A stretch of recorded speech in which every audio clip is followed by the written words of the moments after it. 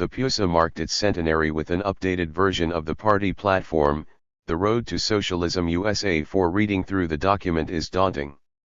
An astounding 61 pages long, it meanders across 10 disorganized primary sections and dozens of subsections. Boundaries are porous, the introduction contains a conclusion, ideas repeat, and lists of occasionally intriguing demands are relegated to sidebars. Friedrich Engels's critique of the German Social Democratic Party's Erfurt program, the fear that a short, pointed exposition would not be intelligible enough, has caused explanations to be added, which make it verbose and drawn out. 5 applies just as accurately to the PUSA. These comrades, hoping to attract as large an audience as possible, have thrown everything but the kitchen sink toward the proverbial wall in a desperate attempt to make something stick. Asked to accept the program, one struggles for solid footing. How can one determine agreement with such an incomprehensible document? But determination brings rewards. Cutting through girth and clearing away the tired abstraction. 6 reveals 2 fundamental flaws: a commitment to the decades-old People's Front policy of alliances with anything left of the extreme right, and dedication to the Constitution and the parameters of the capitalist state. In other words, socialism with American characteristics. 7 What follows is an elaboration on these 2 flaws. While the comrades in the PUSA may be motivated by a genuine desire to fight for the interests of the working class, their program provides no path forward and opens the door to opportunistic zigzags and the internal rule of bureaucrats. Continuing the People's Front. This is far from an exhaustive chronicle of the ups and downs of the Communist Party. 8 Rather, reading the PUSA program allows one to reflect on the rise and fall of American communism and the world socialist movement more generally. At its height, the party contributed several victories to the class struggle in the United States. It carried out exceptional work in organizing the unemployed during the Great Depression and defended the Scottsboro Boys when the NAACP refused. 9 The party's victories in states such as Alabama and New York are well documented. 10 The United Front strategy: how the party relates to the political institutions of the capitalist state to win members and strengthen the fighting power of the working class, began during a period of global defeat for communism. 11 Having emerged victorious from the Russian Civil War, the newly formed Third International expected a quick succession of civil wars and communist victories across Europe. But defeats in Germany, Poland, and Hungary augured ill. The working masses had not rallied behind the banner of the communist parties, and the Bolsheviks were left isolated in Russia. After fending off his ultra-left detractors, Lenin oversaw the entry of the communist parties into alliances with non-communist working-class political forces under the explicit condition of retaining organizational independence and freedom to criticize the reformist leadership. In theory, the United Front was sound. Principled alliances with reformist parties were scrapped when Stalin came to power. The communists had zigged right, only to zag left during the third period of 1928 to 1933. The People's Front began a final lurch back to the right in 1935 in the context of impending war and the rise of German Nazism. Ben Rose described the People's Front as a gradual shift towards a search for alliances and influence with the leadership of organizations believed to be instrumental in fighting domestic and international fascism, as well as those capable of pressuring the Roosevelt administration. 12 Tactical alliances with a section of the capitalist class subordinated working class independence to the goals of capitalists. The goal of socialism in America was abandoned, and in 1937 the party dropped its slogan, "Toward a Soviet America." The day-to-day practice of fighting for reform submerged the goal of a classless society, and socialism with American characteristics. Socialism, after all, being just as American as baseball and apple pie, became the norm.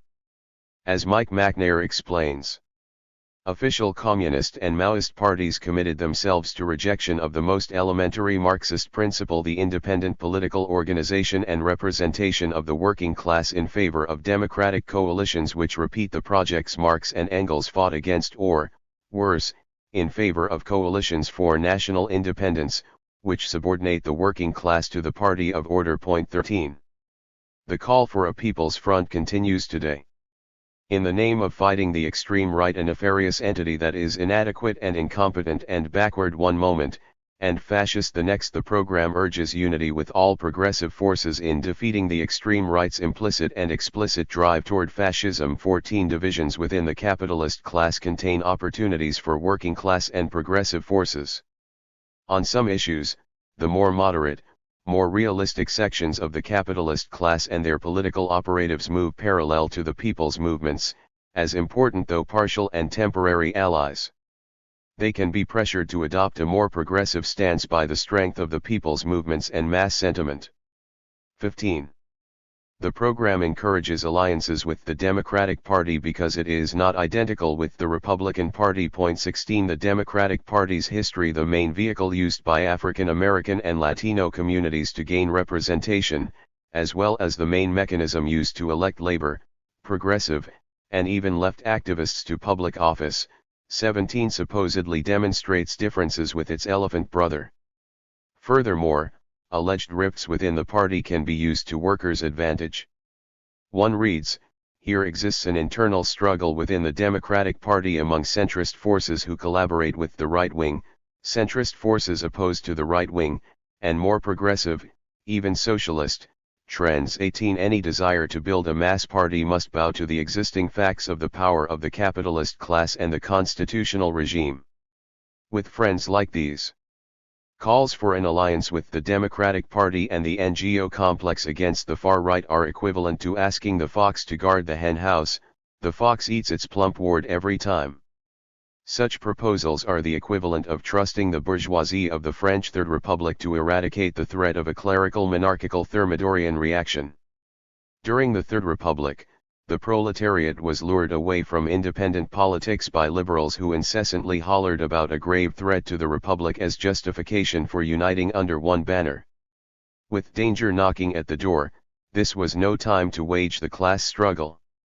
Karl Koski explained the reality behind the facade. The bourgeois liberal politicians have every interest in the struggle against the church, but by no means in triumphing over it. They can only count on an alliance of the proletariat as long as the struggle continues. 19. Ultimately, a definitive victory is illusory.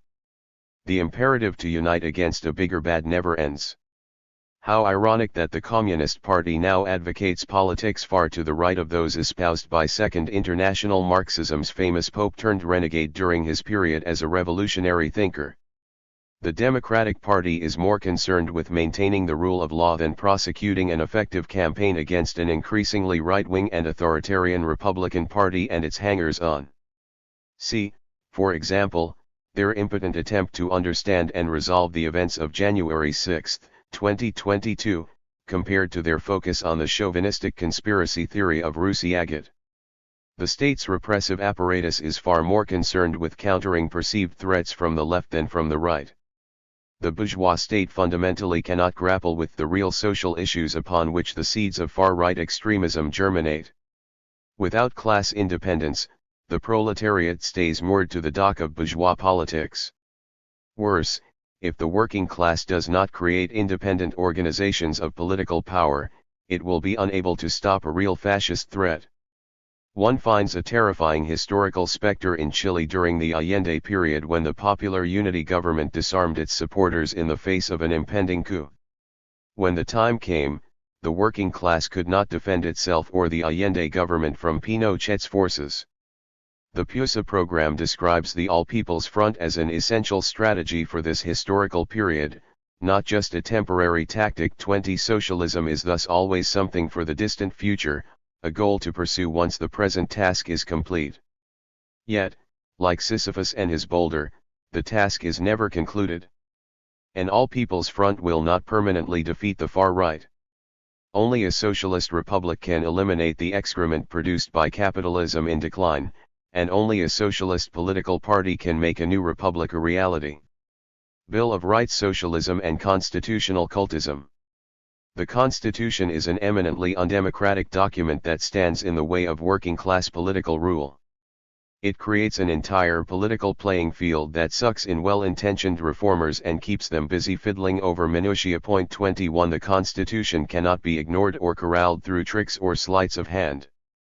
Yet, The PUSA program ducks the issue by proposing a People's Bill of Rights and explaining that once the power of the corporations is broken, the vast majority of the country can use the Constitution, the Bill of Rights, a socialist Bill of Rights, and local governments to build real democracy and equality. 22. The party's belief that a fundamentally new economic system can be built on the existing Constitution is explicit.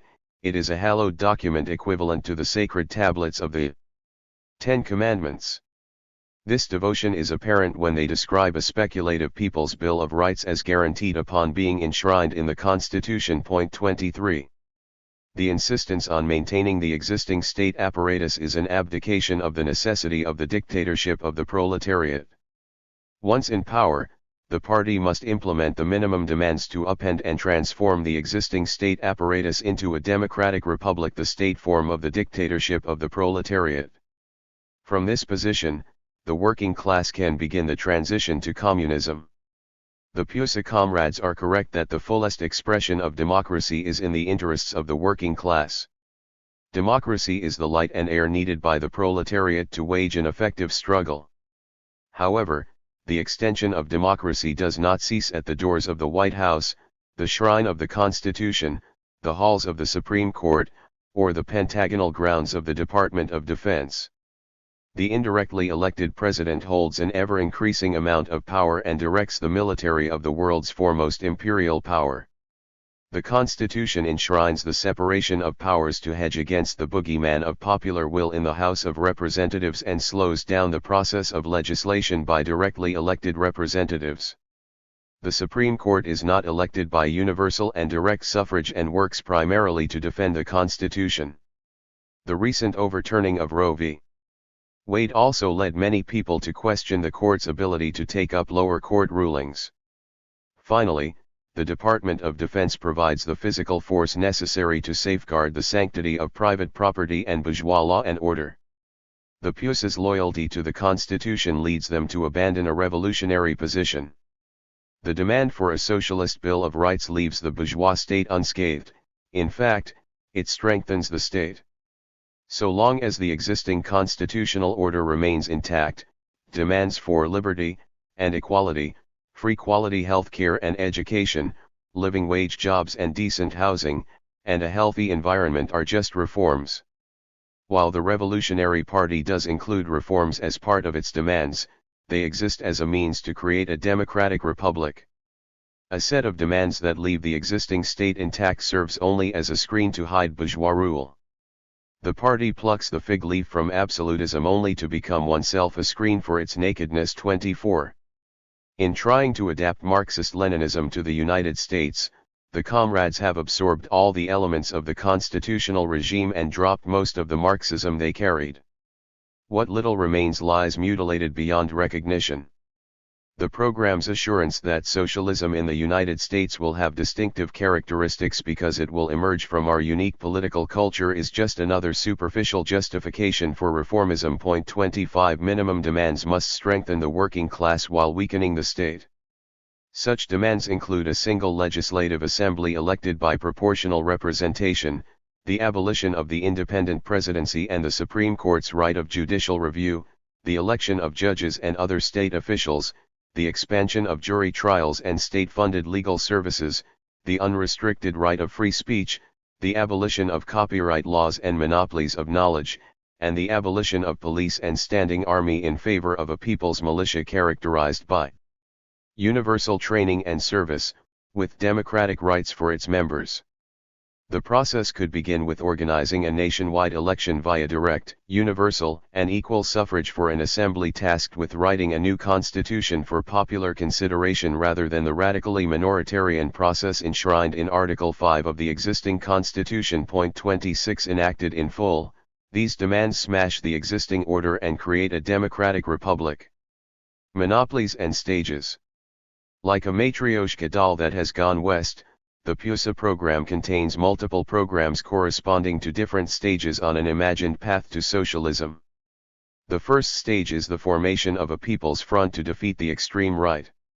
After eliminating the first threat, the People's Front will grow in strength, evolve into an anti-monopoly coalition, and turn its attention toward the multinationals. The defeat of the multinationals will signal the beginning of a new stage in which the anti-monopoly coalition will build proletarian consciousness and progress towards socialism. Multiple coalitions will merge with the Communist Party to create a force capable of pushing through the Socialist Bill of Rights. At some point, communism will emerge. To the untrained eye, the discussion of monopolies is a bizarre aspect of an already strange program. Yet, references to the despotic power of monopolies along with constant references to the people have roots in older forms of American populism that pitted the people versus the elites. The affinity towards populist rhetoric is explained by the reformist character of the PUSA and its desire to create cross-class alliances in which, ultimately, workers' interests play second fiddle. In addition, the program's conception of revolution beginning only after defeating a series of foes follows the stagist theory of history often, though incorrectly, attributed to orthodox Marxism. 27 In decades past, the stagist model was used to justify the fundamental impossibility of communism in one country. Today, it appears in the PUSA's program as a justification for continued reformism. Road to Nowhere. The Communist Party's program contains noble sentiments. We do not doubt these comrades' desire to realize a system in which working-class people control their own lives and destinies. 28 Socialism is the fullest extension of democracy. The social republic overcomes the division between social and political existence. The final goal remains a society in which everyone contributes what they can and receives what they need to actualize their unique potential. The PUSA comrades are correct in declaring the need for a revolutionary party. They correctly state that victory is not abstract, it relies not on slogans, gimmicks, or conspiracies but rather on developing the understanding of millions cultivated in hard struggles, an understanding that grows into full class and socialist consciousness. 29 Yet, their program is brimming with slogans. Take the assertion that the Revolutionary Party must be dedicated to the interests of the whole class, dedicated to the long-term vision necessary for winning fundamental change. 30 An intrepid reader finishes the program without understanding the meaning of fundamental change. After so many pages, the phrase remains a floating signifier capable of the most opportunistic interpretations. This reversion to obscurity is a long way away from the concluding paragraph of the Socialist Party of America's 1912 program. Such measures of relief as we may be able to force from capitalism are but a preparation of the workers to seize the whole powers of government, in order that they may thereby lay hold of the whole system of socialized industry and thus come to their rightful inheritance. 31 As a party founded by the principled left wing of the SPA and once animated by the fire of the Bolshevik Revolution, the PUSA has fallen quite a long way. The program is the lodestone of a socialist political party. A good program presents the demands necessary for taking power and creating a democratic republic to initiate a transition to the ultimate goal of communism. Means and ends are united and never lose sight of each other. Demands are expansive though concrete, and resonate with the condition of all oppressed minority groups. Furthermore, a good program is clear, concise, and memorable. It leaves elaboration to party propagandists and trusts in the ability of the masses to decode an unfamiliar term and infer what is left unsaid. The latest PUSA program is a mess. Quantity does not transform into quality, in this case, the former works against the latter. The working class will not find a road to power within its numerous pages. Its confusing proposals will lead only to the underwhelming and all too familiar dead end of class collaboration within the existing constitutional order. Today, the Communist Party USA rests upon a mixed historical legacy marked by moments in which it acted as a vanguard of the working class in the highest sense of the phrase, as well as a long period in which it continues to be plagued by the lowest possible opportunism. In criticizing its present class collaborationist program, we hope to provide a resource to those in the Communist Party chafing under this orientation. As in the Democratic Socialists of America, the time has come for genuine communists to rebel against the dominant opportunism of the largest organizations of the working class political movement in the United States. We encourage Marxists in the Communist Party USA to begin openly discussing the course and future of their party and the entire socialist movement. The pages of Cosmonaut are open to them, and replies from defenders of the Communist Party's current orientation are welcome as well, if only to train the arguments of their critics. May the rebels prevail. Section 3. Electoral Strategy. When we fight, we win. For an agitational socialist electoral strategy. Jack Lundquist. May 11, 2022. Jack Lundquist draws on recent campaigns in New York City to make the case for an agitational electoral strategy. NYCDSA currently finds itself engaged in a number of uphill battles. We are running a series of competitive primary races for New York State legislative office, and are fighting to gain traction in Albany on a number of legislative reforms. We are also coming out of a loss, that is, New York's newly passed budget, which NYCDSA leadership rightly asserts one has failed working people, jeopardize public safety, fail to take action on climate, and stall job growth. The failure to get the funding and legislative priorities we had wanted can be attributed to many things. NYCDSA invested fewer resources than in last year's Tax the Rich priority campaign. The political moment is also different. Kathy Hochul has replaced Andrew Cuomo as governor, and a tough-on-crime political bloc is ascendant. Unless we'd have preferred to shift our resources away from the work NYCDSA we're currently doing, these are not things we have much control over. However, there is one thing we do have control over, regardless of capacity or external conditions: our voices, what stories we're telling, and the audience we're speaking to. In my estimation, NYCDSA's endorsed electeds, alongside chapter leadership, failed to tell the public the right story about this political battle. In the face of private pressure from Democratic legislators, NYCDSA failed to publicly expose the ways that New York's establishment Democrats prevent the working class from expressing their democratic will, from seeing their priorities implemented by the state. Not only did we fail to use this private pressure to our public advantage, we caved to it. In part because of pressure from the Democratic Party establishment, not all of NYCDSA's electeds voted no on the bill that would out more than $1 billion to the billionaire owner of the Buffalo Bills for a new football stadium. For context, this is a project that the chair of the Senate's Finance Committee called a terrible way to use the taxpayers' money, and a move that the Seneca Nation 3 has suggested is an attempt by Kathy Hochul to cripple their investment in the gaming industry in favor of their competitor, Buffalo Bills contractor Delaware North, a company that just so happens to employ Hochul's husband. NYCDSA's failure to effectively agitate around the 2022 budget is not just a failure on principled grounds, it is a failure of effective socialist practice. This article is an attempt to explain why that is the case. But, before we get to the bulk of the argument, this contradiction observed by an insightful comrade makes my point succinctly. While socialists consider moving away from overtly socialist messaging to win over a broader base, progressives and establishment Democrats alike are adopting many of the demands initially put forward by socialists.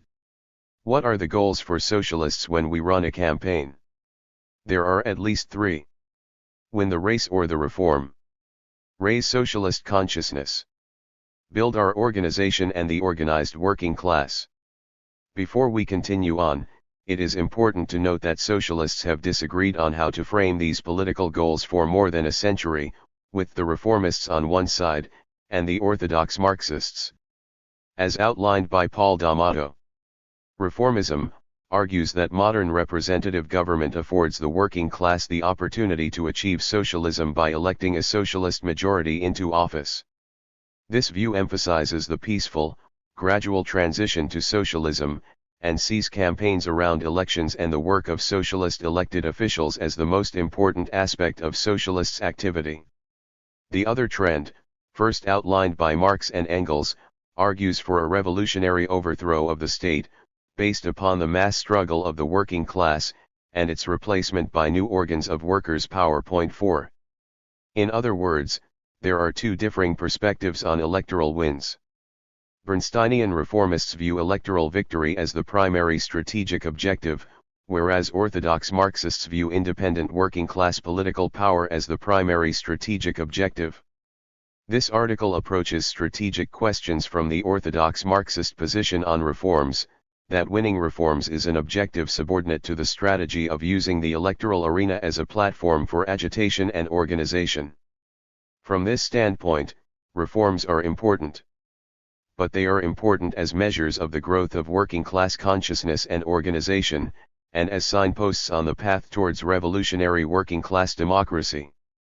The fact that winning is not the primary object of socialist electoral strategy is confusing and counterintuitive, especially to those comrades who are deeply invested in the idea of winning reforms and state power through the ballot. However, we must be clear in how we frame the goal of winning reforms. Is it the prime goal, per the reformist strategy, or is it subordinate to the goal of revolutionary working-class organization, per the orthodox Marxist strategy? If we aren't careful in examining this question, we won't be able to distinguish between the winds that move us towards working-class organization and the winds that unwittingly advance the strategic efforts of our class enemies. Now, back to the three goals of a campaign: winning in the narrow sense, raising socialist consciousness, and building working-class organization. Ideally, a campaign would accomplish all three goals. And yet, there are some on the left who seem to hold these ideas in tension. The question then becomes this: when we sacrifice raising consciousness by masking our socialist politics and holding our agitational fire, do we improve our odds of winning a race or a reform? When we promote agitation, raising consciousness, and building working-class organization, do we sacrifice our ability to win races or reforms? We can only answer these questions and assess the utility of a tactic or strategic orientation by looking at concrete conditions, historic and present. To that end, it is useful to distinguish between two different contexts: first, when there is a momentary convergence on a particular demand between the forces of socialism and a bloc of the ruling class, and second, when socialist demands diverge from the demands of the ruling class writ large. For a moment, let's accept the premise that winning reforms is the primary goal of socialists. In the first context, when there is alignment between the socialists and a bloc of Democrats, agitating against Democrats may not help win the reform. For example, a sizable number of Democrats opposed Governor Hochul's rollback of bail reform and her handouts to the billionaire oil baron owner of the Buffalo Bills. In this case, socialists joined with Democrats in opposition to these policies. However, the rest of the budget fight falls squarely into the second context, where the Democratic and Republican parties writ large oppose our demands. Beyond that, this process, like many in the halls of power, is incredibly undemocratic and marked by the use of threats of retaliation and quid pro quos. In this case, laying off on our agitation against the Democratic Party's dirty dealings in favor of any sort of light-touch attempt to organize them inside the halls of power is an ineffective approach at winning reforms. This is because we can't beat the party machinery at their own game. Democrats are incredibly well organized by the party machinery, where outliers are punished by withholding committee appointments, campaign funds, and by running opposing candidates. Perhaps more fundamentally, this is ineffective because, at the end of the day, socialist demands have no meaningful block of support within the ruling class. Of course, real situations are more complex than just described. Most of our fights include a bourgeois bloc in support and in opposition, and most fights use a mix of agitation, mass mobilization, and advocacy in the halls of power. However, the reason that this model is useful is that it shows us that, even if you accept that winning reforms is the central task of socialists, principled agitation is almost always a useful tool in achieving these legislative or electoral victories. After all, how often is it that our demands have the support of a meaningful bloc from the Democratic Party? The positive case for principled agitation as a key component in socialist electoral strategy is substantial. Agitation helps build consciousness and solidarity. This is a central goal for socialists, bringing the revolutionary message to the working masses and giving them the tools to analyze the moment and develop a plan to fight together for their interests. This is one of the primary long-term goals of socialists, for it is a key basis of our strength. More on this central point later. Agitation helps with our organizing. Not only does exposing the injustices of our system win the working class to our side, but our work also needs a guiding political mission for it not to fall into the economist trap of dissolution after accomplishing the stated goal of winning a reform. Agitation helps us win. As described above, agitation may not help us win in all situations. But agitation does increase our outside strength. And, given that the bourgeois state stands in fundamental class opposition to our working class movement, this outside strength is a major key to the success of our campaigns. In many ways, agitation is the language of socialism. The most successful socialist orators in history, from Eugene Debs to Martin Luther King, Jr. to Lucy Parsons, combined fiery indictments of ruling class corruption and exploitation with inspiring calls for a working class democracy that serves the interests of the many, not the few. While this rhetoric is effective at mobilizing working people to fight for political demands, this activity all runs counter to the interests of the ruling class, who are the ones who actually have the power to grant these demands. This is the root of the contradiction highlighted earlier. It is far easier to speak as a socialist than it is to act on those politics every day, in every situation. This is a key difference between socialists and progressives. Progressives utilize socialistic rhetoric to build a constituency and the horse trading tactics of bourgeois politics to maintain their power. Fundamentally, socialist politics differs from liberal bourgeois politics in its focus on organizing and educating the working class so that we can fight, not just for any one demand, but for a revolutionary workers' democracy. While it may seem convenient, necessary even, to play the bourgeois political game in order to win reforms, there are no shortcuts on the path towards a politically conscious mass movement capable of fighting for and winning a working class democracy. A concrete example of these ideas is 2019's campaign for universal rent control in New York State. At the time, NYCDSA's position was actually much weaker internally. Not only did we only have one DSA member in office, but the real estate industry ruled Albany with an iron fist. Because of our weak internal position, our strategy relied on agitation, organization, and mass mobilization. For more than a year we knocked doors and made calls to our neighbors, organizing them to stand in support of our fight for universal rent control, a demand that didn't tinker at the margins, that captured public attention in its call for reimagining a society that put people over profit and renters over wealthy landlords. We found out just how much money state legislators took from the real estate industry, and we propagandized around this relentlessly, on social media and in the streets. Finally, we rallied our forces to go to Albany, not to ask for universal rent control, but to demand that shit. While we didn't win universal rent control, we did win the first expansion to rental protections in half a century. And we did this with only one DSA state elected, relying on our ability to organize a movement and agitate around the bourgeois state's buddy-buddy relationship to the real estate industry. If that doesn't show you that agitational people power is the most important tool socialists have got, I don't know what will. Of course, there are still some among us who feel trepidation around agitational rhetoric. Because of our relative weakness in the halls of power, they want us to tread lightly. While the above example highlights that agitation is actually a strength, these concerns are certainly valid, and deserving of consideration. In this section, I will address some of these concerns, using some choice quotes from socialists in the orthodox Marxist tradition to outline why these concerns are misguided. Here, I am indebted heavily to August Nemtz's excellent book The Ballot, The Streets, or Both, and his critical reappraisal of traditional Marxist political strategy around the turn of the 19th century, featuring the German SPD and their correspondence with Engels as well as Lenin's early political interventions in Russia's socialist movement. I also pull on excerpts taken from another excellent work, Lars Lih's Lenin Rediscovered.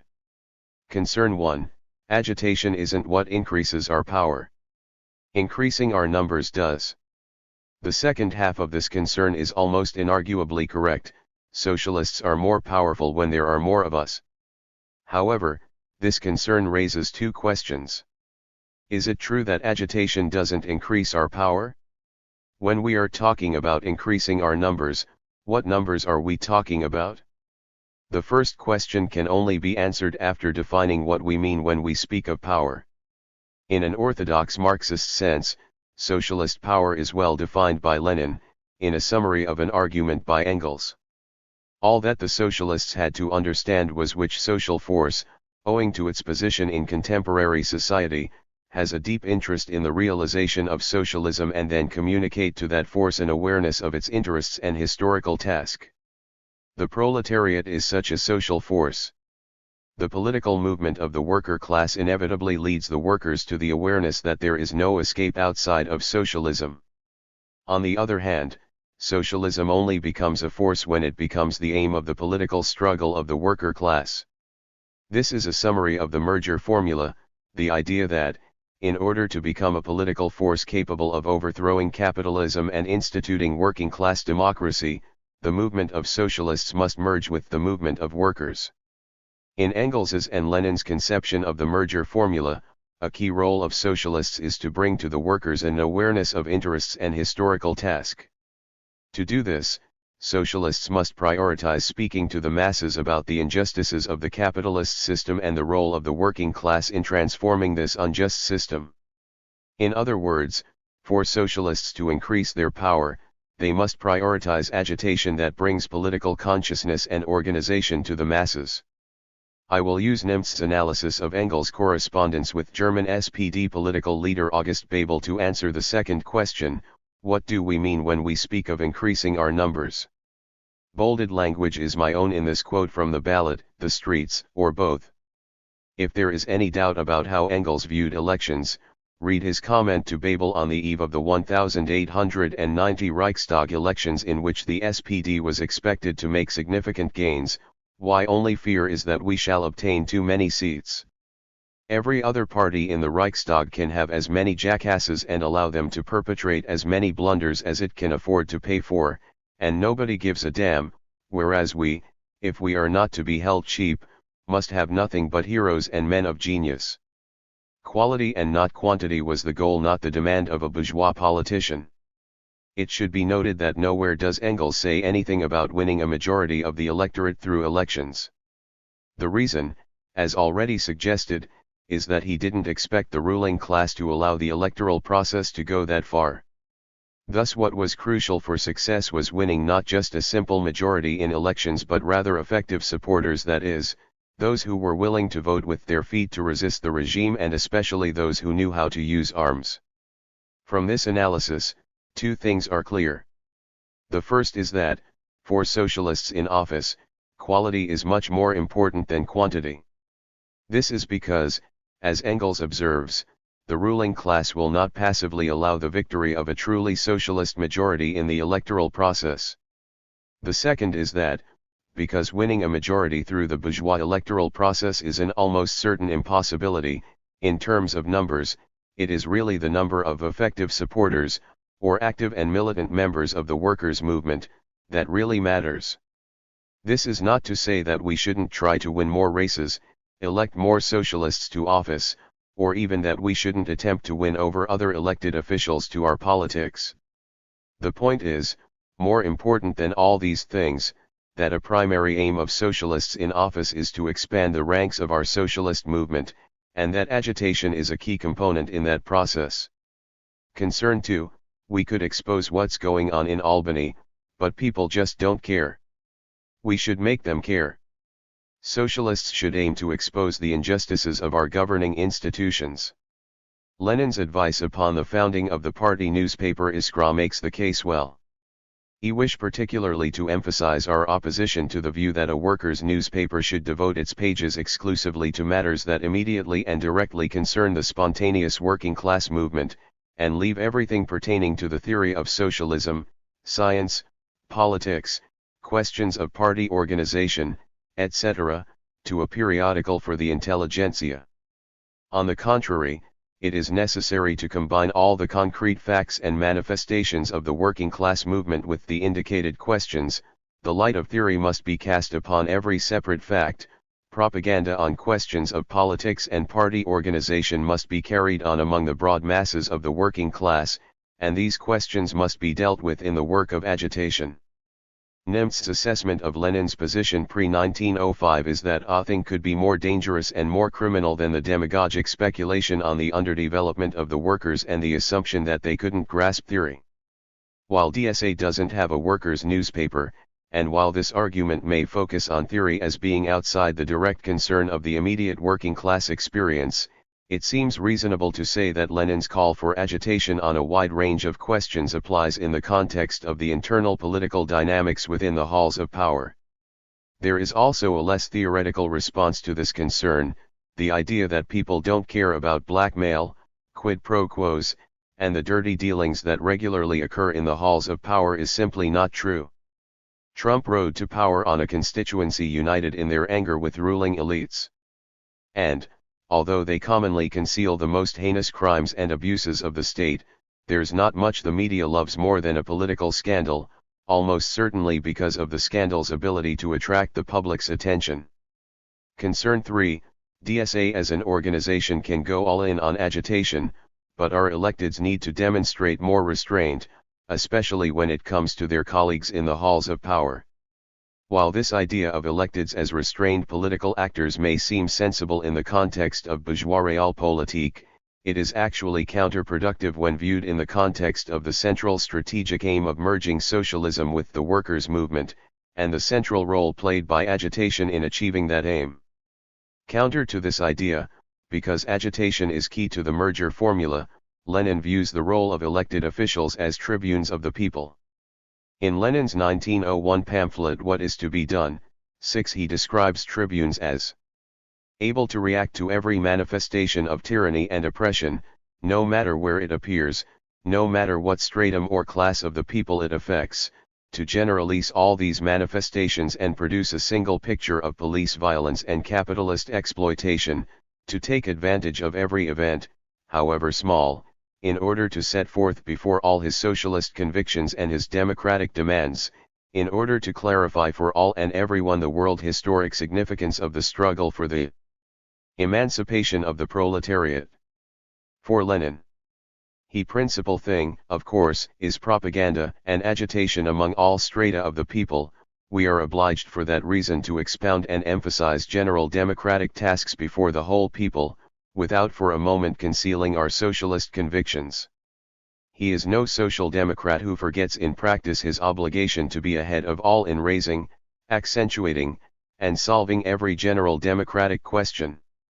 It is clear that Lenin viewed thorough, wide-ranging, principled agitation as a primary responsibility for all socialists. This is especially true for elected officials, who, in the absence of a platform for widespread public agitation, have an outsized platform to agitate. Concern 4, DSA's electeds only have a limited amount of political capital, and it's important not to spend it all at once. Again, we must define our terms.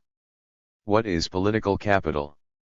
If we are to understand it as the capacity for an elected official to push for this or that priority, then what is the source of this political capital? How is it lost, and how is it gained? One interpretation of this concept would suggest that political capital comes from proximity to the ruling class administrators of the state, in New York, the Democratic Party establishment. A strategy following from this is that, in order to gain political capital, an elected must win the favor of the ruling class by doing favors in support of their interests, and, to avoid losing political capital, an elected must avoid angering these ruling class leaders. German SPD political leader Wilhelm Liebknecht rejects this position in his excellent pamphlet No Compromise No Political Trading, 7 writing. We should not sound the alarm and be misled by fear into taking steps that do not accord with the principles, the nature, and the honor of our party.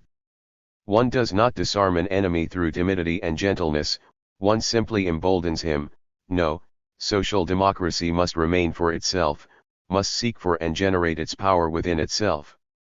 Every power outside of ourselves on which we seek to lean is for us only weakness. In the consciousness of our strength, in our faith in the world-conquering mission of socialism lies the secret of our extraordinary, almost miraculous success. Liebknecht sees the political capital of socialists as coming from the organized merger of the socialist and workers' movements along an agitational Marxist line. This conception of socialist political power is also concretely demonstrated through the aforementioned example of the 2019 campaign for universal rent control.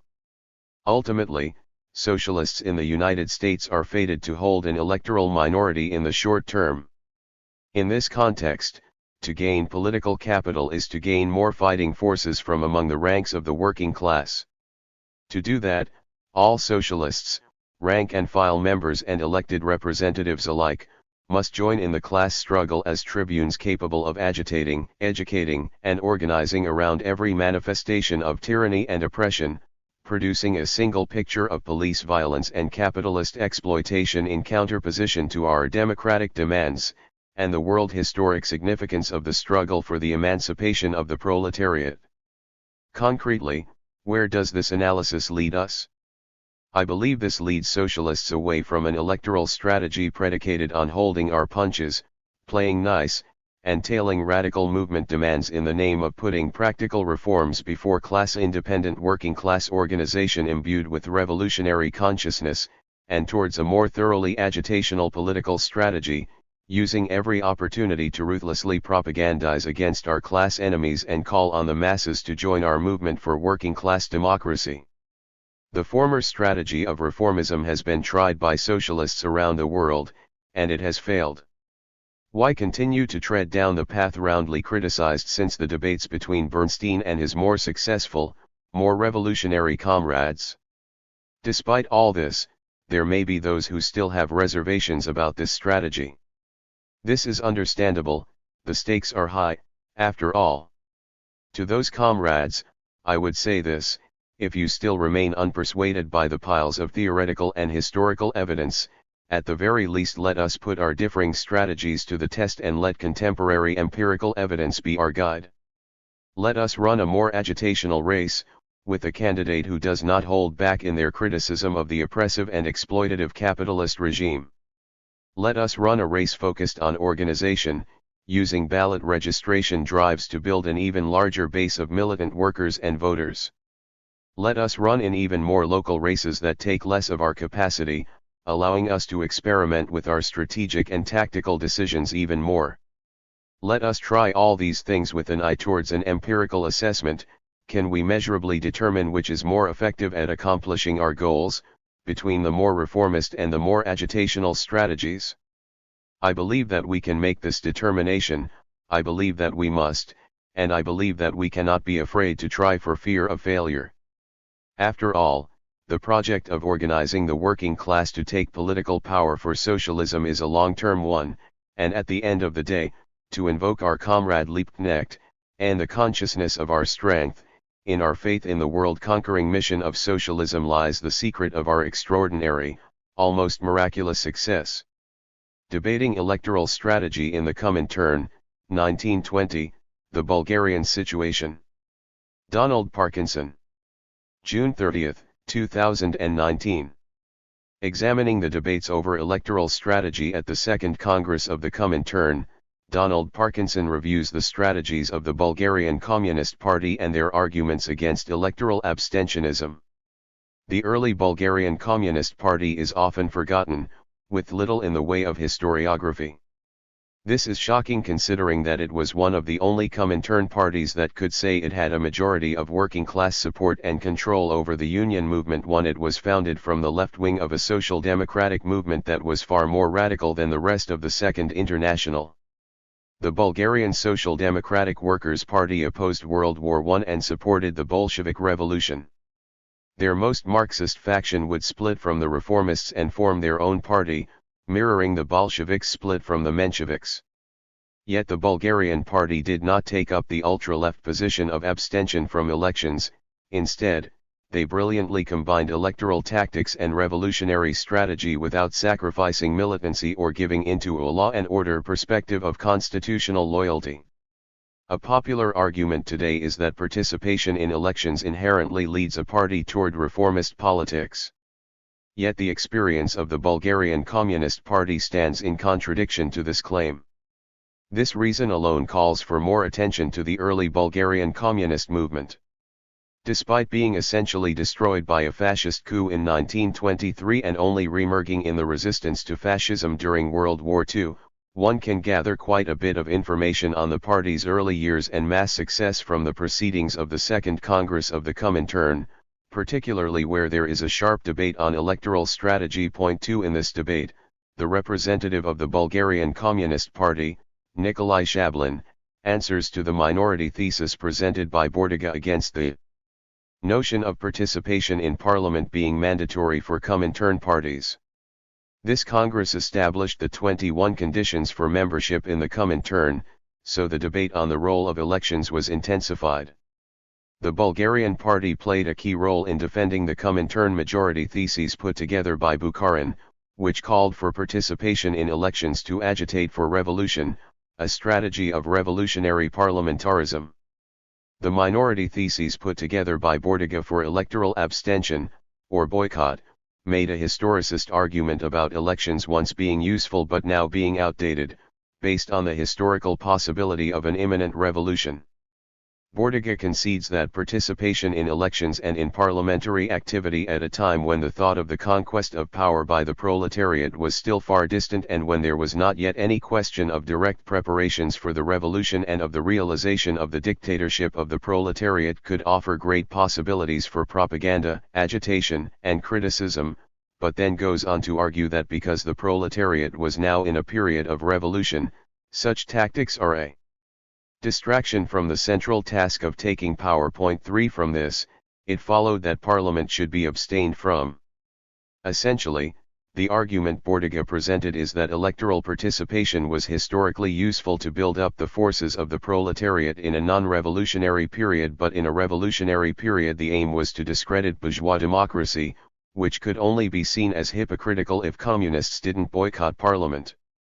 Bordiga added that under these historical conditions, under which the revolutionary conquest of power by the proletariat has become the main problem of the movement, every political activity of the party must be dedicated to this goal. It is necessary to break with the bourgeois lie once and for all, with the lie that tries to make people believe that every clash of the hostile parties, every struggle for the conquest of power, must be played out in the framework of the democratic mechanism, in election campaigns and parliamentary debates. It will not be possible to achieve this goal without renouncing completely the traditional method of calling on workers to participate in the elections, where they work side by side with the bourgeois class, without putting an end to the spectacle of the delegates of the proletariat appearing on the same parliamentary ground as its exploiters. Point 4. This rejection of electoral tactics based on a broad historical abstraction such as the era of revolutions is contrary to the dynamic revolutionary strategy of Lenin, who correctly argued against such notions exemplified by Bordiga's arguments in his left-wing Communism, an infantile disorder. Historically, on a grand scale, the era may have been one of revolution, but bourgeois parliaments were not discredited in the eyes of the proletariat, as reformists still maintained leadership of the labor movement. Thus the reformists had to be actively discredited through political struggle, not through empty measures such as boycotts but by directly agitating and fighting for communist politics in the halls of parliament. This also meant connecting parliamentary struggles with struggles outside parliament in factories and working-class communities. The delegitimation of bourgeois parliaments would be accomplished through active political struggle, not simply declaring the nature of the historical epoch. Another protest against electoral participation was given by a delegate from England, William Gallagher, who represented the shop stewards movement. Gallagher would go as far to say that the Third International was opportunist for participating in elections and took a position further to the left than Bordiga, who still accepted the 21 conditions of the Comintern despite his disagreements. While lacking the grand historical pronouncements of Bordiga's arguments, Gallagher's argument is essentially the same in its tactical conclusion, that electoral work is a distraction from more important work, that energy put into elections in any form offers few returns for its efforts and risks, and that this energy could instead be put into something that will truly challenge the state or more directly organize the working class. He argues that one who enters parliament can make speeches there and thus agitate. The result is, however, that the proletariat becomes accustomed to believing in the democratic institutions. In the end, the argument is that of democratic mystification, that by voting in bourgeois elections and supporting workers' candidates the worker puts faith in bourgeois institutions and is softened by the system, compelling them to refrain from radical action. This argument is similar to Georges Sorel's critiques of electoral socialism and embrace of vitalist syndicalism, which undoubtedly captured a certain class impulse but was an openly anti-scientific and irrationalist theory that relied on a notion of myth to hold itself together. Either way, these anti-electoral arguments found popularity in the Comintern due to the prominence of syndicalists entering the movement, with backgrounds similar to Gallagher's, aiming to push the Comintern into making immediate war on capitalism. 5.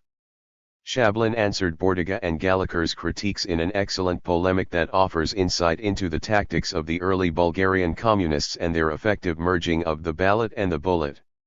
Chablin immediately attacks Bordiga's detached historicist theorizing with recognition of concrete political reality.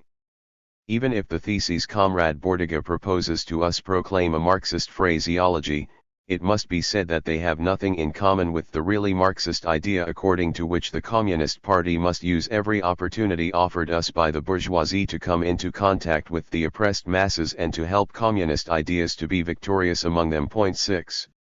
Chablin recognizes that the conditions of revolutions are not simply created by epochs of history but by the strength of the proletariat organized as a political force. To accomplish this, communists must fight for political hegemony in all spheres of civil society and actually win the masses to their politics. The electoral sphere is one of the most publicly visible and dominant spheres in civil society under developed capitalism and therefore cannot be left purely to reactionaries and reformists. For Chablin, Bordiga's theses represent the remnants of an antiquated, economist, and anti-political tendency in the labor movement that must be overcome. This tendency came from syndicalism, an anarchist school of the workers' movement that the Comintern aimed to win support from.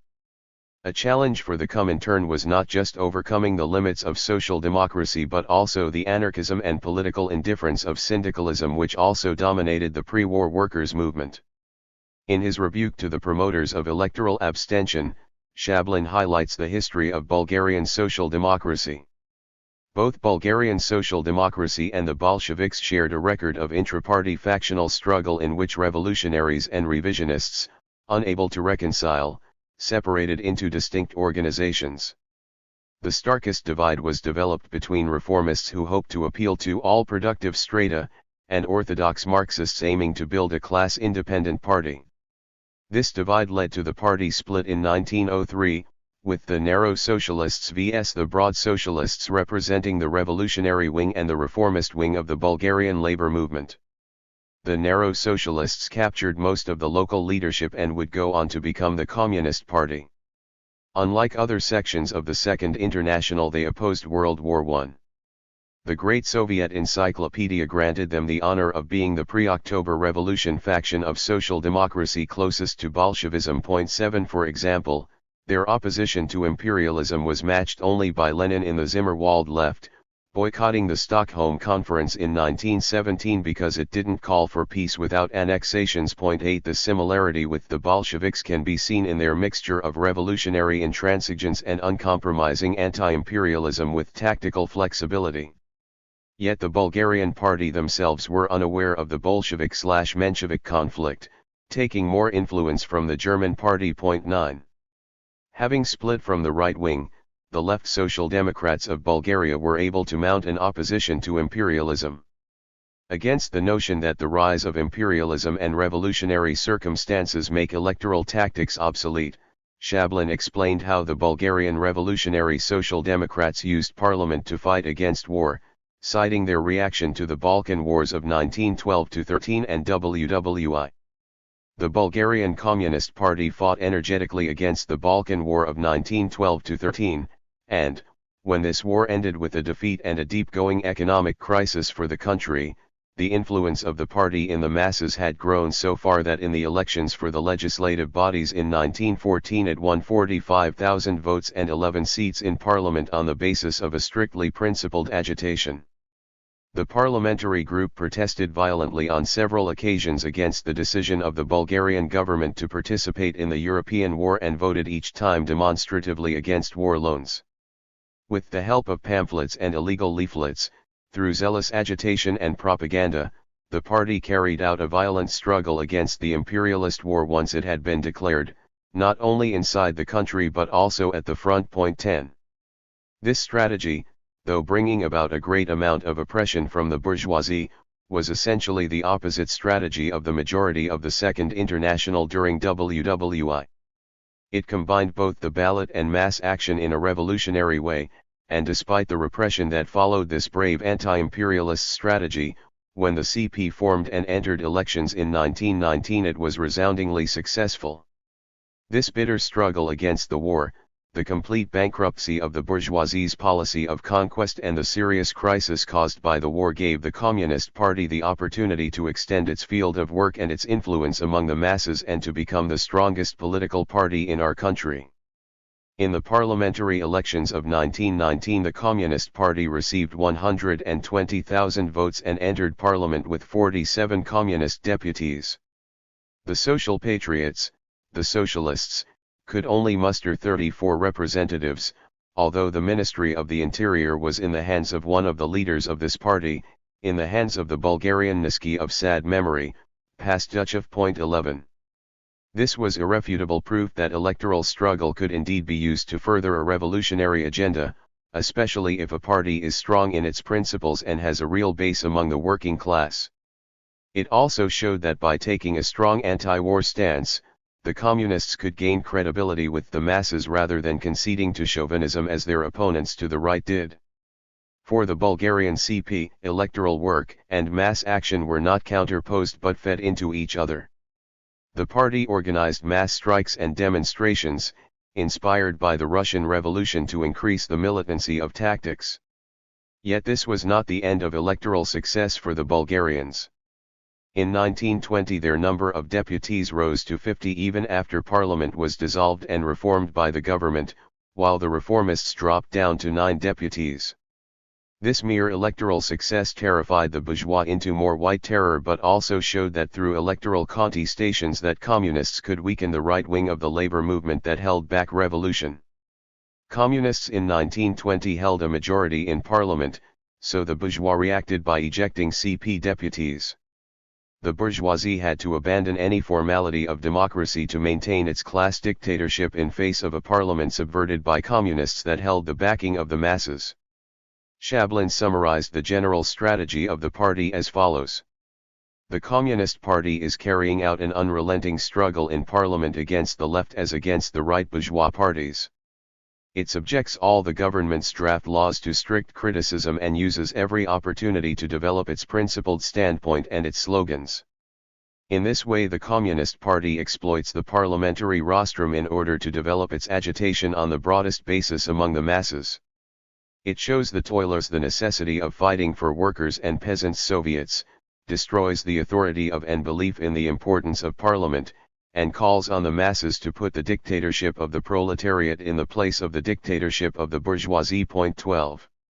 Against claims that participation in parliament would retain the stability of bourgeois democracy, the insurgent electoral strategy of the Bulgarian socialists and communists instead showed that through vigilant agitation in the halls of bourgeois power backed by a real mass movement, electoral action would break down the facade of bourgeois democracy by seeing the state resort to more dictatorial methods and create states of exception in response to gains made by the working class through mechanisms of bourgeois democracy.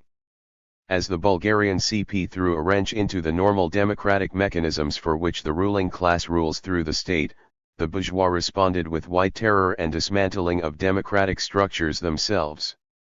This is what Marx called the battle for democracy, where the proletariat shows itself to be the class that represents the true will of the people while the bourgeois is revealed as a class of tyranny rather than democracy. The Bulgarian CP fought this battle, but to a degree to where a heavy price in human life was paid due to the repression of the propertied classes against a rising communist movement. Against the argument that elections divert energy from direct actions or general base building in proletarian communities, the Bulgarian CP showed how these processes could be synergistic and build each other up, not simply see electoral activities parasitic toward the on-the-ground organization of workers. This synergy is particularly described by Shablin in his speech regarding industrial actions, which at this time were seen as the true focus of organization by the left critics of electoral practice in many cases. The Bulgarian Communist Party fights simultaneously in parliament and among the masses. The parliamentary group participated in the most energetic way in the Great Strike of the transport workers, which lasted 53 days from December 1919 until February 1920. For this revolutionary activity, the communist deputies were robbed of their legal protection by the government, and several deputies were arrested. Comrade Stefan Dimitrov, the representative from Dubnitsa, and Temechnenkov, the representative from Pernik, were sentenced, the first to 12, the second to 5 years imprisonment, because they had opposed the state power arms in hand. Both comrades are today languishing in jail. A third communist deputy, Comrade Kesta Zaporinov, is being prosecuted by the military authorities for high treason. The members of the Central Committee, 3 members of parliament, were prosecuted because in parliament and in the masses they carried out an energetic struggle against the government, which was supporting Russian counter-revolutionaries. They were provisionally released from custody on a bail of 300,000 leu, which was guaranteed and paid in the course of 2 days by the proletariat of Sofia. All the communist members' speeches in the chamber against the bourgeoisie are of such violence that they frequently end in a great scandal, and the government majority and the communist group come to blows. 13. These experiences, of course, did not prevent the rise of an anti-electoral faction in the party. In 1919 a faction arose demanding the boycott of parliament, perhaps in reaction to the repression of communists' deputies. This was a weak faction in the words of Shablin, and was unanimously rejected when it came to a vote at the party congress. Rather seeing Soviets and participating in bourgeois elections as counterposed, the Communist Party of Bulgaria worked to form Soviets while running in elections at all levels of government. This was similar to the tactics of the Bolshevik Party in the days leading up to October, where the Bolshevik Party worked to win a majority within the Soviets around the program while also running in bourgeois elections at all possible levels. This created a synergy between the campaigns of the party to form Soviets and electoral campaigns. So far, in the councils in which it has possessed a majority, the Communist Party has fought for their autonomy. It calls on the workers and poorer peasants to support by mass action the budgets adopted by the communist councils, by which the bourgeoisie is to be burdened with a progressive tax, which can be extended as far as the confiscation of their capital, and frees the working class from all taxes. Big sums can then be spent for public works, elementary schools, and other purposes that serve the interests solely of the working class and the poor, and the special interests of the minority of the bourgeoisie and of the capitalists go completely unheeded. 14. This relationship saw the existence of communists in the mass organizations of the proletariat that were counterposed to the bourgeois state as well as within the bourgeois state, not contradictory but rather complementary. Winning majorities in the Soviets and demanding their authority be recognized from within the government saw a way to combine the actions of the proletariat from below with an electoral strategy that was from above, to use a flawed metaphor that is nonetheless common in the left. For the Bulgarian CP, the question of power was not the ballot box or insurrection, but rather a political struggle that combined the two as necessary. When describing the Workers' Soviets of Bulgaria and their relation to the communist deputies, Shablin argues that the working class struggle to defend their gains or communes is an educational process that will train the working class to take power. It is clear, given the level of state repression Shablin describes, that he sees the necessity and importance of working class self-defense. In the next session on parliamentary strategy, Shablin continued to defend his position. This time the Swiss delegate Jacob Herzog joined in to represent the minority anti-electoral position. Herzog begins his argument by saying that participation in democratic institutions, by giving workers an ability to increase their standard of living, deadens the revolutionary spirit of the workers, is the general cause for a pro-electoral communist trend. Russia is seen as capable of revolution not because of the Bolsheviks' ability to agitate legally and illegally but because of the primitive nature of its democratic institutions, making the workers more desperate to revolt. This kind of muddled, catastrophist and economist thinking shows the level of theoretical sophistication that arguments against electoral participation had in the Comintern. Herzog then goes on to mock the Communist Party of Bulgaria itself and the idea it is a model of revolutionary parliamentarism, saying that he knows someone who saw the Bulgarian party itself and became anti-parliamentarian because of their disappointment. 15 Chablin accuses Herzog of slander, saying that party's activities are well publicized and known to all. 16 Either way, even if Herzog's story is the truth, it is not an actual indictment of electoral tactics or the CP of Bulgaria, but simply the reflection of an individual. Herzog's argument doesn't carry the day regardless, with Bukharin successfully defeating the minority thesis proposed by Bordiga. The verdict of history on anti-electoral communism isn't necessarily out yet either, but so far its track record in building long-lasting institutions of the working class is very poor. Within the Comintern's Second Congress, the Bulgarian CP defended a line on electoral strategy close to that of the original pre-revolution Bolshevik party, while other parties argued for, essentially, syndicalist-influenced notions of a party that would only put its energy into direct opposition to capitalism, the party essentially being a battalion of workers ready to go to war with capitalism. This was certainly how Bordiga saw the Italian CP when under his leadership, an organization formed during a period of international revolution to wage war on the bourgeois state. Yet this vision of the party was not able to win over the masses and can be seen as being at the root of much that was flawed with the Comintern. The notion of impending revolution may have made sense given the level of global catastrophe and class struggle, but a fatalistic understanding of this world revolution as an inevitable event that the party simply had to line up for led to a sort of strategic sterility in many of the Comintern parties, especially earlier on. What was lacking was a long-term strategy for revolution, which saw revolution not as something that would outburst at any moment, triggering the mass strikes that would lead to a Soviet republic, but a process of which the party builds up its forces in a protracted process with tactical flexibility but programmatic clarity. The Bulgarian CP, unlike the Bolshevik party, was not able to use their strategy to come to power. The party, despite its strength in combining electoral tactics with a revolutionary program, also had weaknesses. In 1923 a fascist coup took power in Bulgaria, triggering a spontaneous uprising. The Bulgarian CP refused to join in and take leadership, seeing the conflict as merely a squabble between two bourgeois factions. Yet spontaneous resistance without communist leadership to fight for the dictatorship of the proletariat cannot defeat fascism. The result was that the uprising was defeated while the CP stood still.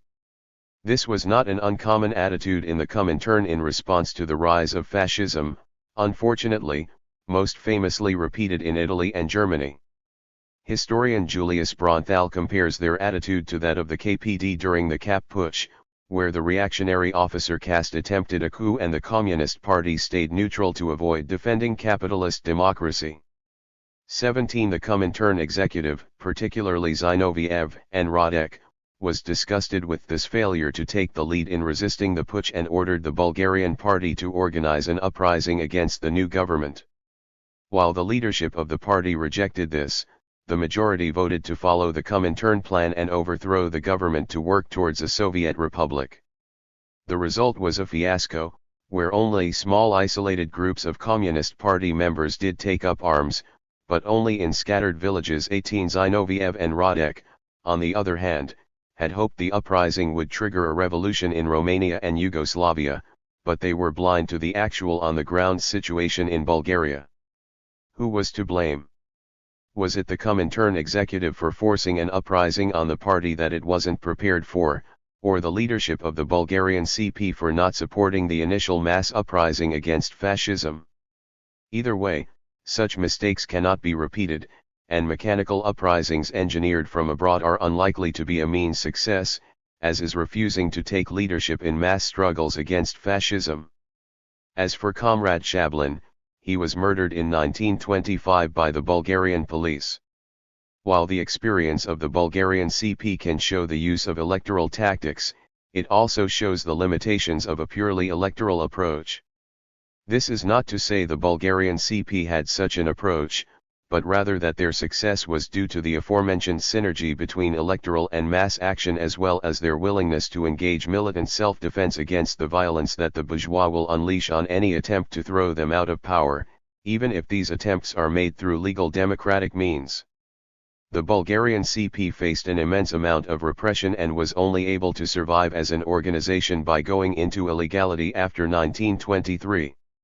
The insurgent electoral strategy of the Bulgarian CP and its predecessor Social Democrats is far removed from the tepid reformism of much of the left, who promote an electoral strategy that tails the left wing of the possible and aims to compromise in every possible way, from the general notion that it is impossible to even work outside the Democratic Party, with excuses being made for every capitulation made by a self-described Social Democrat's capitulation to the right. Yet on the other hand, due to the prominence of a reformist rather than insurgent electoral strategy, electoral tactics are dismissed altogether, which sees the abandonment of a key weapon in the historical class struggle out of fear that such tactics can only lead to reformism. The experiences of the early Bulgarian Communist Party during this period shows how electoral tactics can be a powerful tactic in the class struggle and help delegitimate rather than legitimate the bourgeois system. The choice is not between voting and revolution, as some Maoists and anarchists like to put it. Rather, the choice is between engaging in all spheres of civil society possible where we can fight for our politics, or simply leaving them as theaters for the bourgeois and their allies. A 12-step program for Democrat addiction. Ben Grove. December 10, 2020. Ben Grove lays out a 12-step program for the Democratic Socialists of America to pursue a path of independent working-class politics. Cheer up, comrades. It has been a sorrowful year for all of us, but the whole world has taken a beating. We're hardly special. We will always have choices to make, strategies to explore, and opportunities to pursue. In this piece, I will do my best to illuminate some of them. We can transform our political prospects. But first we will have to transform ourselves. It is pointless to keep fighting the good fight if that means pounding on the same brick wall forever. We must rethink old assumptions and learn some new tricks. If we retreat into isolated local projects or blindly follow the leader, we set the stage for another defeat. Remember the Sanders campaign? Those months seem like a distant memory now. Bernie Sanders played by the rules of the Democratic Party, and those rules squashed him. Yet we have the power to write our own rulebook, not just by breaking with the Democrats, but by inventing a completely new way of doing politics. It is time to move past the obvious insights. Democrats suck, they are treating progressives unfairly. It is still a relief that Trump got fired. To do better next time, we must ask ourselves more difficult questions. The first one is very simple: who is we? Who are you? Nearly every political argument invokes a we, a common group that should mobilize around something. Although this is useful for persuasive purposes, it can also muddy the waters. In the real world, there is never just one we, that any of us belong to, no single collective agent. Readers of this article are presumably part of many we's. Several examples come to mind. There is the George Floyd protest movement. There is also Bernie World, the massive network of people who supported the Sanders campaign. And many of us feel a certain kinship with all left-leaning people in America, with our friends who want some kind of welfare state, even if they lack an explicit political ideology. Then there is a much smaller we, the American socialist movement. People who own the word socialism and take it seriously, without needing a democratic disclaimer in front.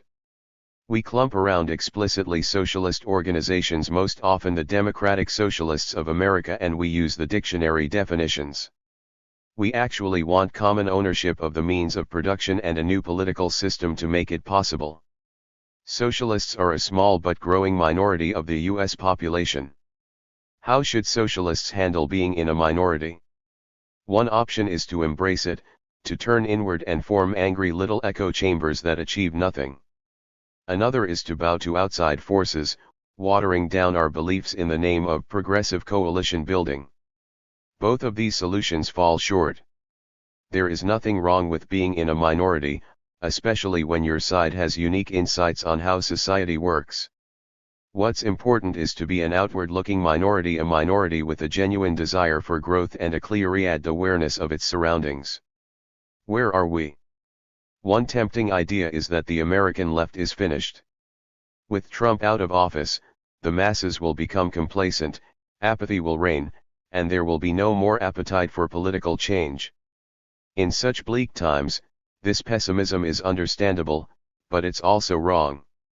Total nihilism about our prospects puts far too much faith in Joe Biden and the Democratic Party.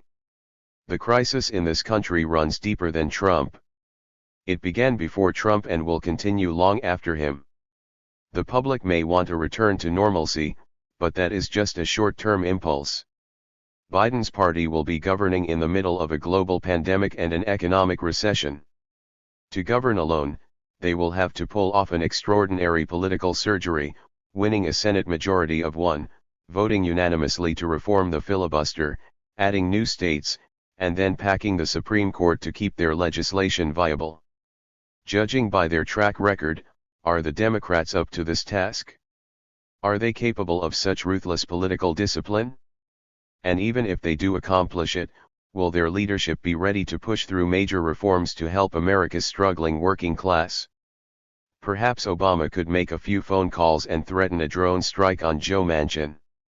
Otherwise, they will be governing at the feet of Mitch McConnell. Remember him, the Kentucky boy who looks like a turtle? That's the man who will be holding Joe Biden accountable, not progressives. The GOP controls the Senate. It now controls the Supreme Court. It has ample weapons to impose a wingnut regime on America without Trump in office. Perhaps that is why they are refusing to wage an all-out war over Biden's victory. There will be no bipartisan healing, only stagnation and decay. When discontent resurfaces, multiple forces on the left will pounce to take advantage of it. One force to be reckoned with is Bernie Sanders, Alexandria Ocasio-Cortez, and the rest of the left-wing Democrats in Congress. Because they will be locked out of Biden's administration, they have nowhere to go but the pulpit. Their party is already eager to marginalize them, and they know the score. The planet is burning. Millions of us have no health care in the middle of a pandemic. Roe v. Wade may well be overturned, making abortion illegal for millions overnight and sparking massive upheaval. Every social gain of the past 50 years stands at the mercy of the Supreme Court. Left-wing Democrats will have to change their strategy. Will they do so effectively?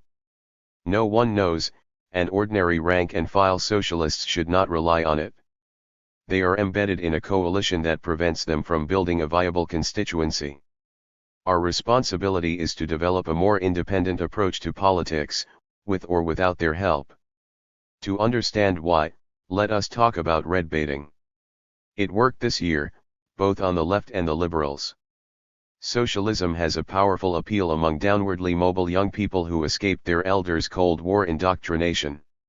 For a majority of Americans, however, it remains a dirty word. The Democrats stoked that base when they tarred Bernie as a shill for Castro. Then Trump took up where they left off, tarring Biden as a shill for Bernie, and a communist plot to destroy America. He and his party made a bet that even the most ridiculous lies would send the right marching off to Valhalla. They bet right. Thanks in part to red baiting, Trump's coalition turned out with millions more than they had in 2016. The Democrats lost seats in the House and didn't win the Senate. Now the neoliberals are furiously blaming the left. Representative Abigail Spanberger has been particularly frustrated with her neoliberal colleagues for not repressing us hard enough. In a conference call shortly after Election Day, the former CIA officer had this to say. "We have to commit to not saying the words defund the police ever again," she said. "We have to not use the words socialist or socialism ever again." She may well be right. Censoring those slogans would be a smart tactical move for her party. But the representative forgets three things. Socialists are here to stay and will not be shutting up. Left Democrats like Bernie worked tirelessly to turn out their constituencies for Biden. Despite the right's hatred of them, they played a crucial role in Biden's victory. Red baiting targeted the establishment's weaknesses, not just ours. That third point is counterintuitive, so it deserves some further context.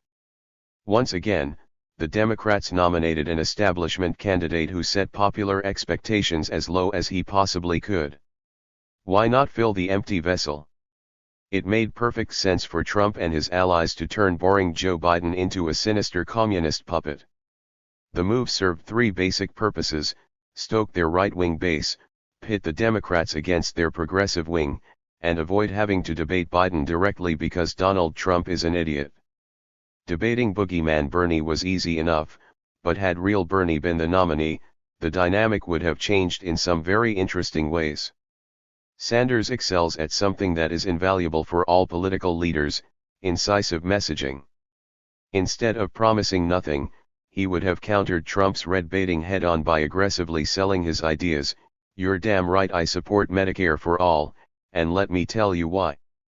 Whatever the results on election day, his base would have emerged with hardened convictions and itching for a fight. A moot point, of course, the Bernie constituency did not harden. Instead, it was defeated, co-opted, and now discarded, left to wallow in uncertainty about its future. Bernie lost because the establishment rigged the primary not with mail-in ballots and computer hacks, but with fear of losing to Trump. Fear that Bernie accepted from the outset by promising his loyalty to any nominee and justifying his entire campaign by claiming to be America's best Trump remover. Biden crushed that sales pitch the moment he cruised in with an orchestrated wave of big-name endorsements, signaling to all uncertain voters that the party apparatus was his. How could an open hijacker like Bernie be the unity candidate? The loyal crew rallied behind its captain and threw the pirate overboard. Sold one by one, his policies were wildly popular, but bundling them together with a big red bow was too hard a sell for Democratic voters who feared Trump above all else. When Bernie lost the primary, he lost his podium as well. He spent the rest of the election shunted off in a corner, working quietly for Biden's coalition to save America from total meltdown. There was nowhere left to go on the path he had set for himself. How did that coalition treat him? Bernie wanted Medicare for all. The DNC platform committee would not even accept a universal program for children. In 1998, Bill Clinton called for lowering the Medicare eligibility age to 55. In 2020, Biden said lower it to 60, framing it as a generous concession to Bernie's eager young whippersnappers. When Bernie delegates pushed for a move back to Clinton's original proposal, the committee shot that down too. Medicare is for seniors only, and Biden has been quite firm on that principle. Nor was his public option a genuine concession. His campaign was happy to paste it on the website, but Biden played it down the instant Trump held his feet to the fire, claiming that it would only be a Medicaid-style program for the destitute. 1. The American left is being buried in coalitions that treat us like dirt. We beg them, appease them, and submit to their abuse. Then they still fail, despite all our efforts to prevent it, and each failure deepens our dependency on them. For decades, we have been hopelessly addicted to Democrats. Let 2020 be the final relapse. We must be our own captains and build our own ship, a self-assured, self-reliant movement with no divided loyalties. A fearless movement powered by millions who cannot be cowed or manipulated. Millions who know exactly what we stand for, who are sold on both our policies and the big red bow that ties them together. An independent, socialist, working-class party. Who will build the ship? Such tired old words. They are usually where reflection ends, because they are infinitely harder to make real. Will the squad build the ship? Will Omar, Tlaib, Presley, Ocasio-Cortez, and the rest who won their primaries this year form a democratic socialist party? Before socialists rush to take orders from them, the squad's track record deserves a partial review. They have firmly backed Medicare for all, voted for a $2.7 trillion Pentagon budget, endorsed Bernie Sanders, endorsed Elizabeth Warren, held a sit-in at Nancy Pelosi's office, called Nancy Pelosi Mama Bear, called for defunding the police, held a photo op with the NYPD, fired her chief of staff for annoying Democrats, slammed the Democratic Party as incompetent, suspend all moral judgments. Just ask from a distance, are these the actions of a disciplined socialist movement with a clear political strategy? Or are they the actions of a loose, informal circle of left-wing Democrats? It is the latter, of course. Just like Bernie, members of the squad are grappling with divided loyalties, balancing their genuine desire for progress with their obligations to a party that wants none of it. There has been much talk in DSA of launching a dirty break, having socialists run within Democratic primaries and one day splitting off to form a party of their own. But there is no evidence that anyone in the squad has ambitions to do this. Unlike Bernie, they have spent their entire political careers working within the Democratic Party. Even if they do have secret plans, ordinary socialists are not privy to them and will have no say in how they play out. DSA has thoroughly confused itself by viewing the squad as its rightful leaders. A clear majority of DSA members want to chart a course away from the Democrats, but the squad's theory of change is based on winning the soul of their party. This is quite different from our mission to build an independent socialist movement. If the squad will not build the ship, then what about organized labor? If we stay patient and work hard within the unions, could they eventually toughen up to create an American Labor Party? Perhaps, but they will have us waiting for quite a while.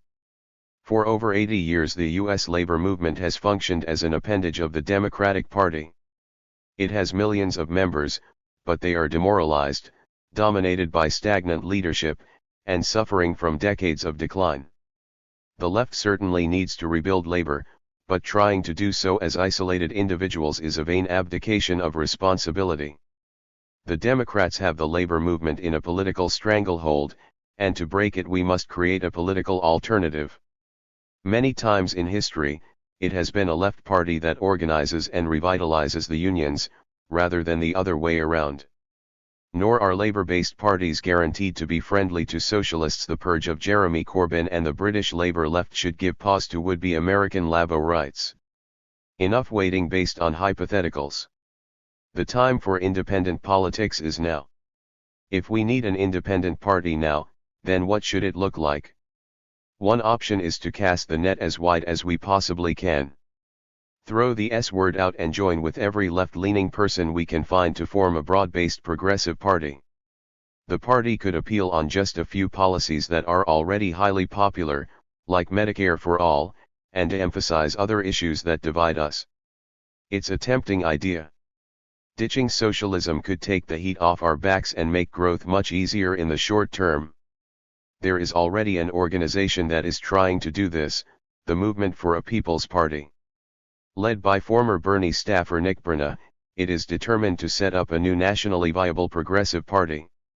It has recruited tens of thousands of supporters and an impressive lineup of high-profile speakers, from Marianne Williamson to Jesse Ventura. Running on a platform loosely modeled on that of Bernie's 2016 campaign, it hopes to flip congressional seats in 2022 and win the presidency in 2024. Although MPP's ambition is admirable, the recent track record of left populism does not bode well for them. Populist coalitions boom and bust, they rise to power only to implement austerity, they speak in simplistic terms of the people and the elite that impede more sophisticated class-based analyses. Their frantic rush for the presidency is quite unwise, as is their desire to conjure up an instant majority. Socialists would do well to remember the fate of America's original populist party, co-optation in 1896 by a Democratic presidential candidate who adopted their demand for free coinage of silver. Marxist political strategist Mike McNair describes this impatient approach to politics as conning the working class into power. Karl Marx had similar warnings to his contemporaries in 1850. Not the real conditions but a mere effort of will as the driving force of the revolution. Whereas we say to the workers, you will have to go through 15, 20, 50 years of civil wars and national struggles not only to bring about a change in society but also to change yourselves, and prepare yourselves for the exercise of political power. Socialists should be gearing up for this long-term political struggle. We see the obstacles in front of us in a way that catch-all progressives cannot. Progressives hold a powerless but accepted niche within the American political system. It is easy for them to cheerfully dream of taking back our democracy and advancing the American experiment. Socialists have much weaker roots. Constantly derided as un-American, they are driven to question the dominant culture and the entire political system. This political system is explicitly designed to restrain the democratic spirit. The president is not elected by popular vote. The Senate, with total control over cabinet and judicial appointments, vastly overrepresents conservative white voters, and its members serve staggered 6-year terms. This is to say nothing of the Supreme Court, whose members serve for life and claim the right to strike down any legislation as they see fit. The add-ons are helpful as well. Ballot access laws prop up an artificial two-party system, barring all third parties from meaningfully contesting elections. Millions of felons are disenfranchised. Gerrymandering and voter suppression are rampant. Virtually all elections are in single-member districts, winner take all. But the Founding Fathers intended it this way, the conservatives screech when pressed for any progressive reform. You can't just change it on a whim. Meanwhile, they impose their own changes. They pack the courts, purge the voter rolls, and impose right-wing minority rule on the entire country. The Democratic Party will continue to submit to it for years to come because it is equally loyal to this tired old regime. What is needed is not just a break with the Democrats, but a complete break in our way of conceptualizing political power. Will socialists continue to campaign for catch-all progressives, for left Democrats and marginal third parties? Or will we introduce something completely new and unprecedented to American politics, something that challenges not just the rules but the institutions that make them? There will be no victory for the left within the established constitutional order. It was designed to keep uppity leftists out of power. Conservatives know this full well. We will never win if we play by their rules. Our job is to develop a coherent strategy to attack their deliberately incoherent political system.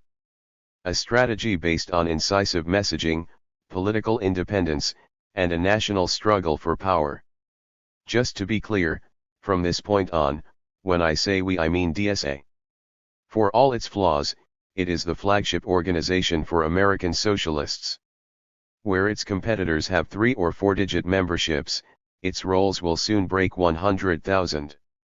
It is the ideal place to hammer out some kind of future for ourselves. No individual can do it alone. But just to get the ball rolling, I would propose the following. A 12-step program for socialists. 1. Declare political independence. Remember what Joe Biden said at the first debate to counter Trump's idiotic red baiting. He said, "I am the Democratic Party." Don't hate him. It was true, and it was actually quite clever of Joe. He was leading a messy coalition and he stepped up to assert responsibility for it. With those words, he wiped out the Bernie movement and made it crystal clear what the Democratic Party is about. Now, remember how Bernie countered his own red baiters when his campaign was just getting started? He gave a speech about what democratic socialism means to me. Do you see the difference here? One man is speaking assertively about an entire political coalition. The other is speaking on behalf of himself to humanize the S word and make it less intimidating. But in doing so, he is stripping it of any standardized definition. Is socialism an organized political movement, or is it a slogan, a vague personal philosophy? Right now it is mostly the latter in the United States. Popular understandings of the term range from equality to government ownership to talking to people, being social, getting along with people. If socialism is no more than a slogan, perhaps we should simply abandon it. The entire point of sloganeering is to popularize unpopular ideas. When the slogan alienates people and has no substance, it is useless. It's not quite that simple, of course.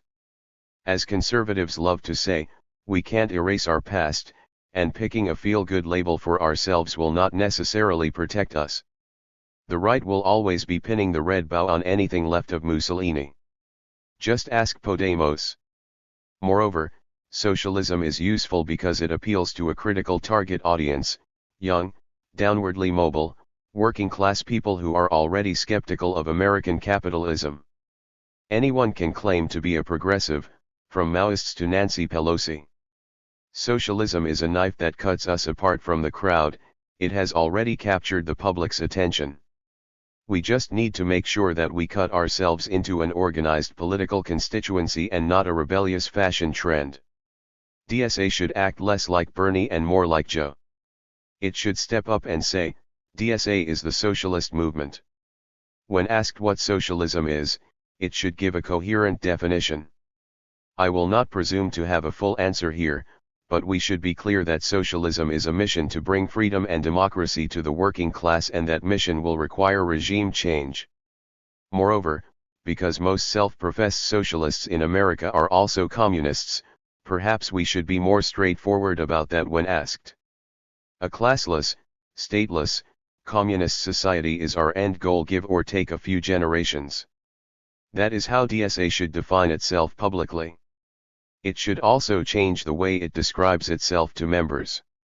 It could put out a statement, even if it is completely internal, announcing that DSA considers itself an independent socialist party and expects members to conduct themselves accordingly. It will not have legal status as a party, but that doesn't matter. Many American socialists, from Seth Ackerman to Howie Hawkins, have acknowledged the need for flexibility on this question. Because state governments dictate the structure of legally recognized parties, we should simply reject their regulatory frameworks and define for ourselves what a party is. Given the public's understandable impulse to dismiss conventional third parties, we could continue to refer to ourselves officially as DSA, the socialist movement, or anything similar. Our actions will cement our political independence, not the formality of sticking the P word in our official title. There is nothing particularly misleading about this. From a Marxist perspective, a communist party is a movement, a structured, organized, revolutionary political movement. Point 2. Framing the party in these terms is therefore perfectly honest and acceptable. It would also subvert the shallow liberal conception of movements as flash mobs and Twitter hashtags. All of these maneuvers may seem pretentious and overbearing, but they are necessary. The right and center have no qualms about defining socialism for the public. They define it as misery and destitution. Nor are the left Democrats afraid to advance vague, meandering definitions that leave the right howling and the fence-sitters completely unconvinced. The momentum is with DSA. Even Trotskyist sects acknowledge this by routinely imploring DSA to form a new party that they can affiliate with. We have the power to step up and assert collective responsibility for the American socialist movement. It's us, the right, or the wavering politicians. Let there be no more talk about what democratic socialism means to me. From now on, the phrase should be what the socialist movement demands. 2. Hold annual conventions. This is a short point. For years DSA has held conventions on a biannual basis. Today that will not be enough. The United States has become rather unstable, conditions can change in a heartbeat and we will have to adapt to them quickly. To keep up with the pace of events, we should hold conventions every year, constantly re-evaluating our platform and strategy. 3. Form statewide organizations. What is the morning cry of a defeated progressive?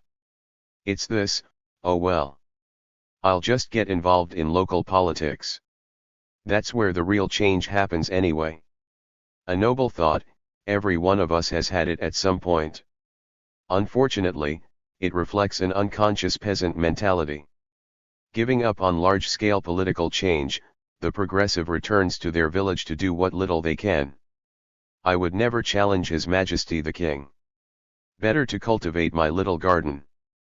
A garden is not an island. American cities have more autonomy than their counterparts in many other countries, but that is not saying much. State and federal policies shape every aspect of local government. They prohibit cities from requiring paid sick leave for workers. They require them to accept fracking within their boundaries. They force towns to base their speed limits on pre-existing traffic flows, ratcheting up car speeds and slaughtering pedestrians. When we confine ourselves to local politics, we become functionaries of the capitalist state. We also play into the reactionary old American idea that all problems are best solved locally and that large-scale social programs can never be trusted. We must build an opposition to the capitalist state at every level, and that means creating strong regional organizations. A DSA caucus called the Collective Power Network raised this point quite effectively in 2019. What they forgot to fully address is the appropriate scale for these regional entities, the state level. The Republicans and Democrats have their state parties. So should we. But that's modeling ourselves on the bourgeois state, cry the anarchists. No, it is laying siege to the state. Our state chapters will run on simple majoritarian lines, they will not have senates and supreme courts and governors with veto power. What they will have is the capacity to run statewide campaigns and contest state policies that impact the lives of working class people. They will also encourage local chapters to collaborate, improve outreach outside the big cities, and alleviate some of the burden on the national organization which has been charged with the impossible task of managing 235 locals. Admittedly, there are some sparsely populated states with very few DSA chapters, and in these areas statewide organization could be impractical, at least in the short term. A united Dakota, North and South, might make sense for DSA's purposes. Fusing states for tactical reasons is perfectly acceptable, the only inadvisable move would be creating regions that cut states into multiple pieces, preventing unified statewide campaigns. Although a national organizing drive would be invaluable, DSA's local groups can take the initiative right now. There is already an easy, underutilized process to integrate DSA chapters. According to DSA's constitution, just 2 or more locals may petition to form a statewide organization, pending approval by the National Political Committee and a majority of locals within the state. A similar process is available for locals seeking to form regional organizations. 4. Nurture a committed membership base. What does it mean to be a DSA member? One impulse is to make it an extremely demanding, prestigious title, the Navy SEALs of activism. In his classic text on Marxist strategy, What is to be Done, Vladimir Lenin called for a disciplined party of professional revolutionaries. Should American socialists aim for the same thing? No, because for Lenin, ruthless discipline was a necessary evil, not a virtue. Russian revolutionaries operated in a Tsarist police state where the slightest misstep invited discovery, police raids, and mass arrests. The United States is in many ways shockingly repressive, but it is not a Tsarist autocracy. In our context, socialists have much more to learn from socialist parties outside the Russian Empire that maintained more open membership structures. They cultivated mass movements millions strong to build a vibrant oppositional culture against capitalism. They offered social services, opened libraries and grocery stores, set up cycling clubs, choir societies, picnics and social outings. Germany and Austria offer intriguing historical examples. Today, Bolivian socialists are doing similar inspirational work. But we don't just have to look abroad. There are non-socialist, all-American organizations in the United States that show us what dedicated membership looks like. In 2015, the National Rifle Association had 5 million dues-paying members, and nearly 15 million Americans identified with the organization whether they paid dues or not. It cultivates group identity with a wide array of community services including an official magazine, concealed carry insurance, firearms training for millions, and opportunities to join its 125,000-strong army of training instructors. Yes, the NRA is a reactionary, racist organization, riddled with corruption and now in decline. We still have much to learn from it. There is thrilling potential for secular left-wing institution building, from tenant unions and worker centers to art circles and sports clubs. During the COVID-19 pandemic, hiking clubs and other outdoor activities could be a particularly powerful social service, breaking people out of their isolation and alleviating mental health burdens. These ideas go beyond feel-good charity work. They are structured party programs, designed to build a massive support base that can be deployed for confrontational political action. They will cost quite a bit of cash. This brings us to a crucially important, non-negotiable element of dedicated membership: monthly dues. Dues are the lifeblood of a mass movement. They foster group identity, incentivize recruitment, and provide the party with a steady, predictable stream of revenue.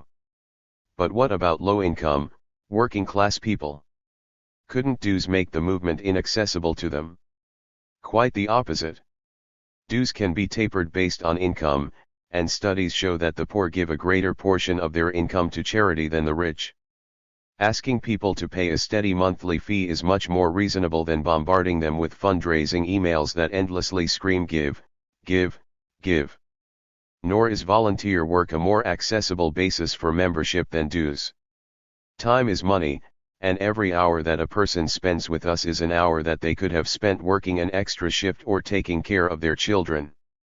Dues allow us to make reasonable asks of others and avoid activist burnout. We don't guilt-trip the single parent working 2 jobs or the exhausted volunteer with mental health burdens. We say, don't worry. Take a break as long as you need to. Just help us stay afloat and keep paying your dues. There will always be varying levels of involvement, and not all of us will be Red Navy SEALs. Anyone who supports our mission, votes for our candidates, and pays their dues deserves to be called a member of the socialist movement. We must still take measures to promote membership engagement.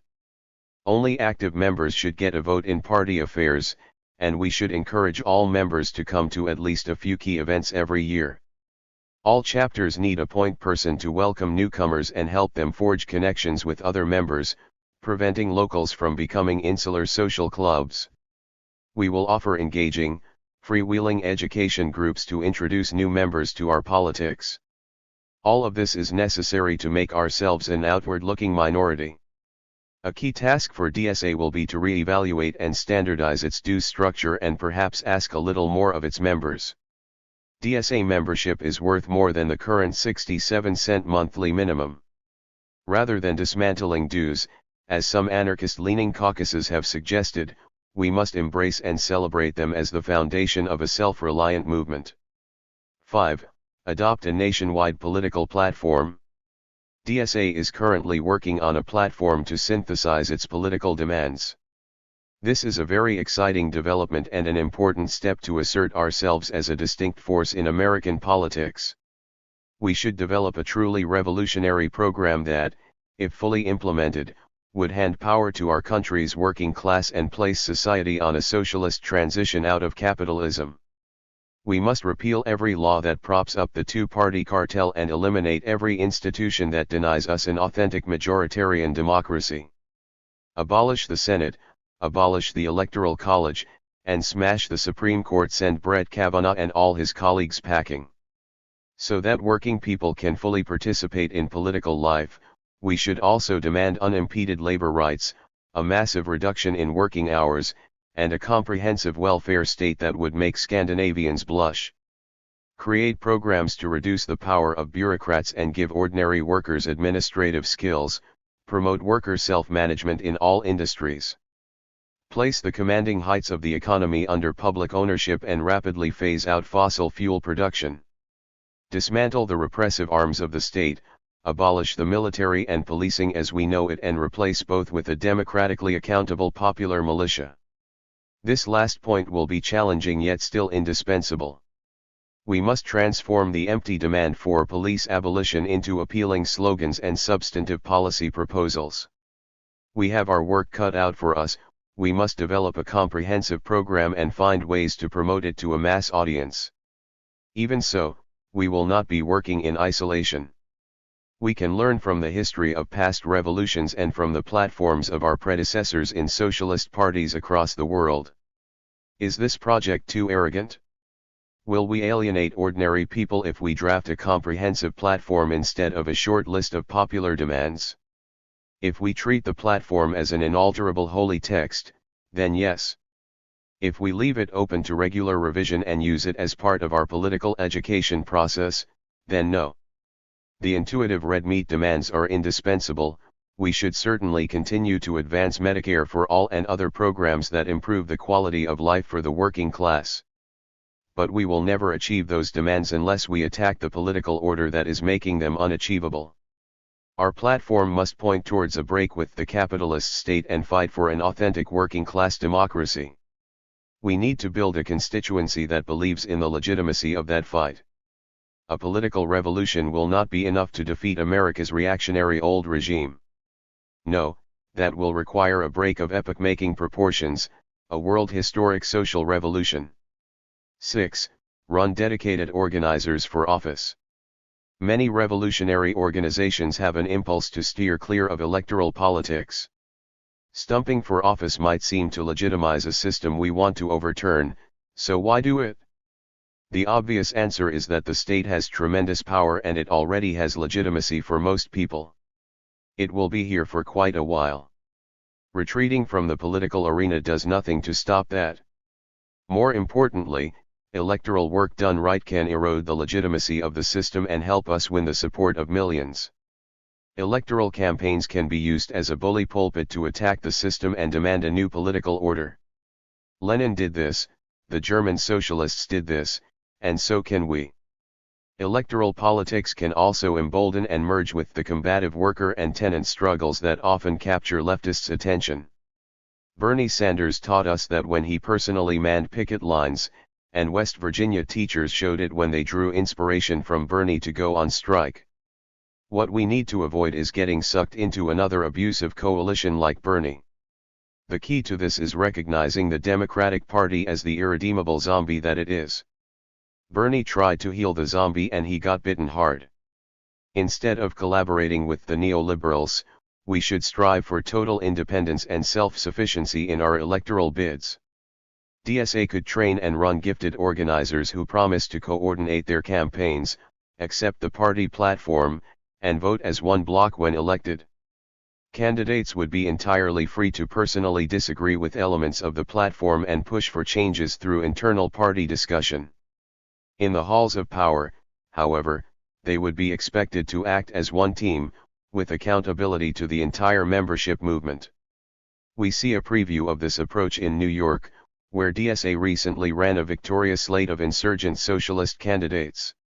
If we hardened and expanded this approach nationwide, it would put us to the left of even the squad whose members have hesitated to endorse other primary challengers after winning office themselves. We would not align with the Democrats. Instead, wherever they won office, our candidates would form an independent socialist caucus. Both parties would be welcome to meet with us to discuss policy at the opposite end of a long negotiating table. This approach would not win us much love from either side. Legislative committee appointments would be sparing or non-existent, but that is okay. Establishment politicians may hammer us as useless backbenchers, but we would simply counter by pointing out how useless they are, listing off all the ways they have betrayed their constituents in the past. We would make use of our extra free time by serving as relentless advocates for the communities that they have ignored, publicizing socialist policy proposals, providing constituent services, and assisting local organizing projects. To show their dedication, our elected officials would refuse to take more than a typical working-class salary and donate the rest to our community programs.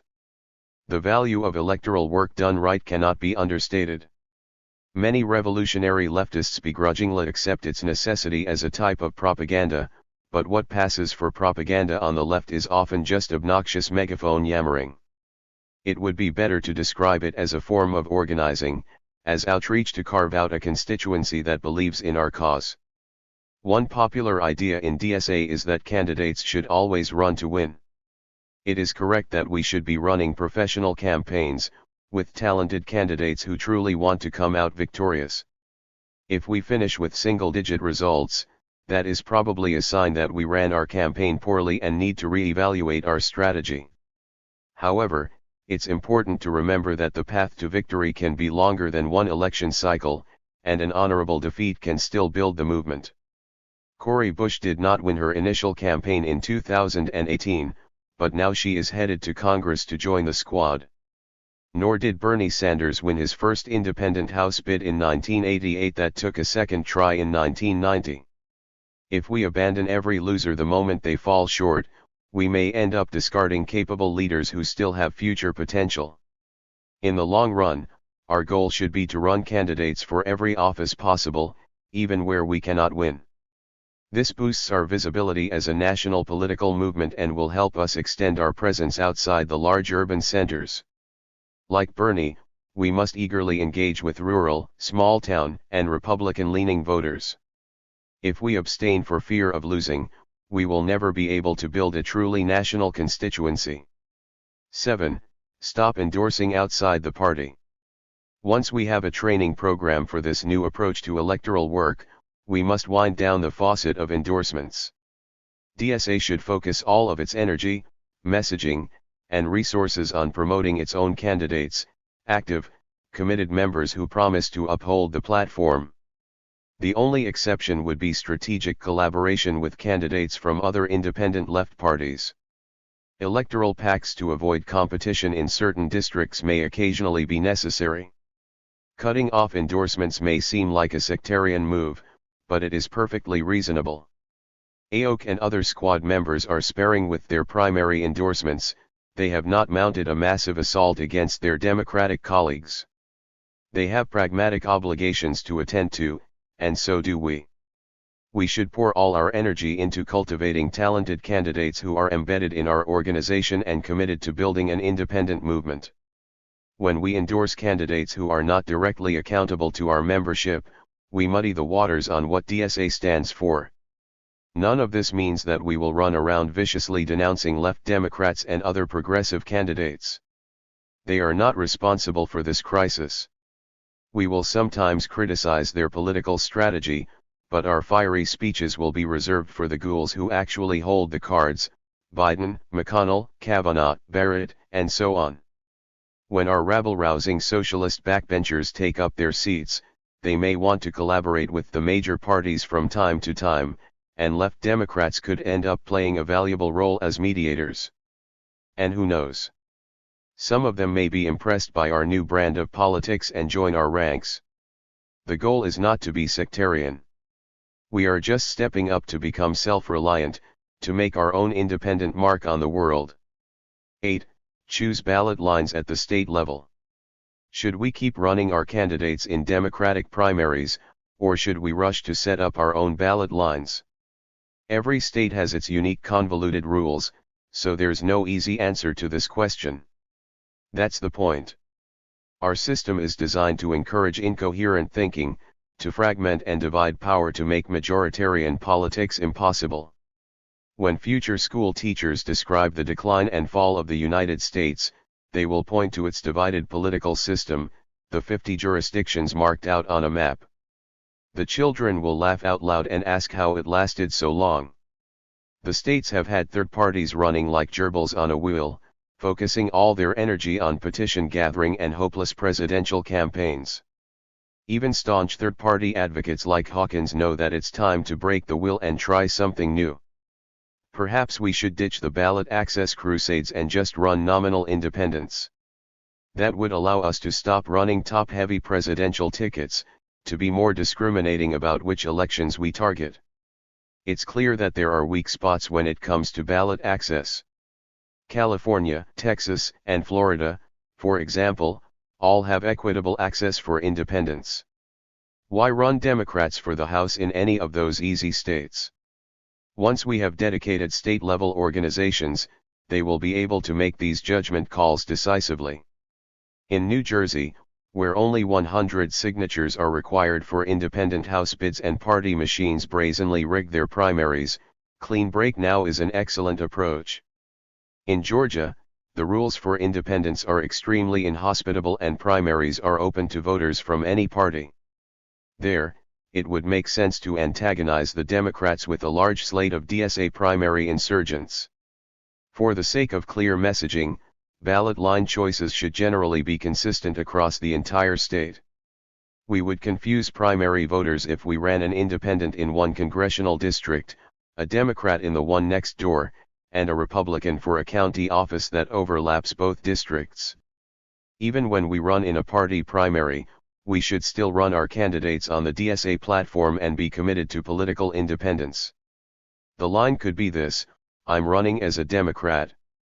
It was the only way to get on the ballot. Once I'm elected, I'll renounce my party affiliation and serve with the Socialist independents. Off they will go to join the rest of our rabble-rousing backbenchers. Under this framework, the dirty break is no longer some vague goal that we banish to the distant future.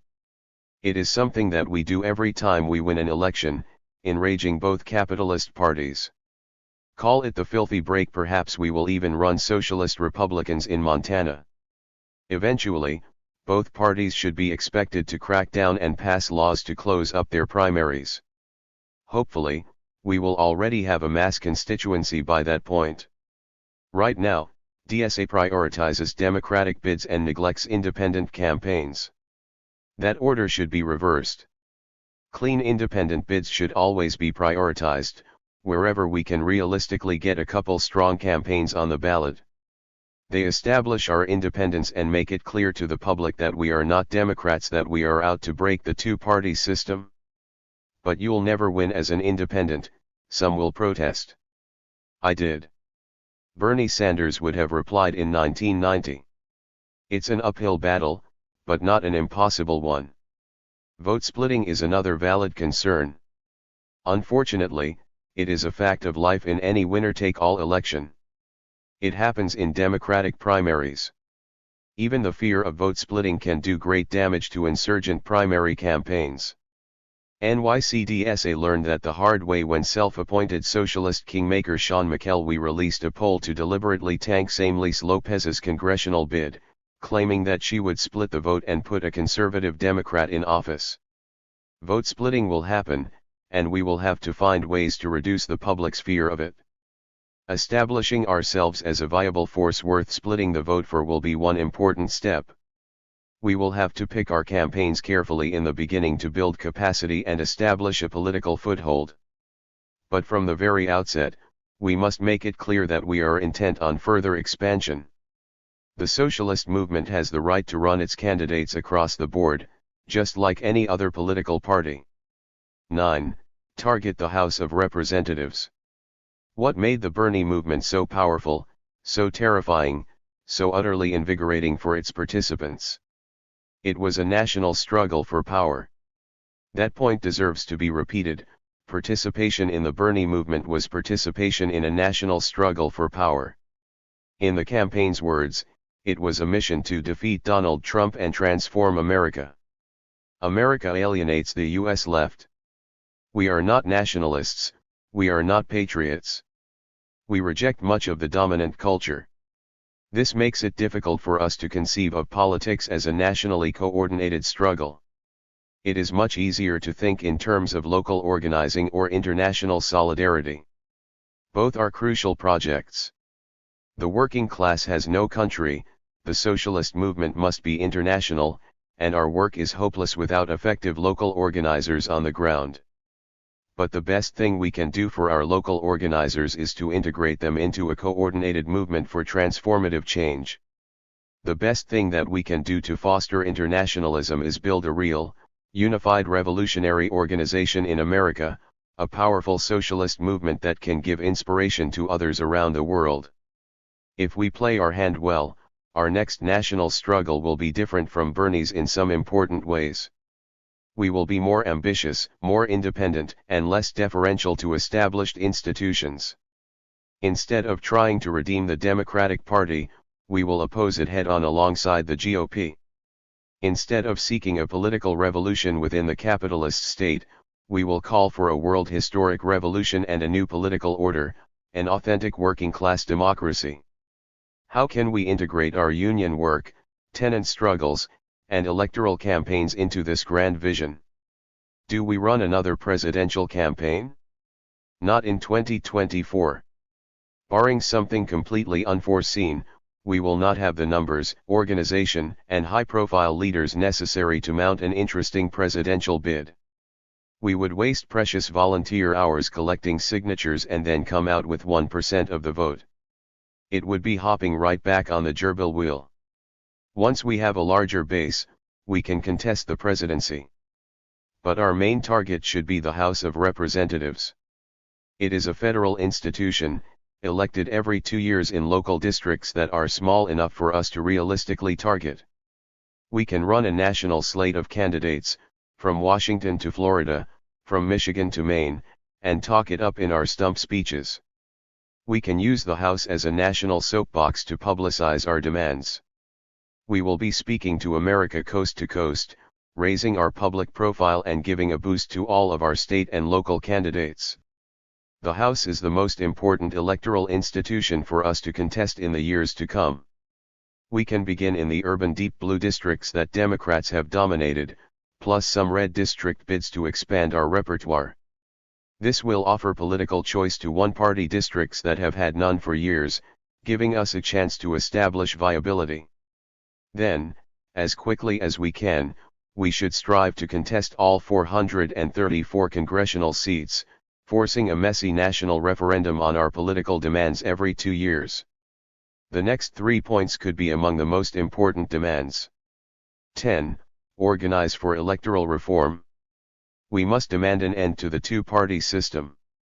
We should fight for easy ballot access for all political parties, ranked choice voting, and multi-member electoral districts, proportional representation in Congress, and anything else that gives working-class people more choice at the ballot box. In the wake of the 2020 census and the GOP's electoral fraud witch hunt, a new wave of gerrymandering and voter suppression will be arriving very soon. In this political climate, our campaigns for electoral reform should be connected to wider efforts to protect voting rights, such as citizen redistricting panels and automatic voter registration. We must integrate these demands and advance them with incisive slogans, playing on popular antipathy to entrenched politicians and the two-party system. Many states have ballot initiative processes that we could use to our advantage, mobilizing voters to pass electoral reforms at the ballot box. Such campaigns have already been mounted by nonpartisan groups, successfully in Michigan, Maine, and Alaska. Although petition circulation requirements are often arduous, a volunteer-powered mass movement may well be able to blast through the obstacles. Electoral reform campaigns are one more way to establish our political independence. They will also help us establish that socialists are champions of a richer democracy. 11. Shoot down war budgets. The US spends more on its military than the next 10 countries combined. Trillion-dollar slush funds, poured into graft, arms manufacturers, right-wing dictatorships, and bloody imperialistic ventures all over the world. That is no secret, it is common knowledge to tens of millions of Americans. We cut ourselves apart through total non-cooperation. We should refuse to vote for any spending bill that pours one more penny into the bloated military, police departments, or any other repressive capitalist institution. If we do this, will we cause endless government shutdowns? Unlikely. The Republicans and Democrats will pass their bipartisan budgets right over our heads. Drop a heavy boulder into a creek, and the water finds its way around it. But it gives us something to stand on to capture public attention, to erode the legitimacy of an institution that Americans are taught to view as sacrosanct. 12. Demand a new constitution. What is a demand that would truly set us apart, that would bring the right's worst nightmares to life? Demand a new union. A new constitution, developed by mass popular participation. Not an Article V convention. No state-by-state ratification. An accessible process that everyone within the borders of the United States can contribute to, combining grassroots direct democracy with a national constituent assembly. The final ratification would be by national referendum, a simple majority vote. In a free society, everyone gets a say in the social contract that they live under. That is not what happened when the current constitution was written. Women had no say, black people had no say, working class people had no say. We demand that the living, breathing people of the United States be given the right to determine its future. We demand a constitution that guarantees real democracy, majority rule, housing, healthcare, economic rights. We will be quite clear about the additional reforms that we would advocate throughout the process: abolish the Senate, abolish the presidency, abolish the Supreme Court. All power to an expanded, improved, democratized House of Representatives. We demand that Congress initiate this process, but if it does not, the people have a right to do so themselves. There is a legitimate argument to be made that the Constitution can be legally amended by referendum. This deserves an article of its own, and we should certainly invoke constitutional law as needed. Of course, none of our opponents will take our arguments too seriously. Revolutions make their own laws, and what we demand is nothing less than a world historic revolution against the forces of old America. Let the Trumpers fume over the socialist plot to destroy the Constitution. Let the liberals lecture us about the dangers of norm erosion. Obama can start an NGO to educate young people about the beauty of our institutions and the far-sighted wisdom of our founding fathers. We alienate most people at first, but we strike a chord with a sizable minority. And every year, we build it out, leaning into every crisis, growing, until finally something snaps. That is the last point. To recap all 12. Declare political independence.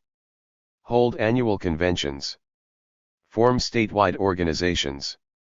Cultivate a committed membership base. Adopt a nationwide political platform. Run dedicated organizers for office. Stop endorsing outside the party. Choose ballot lines at the state level. Target the House of Representatives. Agitate for electoral reform. Shoot down war budgets. Demand a new constitution. Perhaps these suggestions are unrealistic. They may demand too much of a small organization like DSA, they may overestimate the potential of the era we are living in. But even if we try them and fail, at least we will fail on our own terms, in a more instructive way than ever before. Progressive reform movements rise and fall, both inside and outside the Democratic Party. For decades they have led us to defeat, co-optation, and humiliation. Many generations of the American left have grown exhausted with this ritual, but instead of building a real alternative, the disenchanted vent their frustration with performative action. Endless rallies, megaphone chants, and radical posturing take us nowhere. Localist organizing projects feel good, but they completely lose sight of the national struggle for power. What we need are performative restraint and political aggression. Independent politics is not a distant end goal, it is not something we earn after working hard enough for the Democratic coalition. It is the heart of the socialist project, the foundation of effective revolutionary struggle, and something that we ought to start doing right now. The time has come to forge a new strategy that draws on the best of the Bernie campaign and everything that came before it. A fearless strategy, hard-headed yet still principled, that never loses sight of the real end goal, a world historic, working-class revolution in the USA. And the goal of this piece is to contribute some starting points. Section 4. Labor and Unions. The Worker and the Hydra, a reply to Partisan Mag. Marisa Miali. July 29, 2020.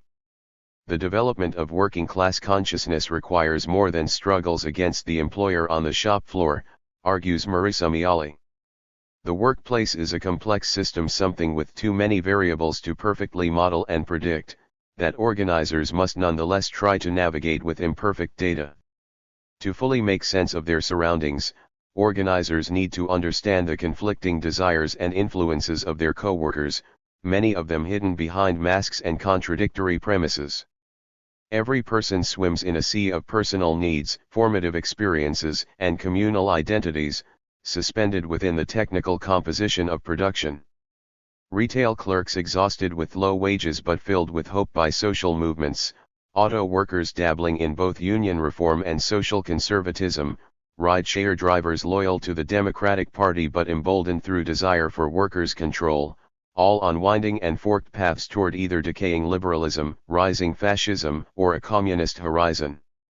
The difficulty of accounting for complexity leads labor strategists to conjure practical half-truths, emphasizing specific possibilities or sites of struggle and downplaying others. Using case studies and direct experience as their sources, strategists may give primacy to the most militant or the most oppressed, to struggles against bureaucracy, liberalism, or immiseration, to organic politicization or Marxist education.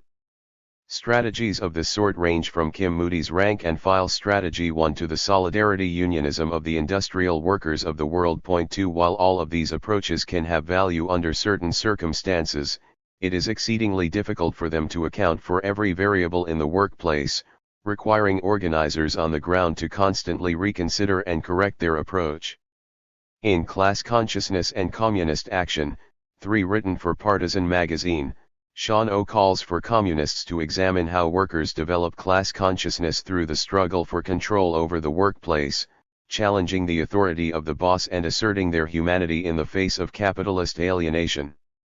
Sean O. roots his ideas in both Marxist philosophy and his experience as a shop steward, witnessing workers awaken to their dehumanization and demand power and respect through everyday disputes with management.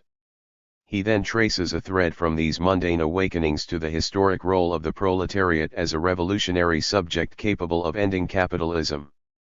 While Comrade O does an admirable job of synthesizing social practice and communist theory, he makes a number of sweeping assumptions about the development of class consciousness, and does not tie his strategy for workplace activity to a clear vision of socialist construction. This piece is both a critique of his limitations and an elaboration on his positive argument, meant to fill in some of the gaps left by his framework, namely a theory of class consciousness that can transcend conflict with individual employers and contend with the capitalist state, as well as a theory of socialist transition that can coordinate production across workplaces. This requires more than just workers in a given shop taking power from their own bosses. We need a communist strategy that can deal with the sheer complexity of capitalism and its interlocking aspects, which requires weaving shop floor radicalism into something greater than itself. Pedagogy of Revolution. Sean O. asks where political struggle begins in working class organization, versus where it is purely an economic dispute. Without communist intervention, he surmises that workers will tend toward economism, where their horizon is limited to negotiating over wages, benefits, and working conditions. Instead, communists should work with their co-workers to question the authority of management and assert their own control over production. We are in agreement over the limits of economism and the need for intervention, but his framework does not widen the scope of struggle beyond the workplace, which neither helps us develop communist consciousness or construct a socialist movement capable of transcending the worker-boss contradiction. Comrade O ends without outlining how communists should advance forward from workplace activity, leaving the implications of his strategy up to interpretation. One could draw from him either a vision of decentralized self-management with each workforce taking over their place of work, or an unspoken political strategy building off of this shop floor activity. He leaves open necessary strategic questions around what working-class militants should be fighting for to live with dignity. To manage their own firms. To strengthen the position of workers in the nation? Or to take political power over every aspect of society, not just production? He observes that workers have an impulse toward autonomy, leading even the most disorganized to engage in acts of protest and sabotage when they feel their humanity is being denied. For instance, a worker demanding their supervisor look them in the eye while talking to them. While he identifies this as a potential point for communists to intervene, he extends this concept further by claiming that the worker's desire to be a free human being leads in no direction other than that of communism, whether they recognize it or not. The phrase "whether they recognize it or not" hides a snake pit of contradictions. People of all classes are exposed to differing ideologies and formative moments, some imposed by the structure of capitalism and some incidental to their lives.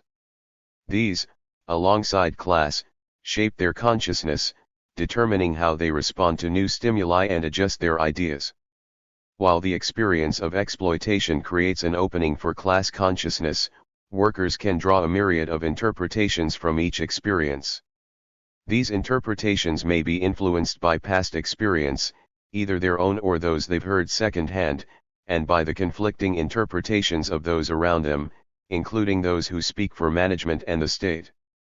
One worker may see asserting their dignity in terms of liberal egalitarianism, where everyone should learn to coexist and respect each other while maintaining the hierarchy they inhabit.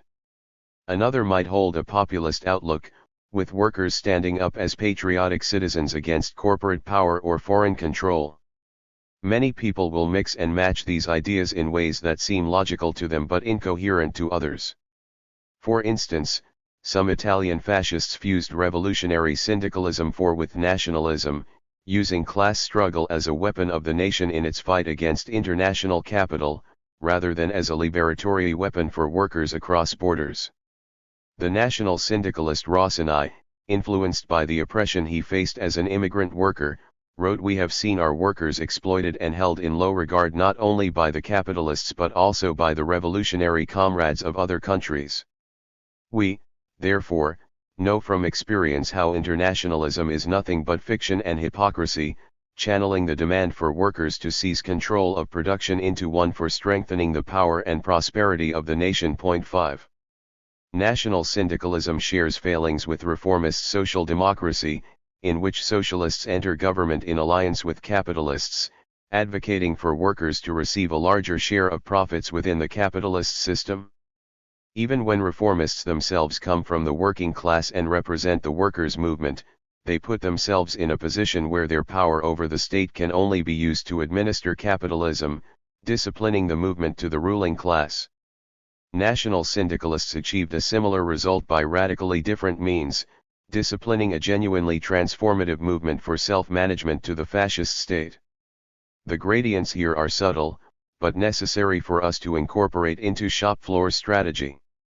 When we assume challenging the boss can lead in no direction but communism, we leave ourselves open to co-optation. Communists play the role not just of organizer but of educator, synthesizing the direct experience of exploitation with the theory our comrades have developed through centuries of past experience. Just as we bring theory from past experience into new struggles transform our understanding of Marxism and prepare us for those of the future. This does not mean that communists should practice didactic teaching, where the educator's role is to fill the empty heads of their students with the correct ideas.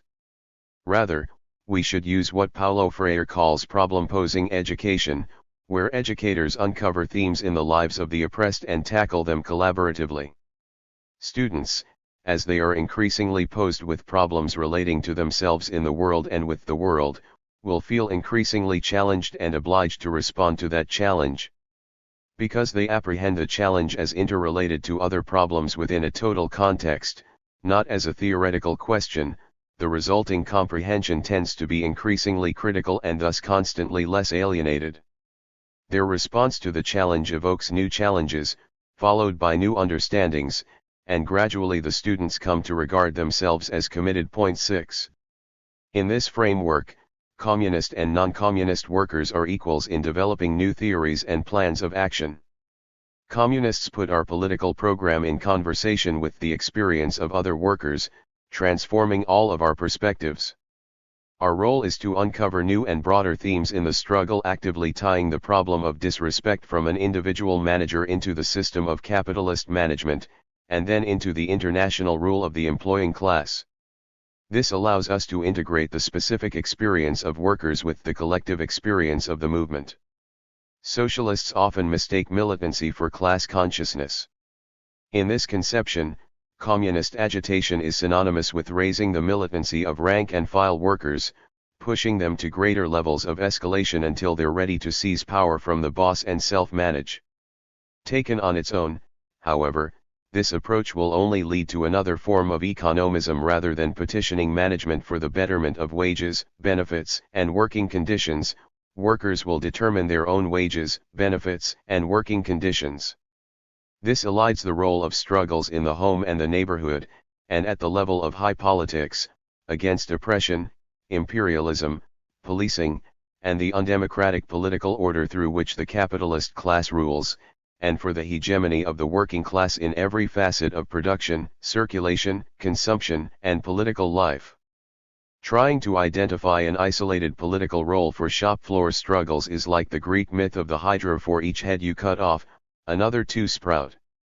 We can only reach the communist implications of shop floor activity through political activity that touches on every face of the ruling class, which means challenging the capitalist Hydra in its heart, not just whichever head is tasked with running a given workplace. In order to develop a fully realized communist strategy for the 21st century, we need to nest shop floor strategy within a wider vision of working class organization. Communism is not just an accumulation of single-issue campaigns and local seizures of power, but the movement of the entire working class, capable of solving universal problems like the dictatorship of the bourgeoisie, and combining forces against particular ones like patriarchy, white supremacy, and workplace management. This includes those outside stereotypic definitions of worker, like prisoners, unpaid domestic laborers, the unemployed, and those jumping from gig to gig.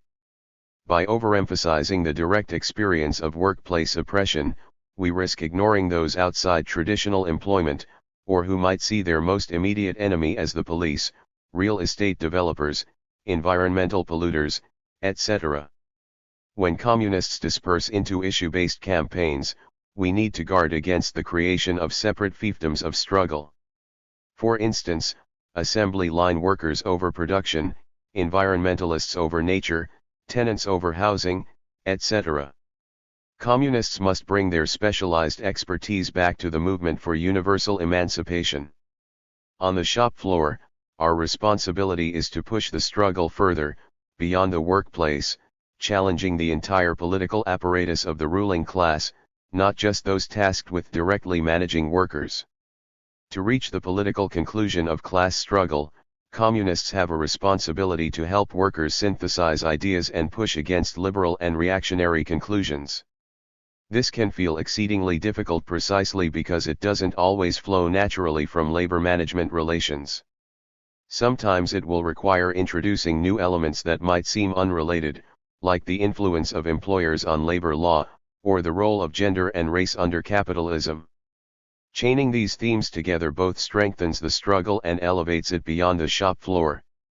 This means communists must use the day-to-day realities of working-class life to scaffold higher levels of theory.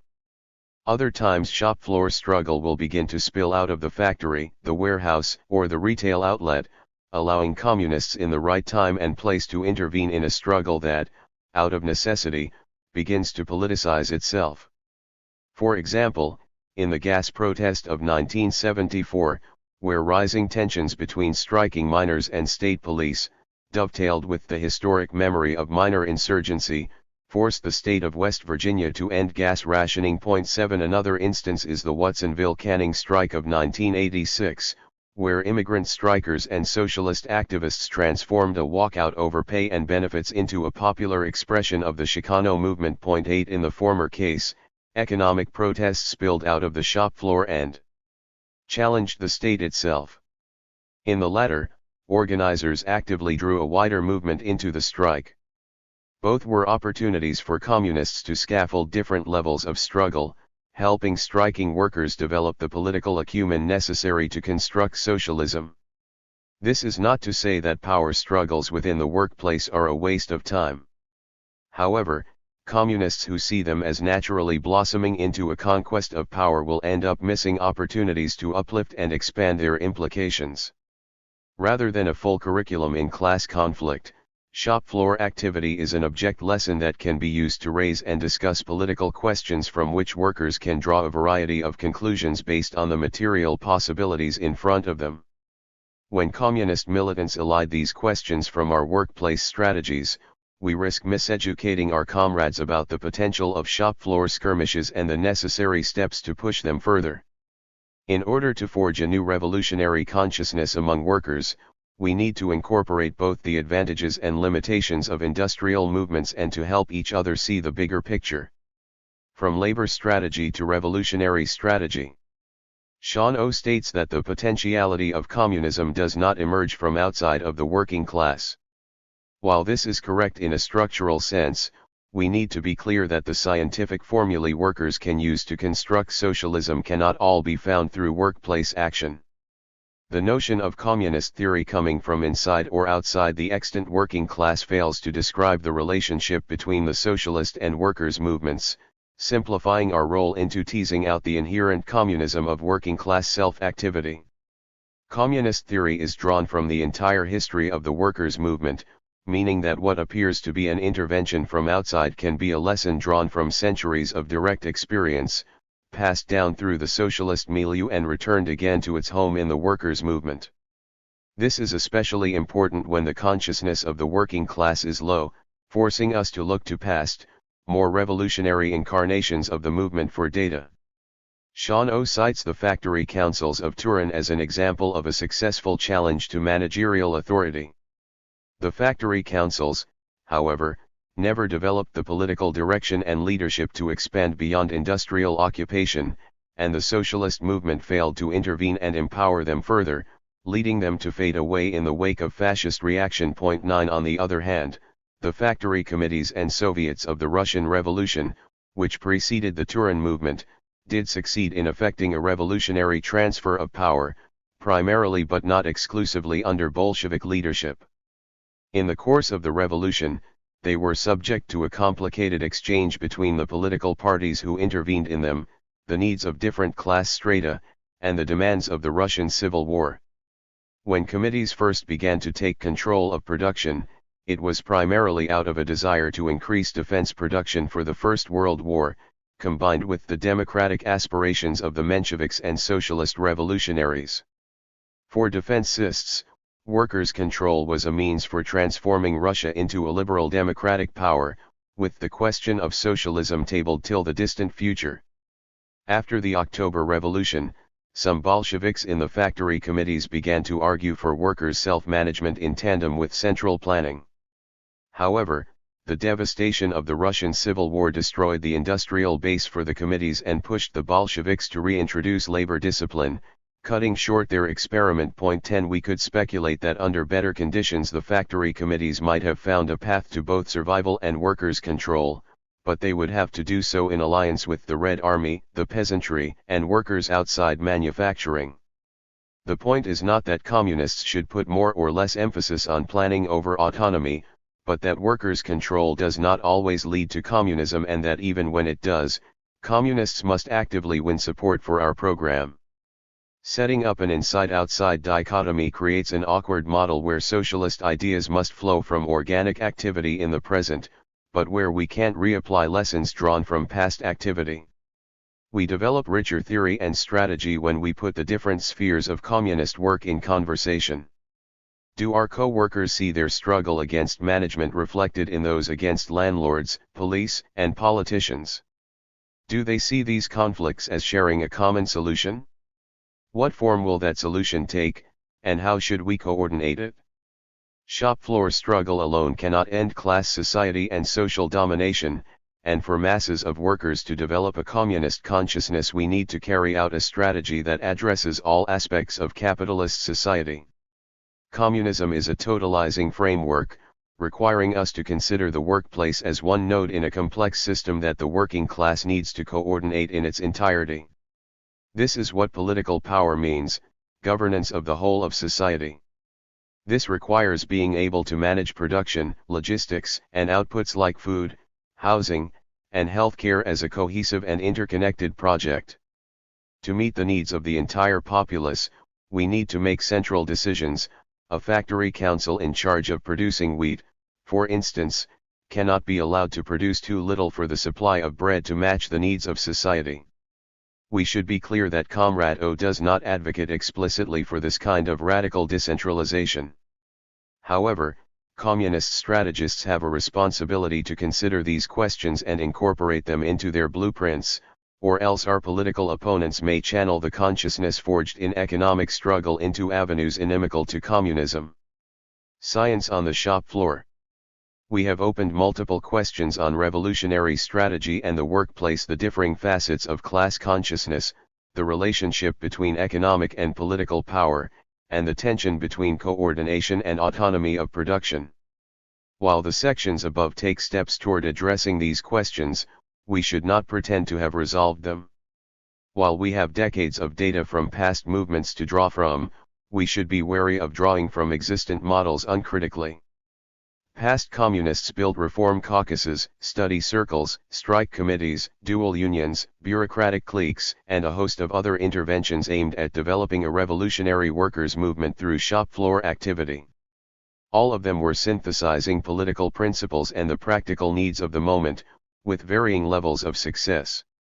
While we can look to historical narratives for case studies and inspiration, labor strategy remains a scientific problem for us to solve. To this end, we will conclude with an open question for study and reflection, the answers to which we may find through observation and debate. What structures should we use to facilitate political agitation and development on the shop floor?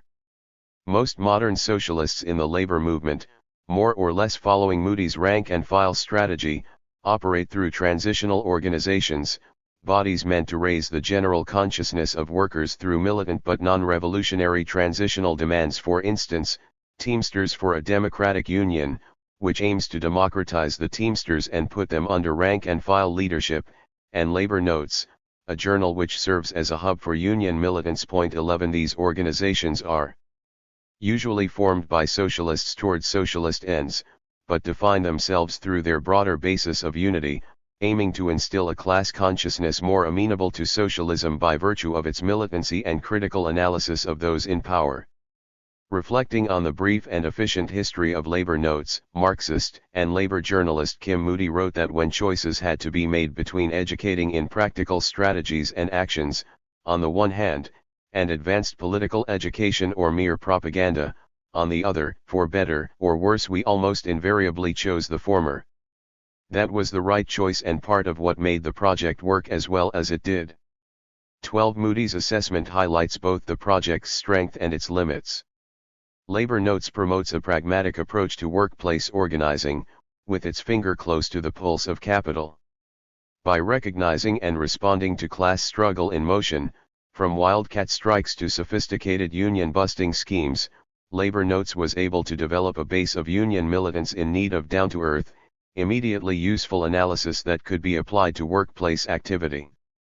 Their structure for organizing conversations, for instance, is a stock training material for new labor organizers, aimed at discerning workplace issues, stoking anger around them, laying the blame on management, and finally coming to a collective solution: unionism. Organizers enter with open-ended questions and aim for the other conversant to walk away with a concrete task for the union, inviting a co-worker to a meeting, composing a list of grievances, convincing their department to sign on to a demand letter, etc. Transitional projects, however, generally measure their success via their transitional goals, not their implicit socialist purpose. This creates friction between vision and practice rather than merging the two, with trade unionism eclipsing revolutionary politics. Though the organizers behind projects like THIRD-WORLDISM did initially link them with political education, their political organizations have largely faded while their transitional projects have remained resilient. 13 Explicitly socialist and communist union caucuses, study circles, and labor journals are close to non-existent in the contemporary labor movement. There is also the issue of whether transitional demands are effective at raising consciousness, let alone whether we can leverage them toward revolutionary politics. Those with direct experience of transitional organizing are best positioned to summarize and assess its success and benefit the entire movement with their findings. Unfortunately, many contemporary treatments of rank and file strategy, such as sociologist Barry Eadlin's What is the Rank and File Strategy, focus on the achievement of transitional demands, while downplaying the development of socialist consciousness and dismissing those who propagandize for socialist politics. 14 In order to fully grasp the best routes toward communist politicization, we need to evaluate the success of transitional organizations and experiment with new structures for agitation. Sean O makes a compelling case for the role of shop floor activity in this process, but we need to go further to generate mass communist politics and build a fighting party. We do the working class a disservice when we develop labor strategy while leaving revolutionary strategy unspoken. Power over production can be a tool for workers to learn the willingness and expertise to govern, but only as part of a wider pedagogy of revolution. The responsibility of communists is not to simply push everyday struggles further, but to integrate them into the entire process of liberation. To accomplish this, our task is to draw the mass of workers in as co-researchers studying the construction of communism. When workers are ready to unite across sectors and movements, we will be able to strike the capitalist hydra in its heart. Communists and the Unions in the 21st Century. Anton Johansson. February 5, 2019. Communists must take a leading role in rebuilding the labor movement and fighting against anti-union laws like Taft-Hartley, argues Anton Johansson. There is a continuum of left positions on unions. Syndicalism argues for very particular forms of unions as the central revolutionary organizational bodies, and often views existing unions as corrupt and useless. Trotskyists and most Stalinists see bureaucratic unions as in need of a leadership change. Communists must lead them, and in turn the unions must be subordinated to the party. Anarchists, like syndicalists, often support unions of a particular anti-statist bent. With the exception of Bourdigists, left communists see little to nothing of use in unions or involvement in union work. There are partial truths that all tendencies recognize across the board, yet none of these views are sufficient. In this piece, I will try to briefly outline an argument for why communists need to develop a unique strategy to help build unions and that communists must fight to strengthen workers' rights by repealing Taft-Hartley's provisions which treat U.S. workers like indentured servants. Unions are on the front lines of the class struggle for workers under capitalism. By union here I mean some form of organization for defense and attack at work. Note that this is an abstract definition, i.e., a simple model or category. From this abstract model, we can then bring in factors of the world or the particular form a union takes in order to concretize the discussion and clarify problems with unions. For example, unions charge members dues and use the money to pay staff and officers to carry out their work. We can concretize this further. Most unions pay executive national/international positions relatively fat salaries. In most unions, these positions are monopolized by bureaucrats, a form of legal corruption, and in some, outright illegal corruption. This is beneficial to the bourgeoisie and they prefer it this way. In the 1990s, members of the Teamsters voted out the union's president, Jimmy Hoffa Jr., the notoriously employer-friendly son of the mobbed-up union boss, Hoffa Sr. Ron Carey, a reform candidate endorsed by the Teamsters for a democratic union, won on a platform of slashing bloated union executive compensation and waste, democratizing the union, and supporting the drive to strike against UPS in order to bring part-timers into full-time positions, among other demands.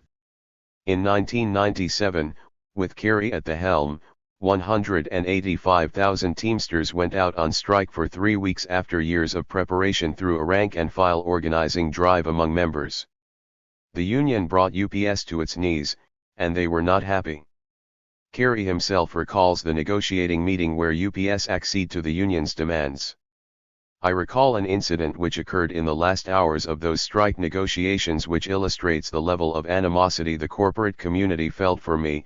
One of the negotiators for UPS said, in the presence of then Secretary of Labor Alexis Herman, "Okay Carey, we agree on the union's outstanding issues," and he proceeded to leave the conference room. As he was leaving, he leaned over the conference table and said to me, "You're dead, Carey, and you will pay for this, US.O.B." I looked at Ms. Herman, and asked, "Did you hear that?" She responded, "I heard nothing." Over the next 4 years, Hoffa Jr., UPS, the corporate media, and House Republicans led a smear campaign against Carey that saw him barred from running for re-election and eventually banned from the Teamsters for life. They alleged that Kerry had knowledge of a scam worked out by his campaign consultant, Ger Nash, to use union money to fund the election campaign, a significant chunk of which was kicked back to this consultant's business. Nash's testimony also revealed that he may have been neck-deep in a shady conflict of interest. In 1996 he received $128,000 from Martin Davis's consulting firm, which was the largest vendor for the Kerry campaign. This pay was ostensibly for 6 months of part-time work Nash did related to the Clinton-Gore campaign. Nash simultaneously was managing the Kerry campaign and employed by its biggest creditor. The swaps occurred when Nash and Davis were looking for money to pay for a $700,000 direct mail push for the Kerry campaign, a direct mail effort to be handled by Davis and one that would result in large profits for his firm. With Davis his main income source, Nash, then, may have had a financial incentive to go along with Davis's swap scheme and not inform Kerry of it. And as Kerry's attorneys noted, Nash, who is cooperating with the U.S. attorney, might be testifying against Kerry to win a reduction in sentence. Point 2. In 2001, Kerry was acquitted by a jury of any knowledge of the scams. By that time, Hoffa Jr. had won a re-election campaign for president of the Teamsters. The business community was ecstatic, with the trade magazine Transport World writing in 2000. United Parcel Service, the nation's largest transportation company, feels that it has taken part in one of the great trades of all time in labor. James P. Jimmy Hoffa for Ron Kerry as president of the Teamsters Union. Point 3. To be clear, the bourgeoisie rule through legal corruption, and delight at the illegal corruption of workers' organizations. This helps them maintain hegemony over these organizations or crack down on them through the state. By legal corruption, I mean access and retention of office by means of money. This is legalized through restrictive pressures put on political campaigns by money. It's much easier for the wealthy to reach a broad audience. As well, access to public relations firms and resources to carry out an election campaign, even within a union, require a lot of resources.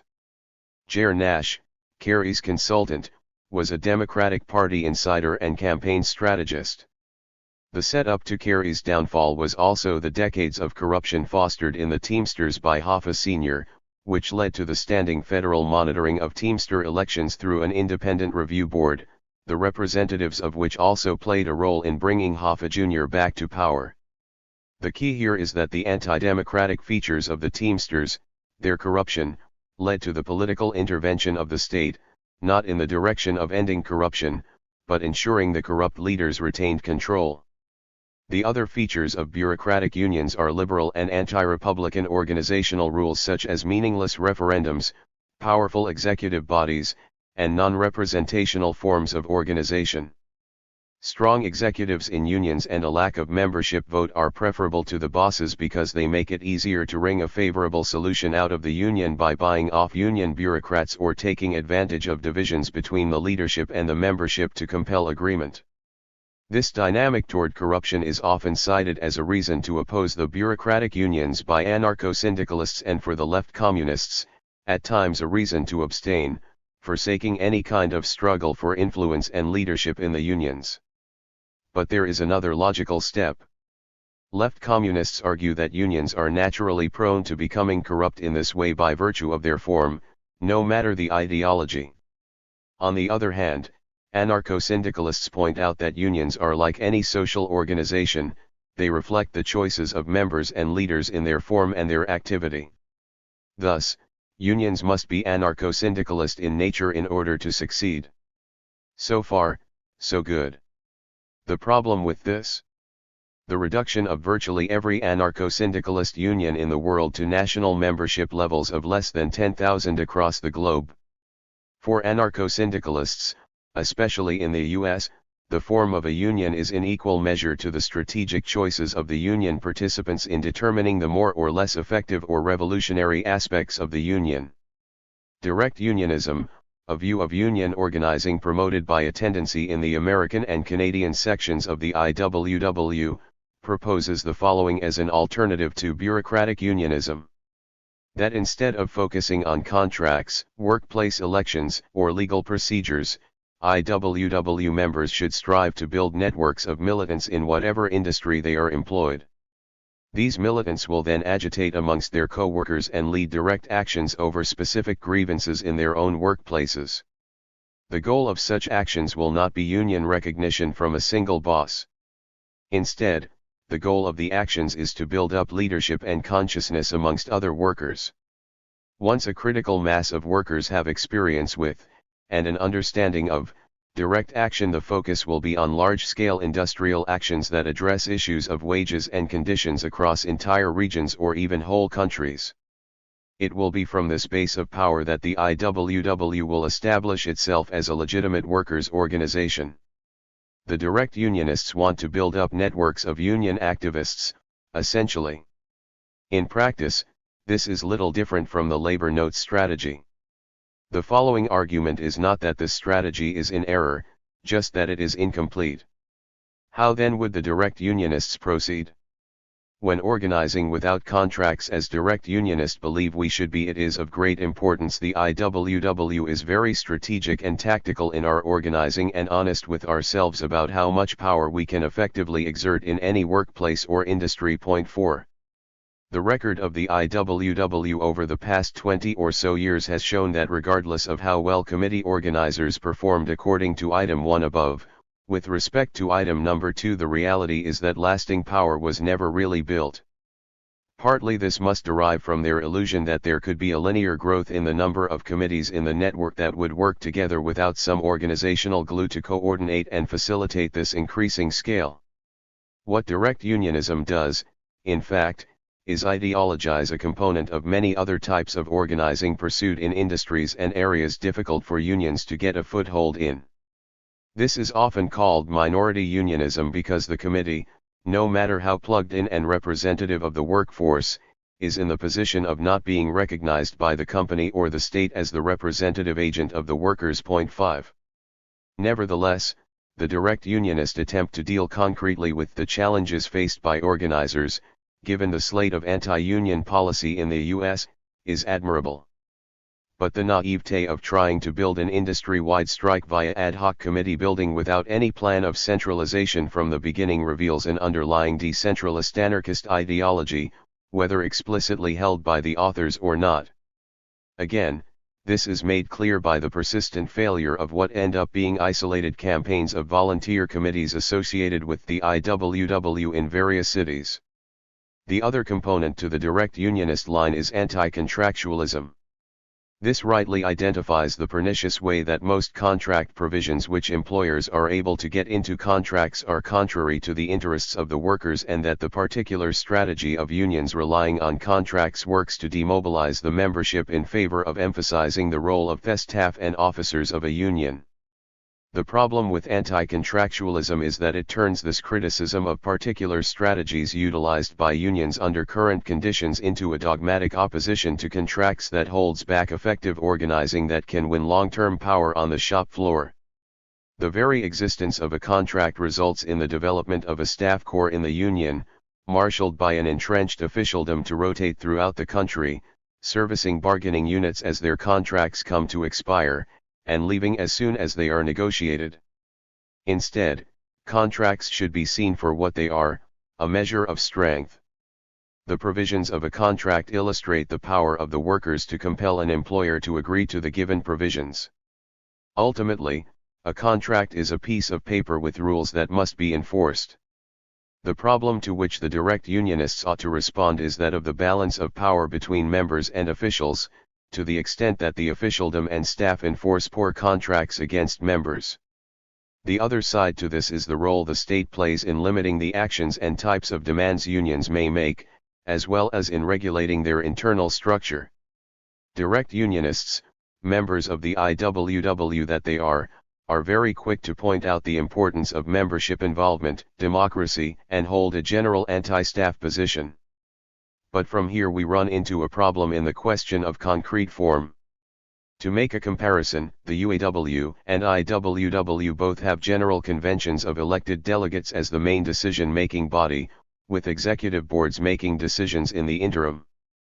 The UAW has a presidential office, which is an anti-republican office, so that's one notch against them.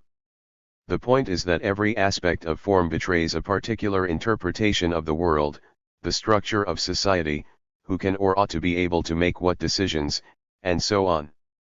Ultimately, the form gives way to the politics. The UAW has a particular form for the same reason they have lengthy provisions about collective bargaining. They have a root theory about how best to defend and help the working class, and that theory is at odds with communism. So, we have an organizational form on the one hand, and politics on the other. The organization is the means to accomplish the ends you seek, and the political ends that liberal union bureaucrats seek are collective bargaining, contracts that track in new members, land nice lump sum payouts from profit sharing, and the like. At a minimum, through the AFL-CIO, the idea runs that collective bargaining is the best way to defend and attack for the working class. The classic line from the IWW or some leftists is that the bureaucratic unions are just a means for the bureaucrats to make money, and that the best method is committee-driven direct action. Strikes and street protests are what show the workers' true power. This approach bends the stick too far. After all, isn't collective bargaining all that unions do anyway? Even the local 8 longshore workers in the IWW in the 1910s were engaged in a type of collective bargaining. They made agreements with the employers, independent of whether or not these were drawn up on paper or arbitrated by a state agency. What mattered was that every member of the local was educated about the agreement and ready at a moment's notice to enforce it through industrial action. The ideology of the bureaucrats is a reformism that collapses toward liberalism. It isn't simply a question of the existence of the bureaucrats, but the nature of their grip on the organization and the ideas they offer to the members and public to justify this arrangement. These ideas are political positions of the bureaucrats. The dominant ideology of the labor bureaucracy in the United States has been a form of liberal, as opposed to Republican, democracy.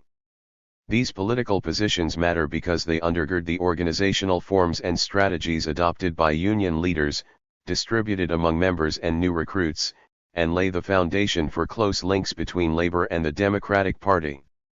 But why has this ideology persisted through generations? One interpretation is this: bureaucrats in capitalist society in general are prone to liberalism in the philosophical sense, that is, their fundamental political commitment will be to discrete individual rights, with property rights at the center, rather than democracy and equality. This is because bureaucracy is a form of private property in skill set or office. Of course, most U.S. unions are still more democratic than the U.S. government. This is partly because they have to be, in order to mobilize enough workers to strike at least for initial recognition, but also because of the ideology of the core organizers and members.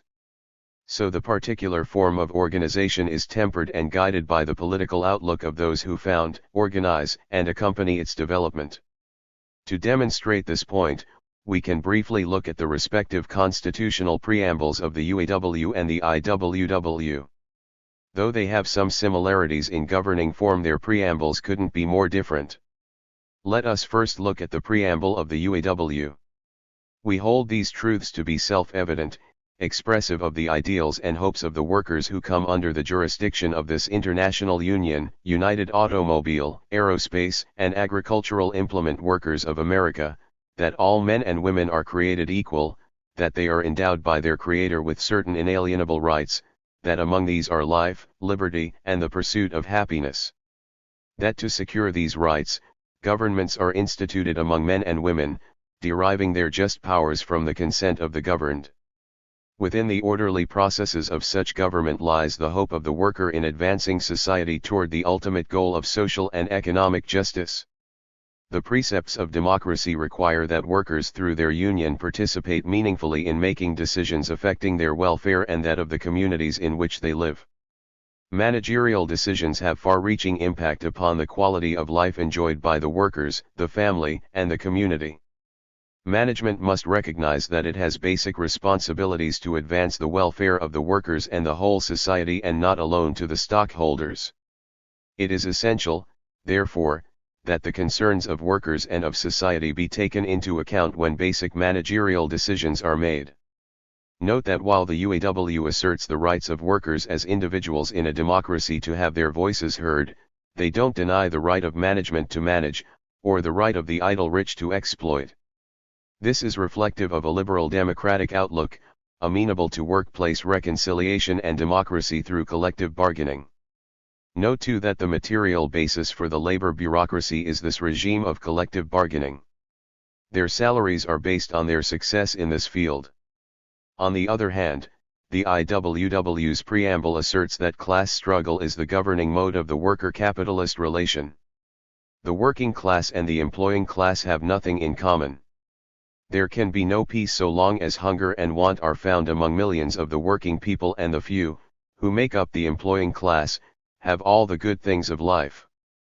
Between these two classes a struggle must go on until the workers of the world organize as a class, take possession of the means of production, abolish the wage system, and live in harmony with the earth. It is the historic mission of the working class to do away with capitalism. The army of production must be organized, not only for everyday struggle with capitalists, but also to carry on production when capitalism shall have been overthrown. By organizing industrially we are forming the structure of the new society within the shell of the old. The world outlook of the IWW argues that class struggle shapes the relationship between worker and employer, and that this will be the case until the workers get organized and overthrow the capitalist system of governing society. Unions play the role of defending the day-to-day needs of the class, educating workers about the class struggle, and drilling them into fighting shape. The point here is that there is a limit to the structuralist critique of form. At a certain point, the question becomes what the political commitments of those advocating the particular form are, and what political commitments are implied and accomplished through an organizational form. This needs to be viewed with respect to particular classes in society. Petty bourgeois professionals and bureaucrats are perfectly happy with an organization investing significant powers in salaried officials and staff. Their role as lawyers, managers, and the like endears them to the noble applications of their skills in helping out the little guy. This is where the anarchist critique of the bureaucracy has a truth. The position of the bureaucrats does incline them to act differently. However, this is true for the bureaucrats as a class. The form this self-interest takes hold ideologically or politically is through reformism. Anarchists say that reformism creates bureaucrats. While this is true in the sense that particular reforms may create funding for more bureaucrats, it elides the origin of the given reform in the efforts by particular forms of bureaucracy organic to capitalism, the lawyer, the manager, the organization official, and so on. The development of reformism as an ideology is a cyclical process. The bureaucracy requires justification, both for the bureaucrat's own conscience, and because the bureaucrat must get some support in wider democratic society, especially among the workers. The flip side of this is that some bureaucracy is necessary as a result of the uneven development of capitalism. That is, given the social division of labor based on property relations, bureaucrats do often possess necessary skills for the growth and survival of the organizations they serve in. The dilemma then is one of whether or not an organization is governed by or governed in the interests of bureaucrats. Unfortunately, the IWW is also reliant on Robert's Rules of Order, as are most bureaucratic unions. While parliamentary procedure is important, it can be a tool to monopolize discrete knowledge of procedure and rules for the benefit of bureaucrats to maneuver and control the process. This can be seen in both the UAW and the IWW. Anyone who has been to an IWW convention, or has paid attention to the internal controversies in the organization, can attest to the fact that it is often the case that for a democratic decision to be taken, it has to overcome technical machinations of process. On the other hand, when faced with a seemingly obscure set of unfamiliar rules, the membership response is to simply pressure the parties involved or move the debate away from substantive disagreements and toward interpersonal conflict. The IWW lurches from one political crisis as personal dispute to the next. Effectively, by adhering haphazardly to some fundamental principles of bourgeois law, The IWW has crafted a situation where every member must be a bureaucrat in order to participate. Rather than abolish bureaucracy, it has abolished any other role for members. New members elected to leadership positions in the IWW often find themselves in the middle of a handful of formally and informally organized cliques in the union with overlapping members based on political positions. This is to be expected in any large organization, but the goal of the structure of an organization then should be to overcome the dynamic that this fosters, frustrating any resolution of political disagreements to the effect of frustrating effective growth and successful execution of the organization's program. Instead, the mechanisms of the organization should draw out and clarify political distinctions in order for the membership to become openly apprised of them and to select at congresses or conventions the positions they support. This is not to let officers off the hook. As leftists tend to point out, there are indeed problems with the leadership of unions. This leadership is exceedingly liberal democratic in their outlook, which leads to definite problems with respect to organizational form and strategy. As anarcho-syndicalists often point out, business unions invest too much in PR campaigns, officer salaries, and staff-driven symbolic stunts. And as some left communists argue, the tendency toward the development of and coup by bureaucracy is persistent in capitalist society, both in parties and in unions. But our response to these problems shouldn't be abstention from unions as a principle or the simplistic alternative of a change to a structureless organization. Instead, we should fight for changes in the governing structures and principles of unions. That means putting the maximum program of socialism in the Constitution and making structural changes that allow for transparency and democracy, as well as preparing workers to govern as a class. A central aim of communists in unions, then, is to build working class power on the shop floor. Workers without a union are barely citizens, as a result of their inability to enforce any rules in their favor at work. Mere inputs for business, workers are disposable, replaceable, and reminded of it daily. The employers exercise a dictatorship over their employees. Workers are completely at their mercy. The union offers an alternative. It offers a democratic formalization of the workers' own authority. Organized workers are prepared to act in unison. They're educated and aware of their rights on the job as a result of the work done by the union. They can stand and look their exploiters in the eye as equals, not in terms of bourgeois law, but in terms of power. They can begin to assert themselves as the inheritors of the fight for human emancipation. Democratic, member-led bargaining has a history of wrenching contracts from employers that got better wages, better conditions, and restricted the grievance procedure to a short process, or, better yet, enabled workers to strike or take action to resolve grievances rather than do so through arbitration. Judith Stepan Norris and Maurice Zeidlin have shown this in their work on left-led unions during and after World War II and the nature of their contracts and constitutional provisions. The authors write, with regard to pro-labor contract provisions. The crucial finding is that the comparative odds of the communist camp's local contracts being pro-labor, as opposed to those in the anti-communist camp, were consistently much higher on each provision, as follows: the comparative odds that the contracts did not cede management prerogatives were 4-1 in favor of the communist camp, that they did not have a total strike prohibition, 7-1, that they were short-term, 4.6-1, that they had a trade-off, 11-1, that a steward had to be present at a grievance's first step, 11-1, that the grievance procedure had no more than 3 steps, 3-1, and that each step had a time limit, 2-1.6. That rank-and-file and socialist-led unions are more effective is also demonstrated by the aforementioned local aid of the Marine Transport Workers Union in the I.W.W.'s past.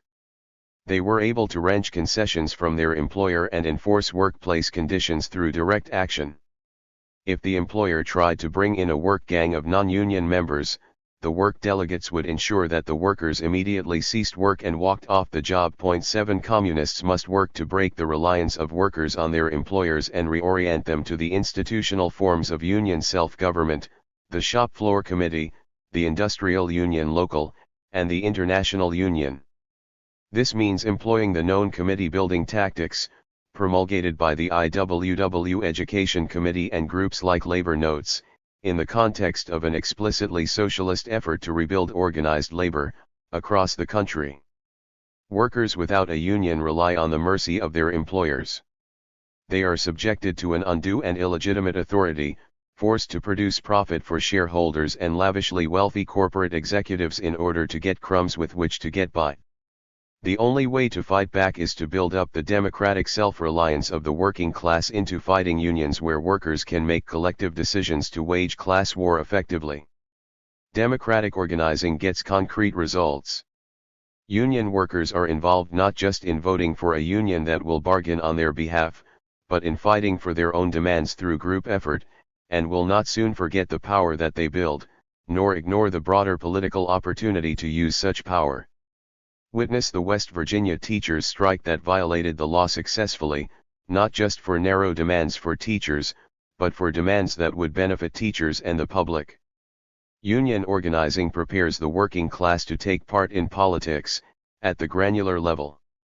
As Eugene Debs once argued, voting for socialism is not socialism any more than a menu is a meal. Socialism must be organized, drilled, equipped, and the place to begin is in the industries where the workers are employed. Their economic power has got to be developed through efficient organization, or their political power, even if it could be developed, would but react upon them, thwart their plans, blast their hopes, and all but destroy them. 8. For these reasons, union organization raises the dignity and education of the workers themselves, which opens up the possibility of workers becoming a conscious and active political constituency, fighting for their own interests. Rather than dependent wage workers, union workers build independence by organizing to fight the employers at work. They force the boss to treat them with dignity and exert equal power in that relationship. Building this alternative democratic authority calls forth all the intense political questions we face under capitalism. The workers' chains are money, and workers spend most of their living hours for it and end up losing it through high prices, rents, and loan scams, all the while facing disenfranchisement through corruption and bureaucracy. As the bosses, challenged by workers, call on the state to enforce their interests to the exclusion of the workers, they will be forced to ask, who does the state serve? Who ought it serve? And how do we break these chains? Bureaucratic unions often have to deal with these political questions even as their power weakens. But they retreat into the realm of lobbying bourgeois politicians in ways that are often extremely ineffective. In stark contrast to this, communists must pose a two-pronged strategy. First, there must be a commitment to organizing workers based on democratic principles of membership, sovereignty, and transparency. This entails organizing the working class to use direct action for enforcement of every demand and contract provision, as well as a bargaining strategy aiming for zero recognition of management rights and no strike clauses, and lengthy grievance procedures as far as possible. Second, communists must augment this work with political work, mobilizing votes to repeal Taft-Hartley. Taft-Hartley is a federal law which requires advanced notice for strike action wherever workers hold a contract with an employer. This severely limits workers' abilities to enforce their contracts through direct action and attain the robust and fighting labor movement we aim for, outlined above. Prioritizing the repeal of Taft-Hartley means making it a litmus test for any candidate for office. This further requires that there be a broad enough base of support in elections, but ultimately in the streets and at work, as the French Yellow Jackets and West Virginia teachers have shown. Politicians are important to help spread our ideas and eventually pass reforms, but street protests and industrial actions are key to winning and keeping them. This is why the need to begin organizing now is so important. Communists must combine the day-to-day fight to rebuild the labor movement with a national political campaign to repeal Taft-Hartley.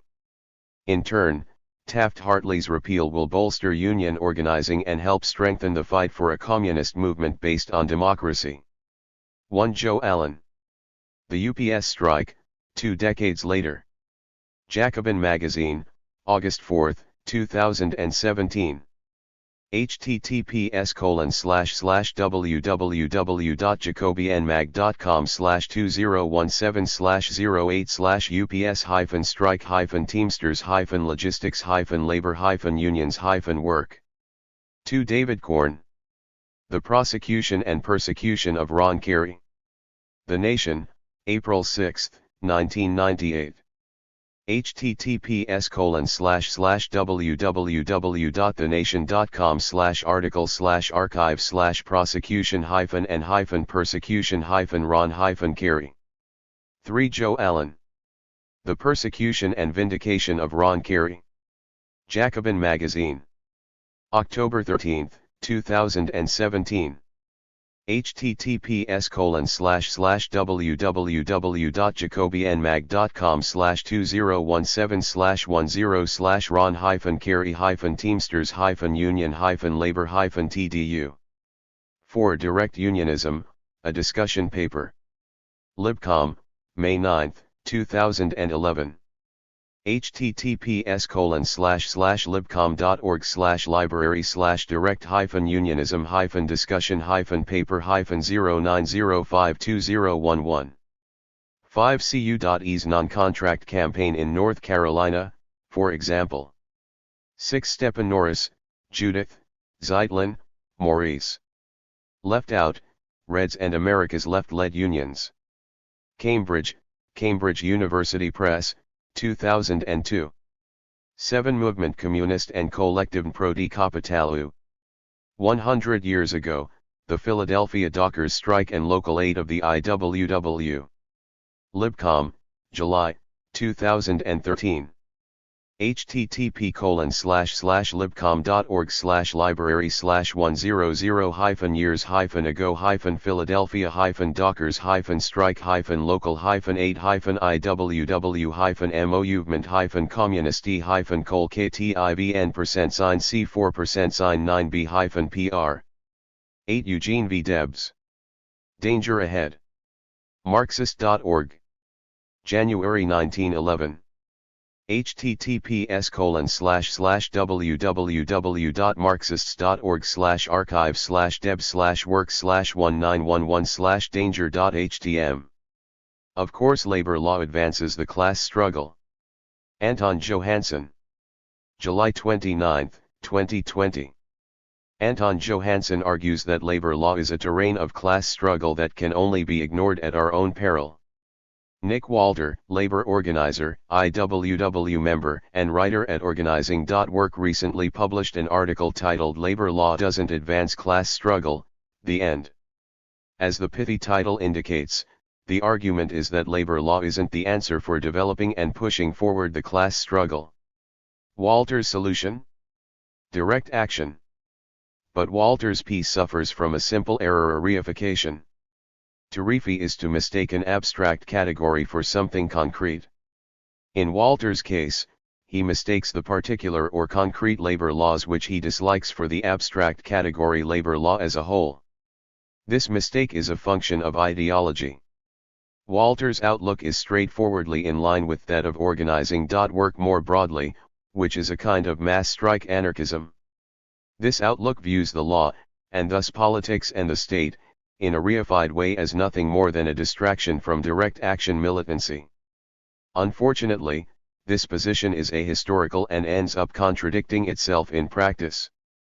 As a result, either the theory or the practice must change. The error is simple: if I claim all sandwiches are bad because they have mayonnaise, I'll be hard-pressed to justify any future obsession with paninis. Even if I drag out the point that the paninis I eat don't have mayonnaise, I've contradicted my initial claim. How can paninis be good if all sandwiches are bad? This silly illustration highlights the logical problem of Walter's position. What he's really after is better labor law, not the abolition of labor law. He even says as much: I was arguing for concerted activity protections like exist in the United States, and the people from a few of the unions were uneasy about that. This is also the clearest sign that not all labor law is the same. Walter likes Section 7 of the Wagner Act. This section protects the right of workers' union or not to engage in certain protected, concerted activity while at work.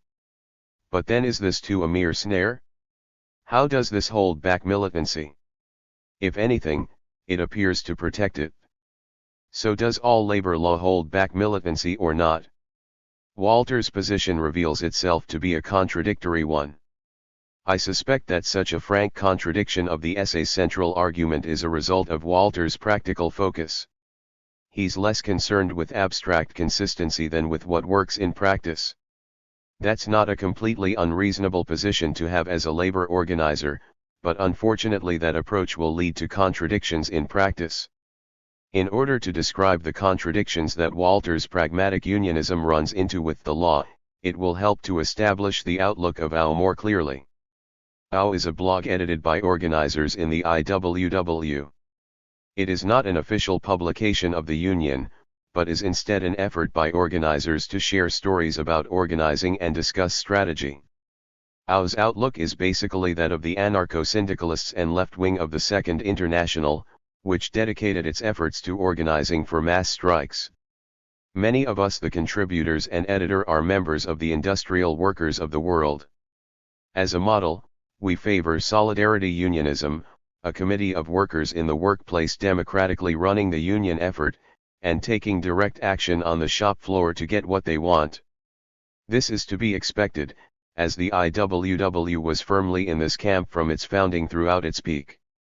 The outline of the mass strike strategy is that any sort of revolutionary movement of workers for a new society requires the development of the working class's ability to carry out mass, militant direct actions to force their demands. This much united the left wing and center of the Second International. Point 1, where the left goes one step further than the center, is its claim that direct action and direct action alone is the class struggle, and everything else a mere reaction to or distraction from this activity. Walter and other authors at AU have argued that unions ought to exist primarily to develop this direct action capability.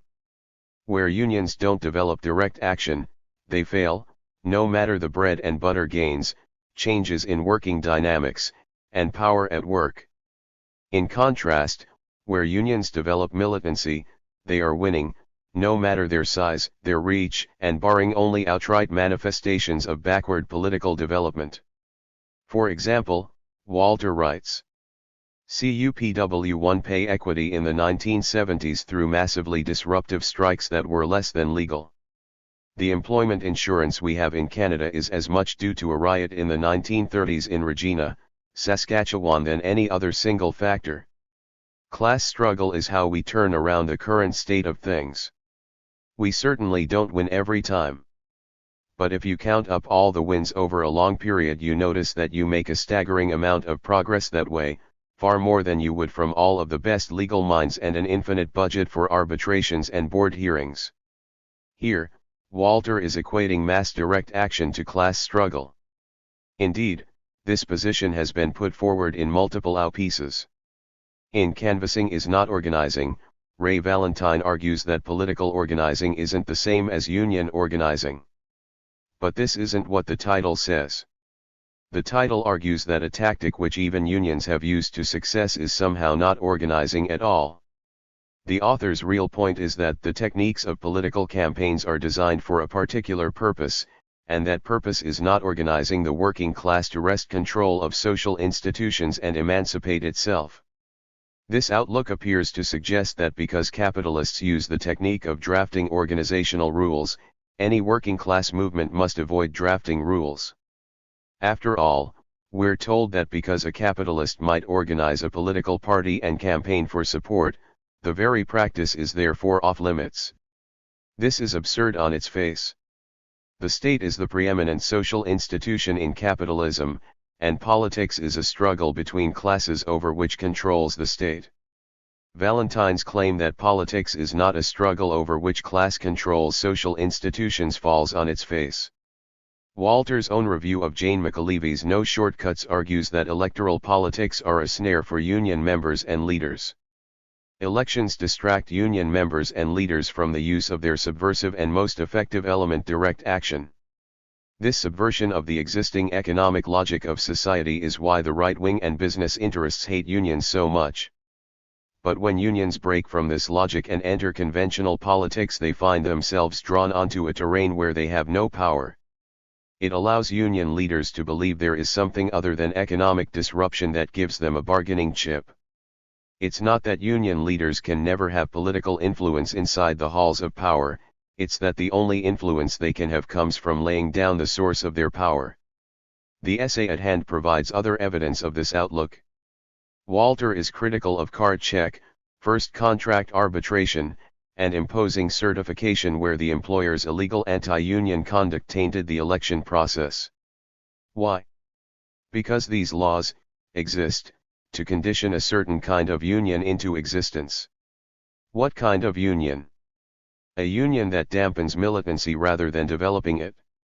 The unstated premise is that developing workers' capacity to carry out militant direct action should be the primary focus of unions. I want to note that I agree with Walter's criticisms of the limits to card check and first contract arbitration. They pose the danger of conferring the responsibility of being a union without having developed local leaders and organizing capacity. But what are we developing militancy and direct action capacities for? To change social relations. As noted above, the purpose of politics is to contest sovereign power. I'm using the concept of sovereign power here because I share anarchists' reasonable skepticism of the capitalist state. But politics doesn't have to be solely about winning control in the extant state. Politics can also be about reshaping that state, or even fighting for a new form of state, or sovereign power, altogether.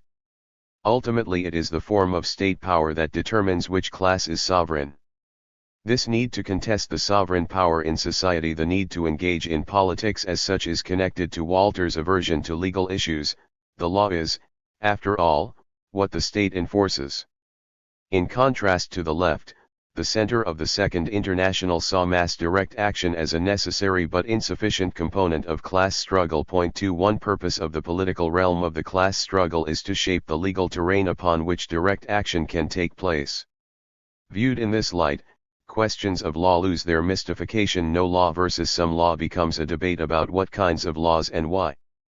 Though the state form determines which class is sovereign, the nature of class sovereignty is such that it must permit some degree of freedom, even for members of the oppressed and exploited classes. This is a key feature in the distinction between slave societies and class societies. The exploited in a slave society aren't juridical persons, but instead, property. In contrast, workers are, constitutionally speaking, afforded the same rights in the state as professionals, small business owners, landlords, bankers, and capitalists. However, in the regulation of private affairs, the state may reach out and accommodate landlords here, or tip the scale against workers there. Thus, the state structure its working rules, the limitations it puts on the actions of workers on the one hand, and capitalists on the other, determines which class is sovereign in and through its regulation of civil society or contracts, agreements, and disputes between supposedly non-state individuals. Here is where the contradictions come in for Walter. It is illusory to fight for a purely state-independent labor movement in the US, and it always has been. The first reason this is true is that it isn't practical. The second reason is that there is no historical basis for doing so. In theory, Walter wants to develop the independent power of the working class to take militant direct action to force demands. But in practice, almost every IWW campaign touted on now has availed itself of the National Labor Relations Board and filing unfair labor practices in order to pressure employers to cave. When we file a ULP, we're asking a well-salaried government official to investigate the illegal conduct of the employer.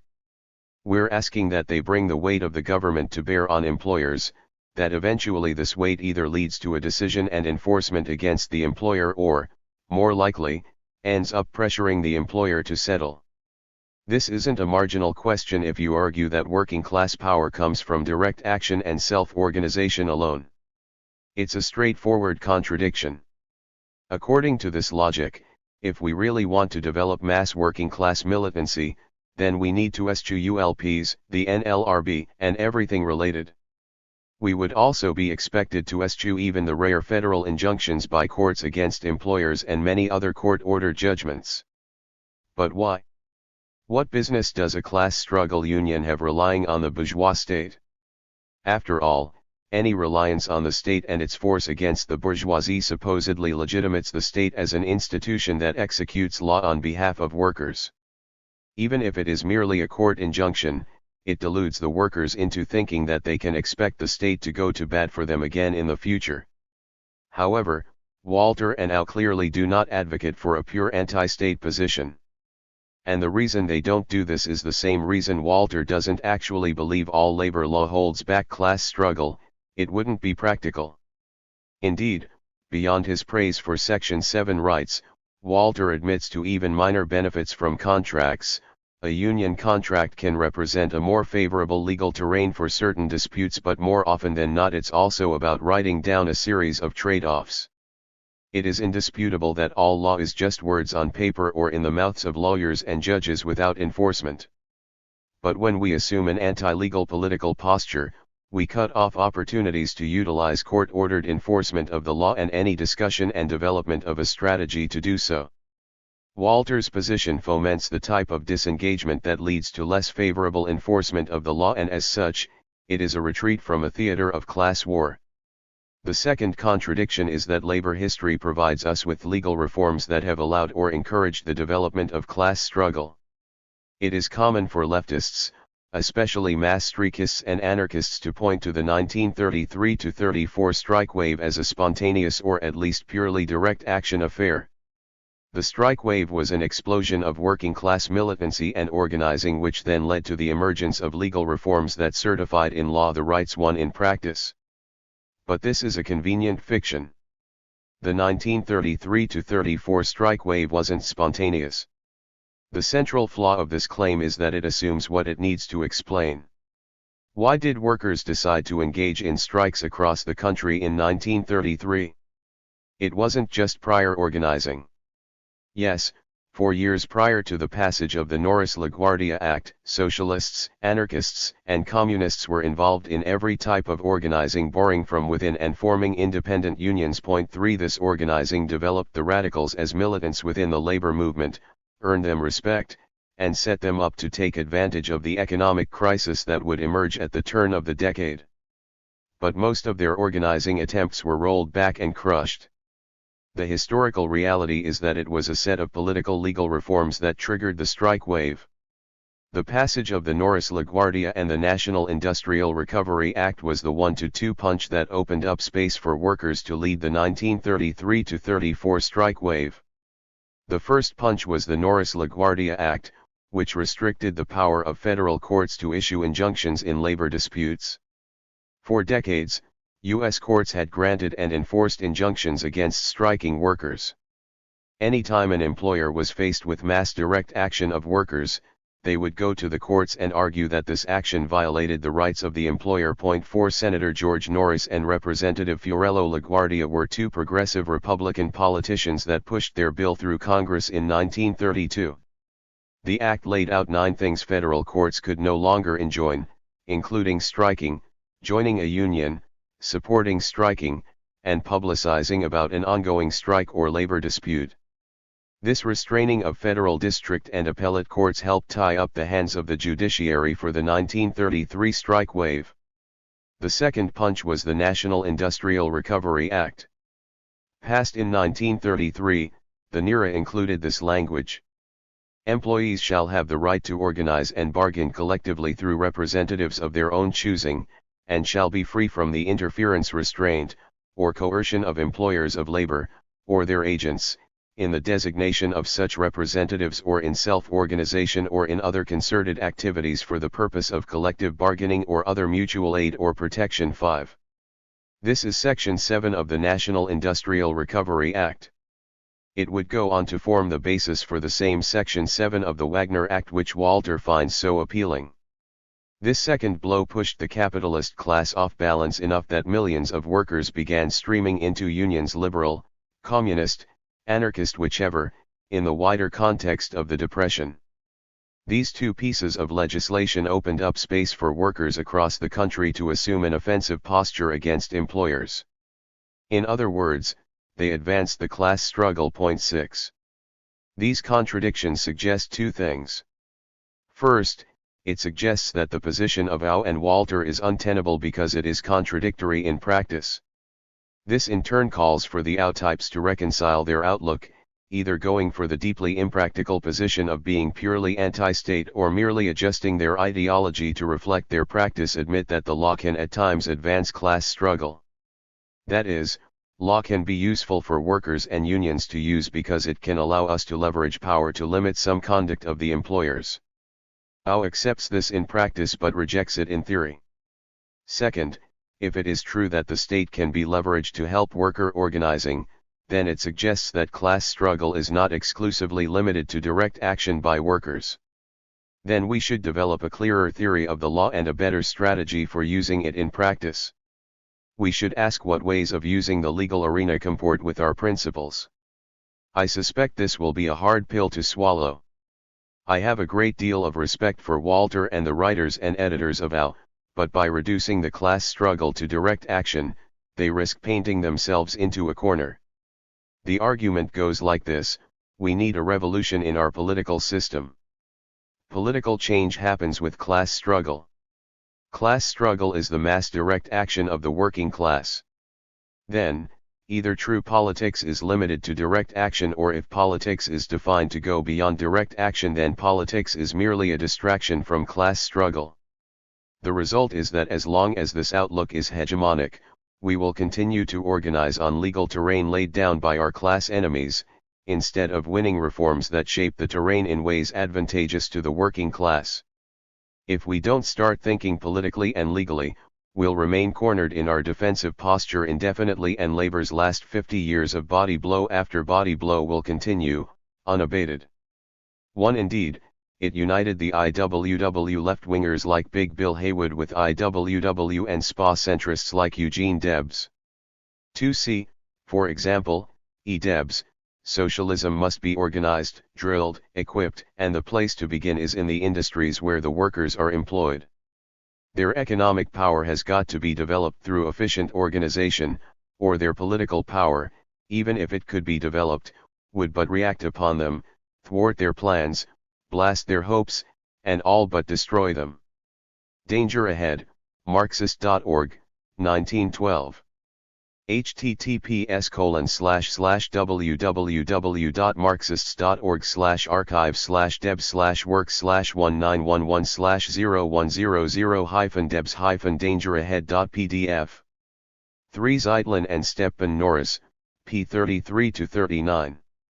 4 Injunctions are orders issued by courts to prevent unlawful interference or threatened interference with the rights of the plaintiff, who relies on one or more of the following principles of equity: that the damage would be irreparable, that the remedy at law through criminal prosecution is inadequate, that the interference threatens to continue, or that a multiplicity of actions would be involved. https://library.cqpress.com/cqresearcher/document.php?id =CQRSRRE19500325000.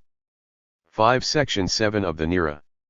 https://www.ourdocuments.gov/doc.php?flash=false $doc=66 page transcript. 6 C. Davis, Mike. Prisoners of the American Dream, Politics and Economy in the History of the U.S. Working Class. London, Verso Book, 1986. Pages 55-69. Davis rightly describes 1933-37 as the high watermark of the class struggle in modern American history, and notes that it started with the 1933 NRA strikes. Trust the bridge that carried us over, the failure of Operation Dixie, 1946-53. Veronica Darby. August 12, 2022. Veronica Darby presents a history of the Congress of Industrial Organizations' failed 7-year-long attempt to organize the Southern United States. On March 3, 1946, the Congress of Industrial Organizations announced that they were starting Operation Dixie, an ambitious new plan to organize unions in the South. The headline story boasted that the CIO's leaders were making plans for one of the greatest organizing drives in labor history, organizing millions of unorganized workers in southern states, placing special interest on the region's booming textile industry. 1. This ambitious vision to bring unions to the anti-labor South would not succeed. Starting in 1947, barely a year into the organizing drive, the CIO began to narrow the scope of the project, reducing the number of states it included, as well as the resources they devoted to it.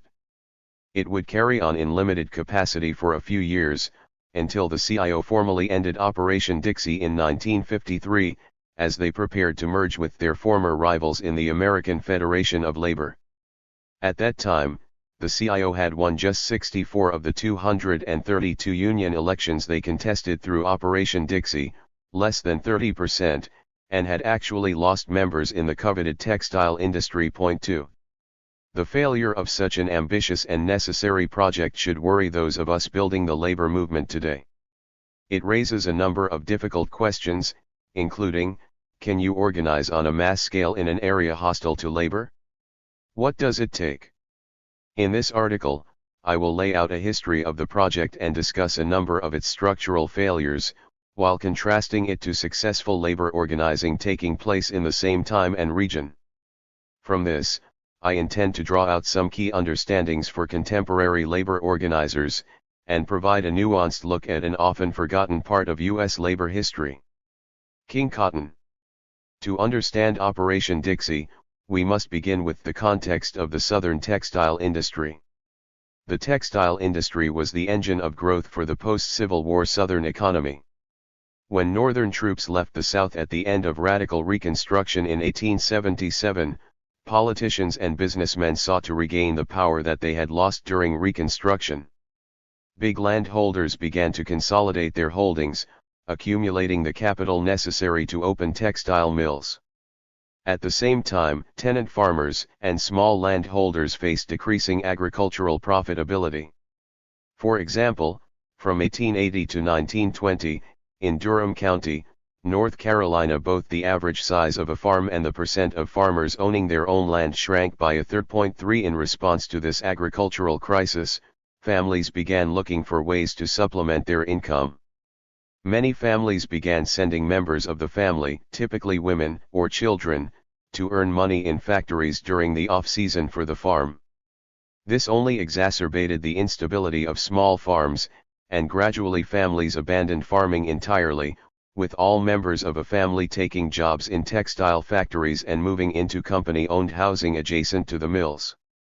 Employment grew nearly 10% per year from 1870 to 1900, as textile mills and surrounding mill villages sprung up across the South in a crescent shape across the southern Piedmont from Virginia to Alabama. 4. Most mill jobs and mill villages were exclusively white.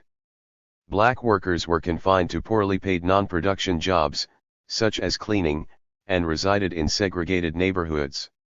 Starting in 1929, the Communist Party of the United States began to send organizers to these southern textile mills. Many of these PUSA organizers were labor movement veterans, including many who had organized in the textile industry in the North. This effort was part of the larger PUSA labor strategy. At their 1929 convention, PUSA rejected their previous strategy of borrowing from within the established trade unions of the American Federation of Labor. Instead, they developed a three-pronged labor strategy, organizing their own unions through the Trade Union Unity League, while also maintaining opposition movements within certain AFL unions, and creating looser industrial leagues where they were not strong enough to launch full-fledged, national industrial unions. 5. The reasons for this new PUSA strategy were twofold. First, it reflected their own experiences working within the AFL and the establishment American labor movement, which was often hostile to their political aims. Secondly, this labor strategy was influenced by communist international policy. During this time, known as the Third Period, the Comintern saw worsening economic conditions globally as leading to an imminent world revolution. To the Comintern, this necessitated a decisive break with Trotskyism, reformist socialism, and liberalism to build independent communist bodies, including labor unions. In the textile industry, the PUSA established the National Textile Workers Union, an independent, communist alternative to the AFL's United Textile Workers of America, which did not have a large presence in the South. Many of the NTWU organizers had experience in the northern textile industry, but conditions in the South were more difficult than those in the North. Southern textile workers made 30 to 50% less than their northern counterparts, and many Southern textile workers lived in mill villages, which were tightly surveilled by management. Furthermore, mill owners were often very well connected, and had influence over local police and politicians, leaving many workers rightfully afraid of retaliation. 6 Despite the challenging conditions, NTWU organizers encountered agitated workers, due to deteriorating working conditions, including the stretch out, a speed up of work with no raise in pay. This allowed NTWU to have some success in organizing unions and collective actions. Most famously, NTWU organizers and rank-and-file leaders organized a strike at the Gastonia Mill in North Carolina in 1929 that garnered national attention. Although the Gastonia strikers lost, it was a great display of worker power and solidarity, with one young striker describing it as the first time I'd ever thought things could be better. 7. As mass strikes in the AFL and the rise of industrial unionism in the CIO began to achieve success in Depression-era America, many TUUL members and organizers rejoined the mainstream labor movement. At the same time, the Comintern began to prioritize coalition work in response to the rise of fascism.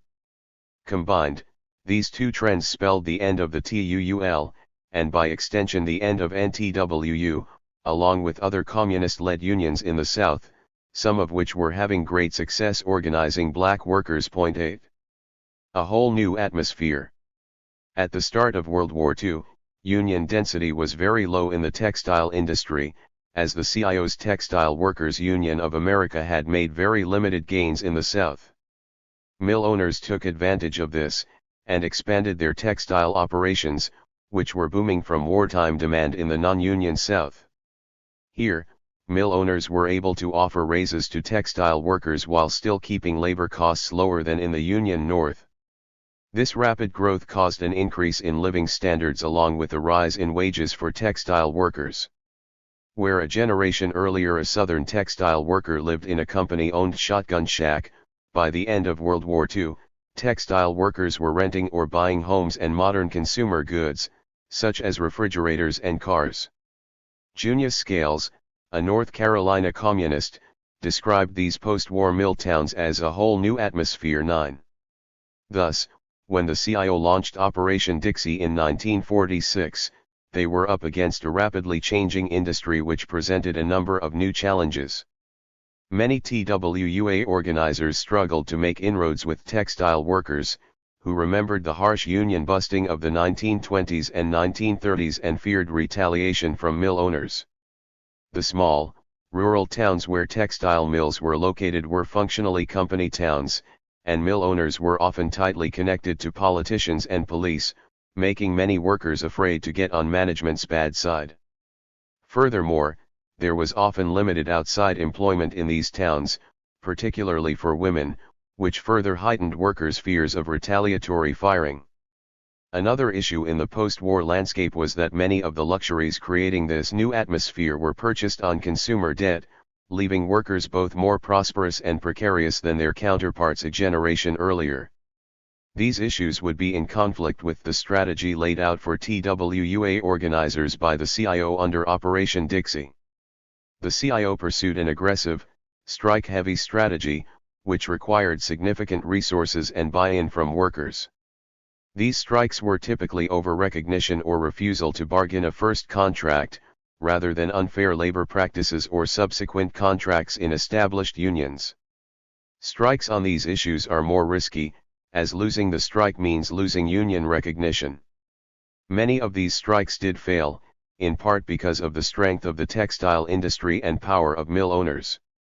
During a 1948 strike in Siler City, North Carolina, a TWUA organizer reported that none of our people broke ranks but that the company had been advertising all throughout the state, South Carolina and Virginia, and company representatives spent every day after work, and every weekend, scouring the countryside for scabs. 10 Furthermore, manufacturers often supported each other in their efforts to oust unions. 11 Thus, TWUA was pushing strikes against well-resourced bosses willing to do whatever it took to keep unions out, which would have been challenging for even the most skilled organizers and passionate rank and file. The negative results of this strategy were twofold.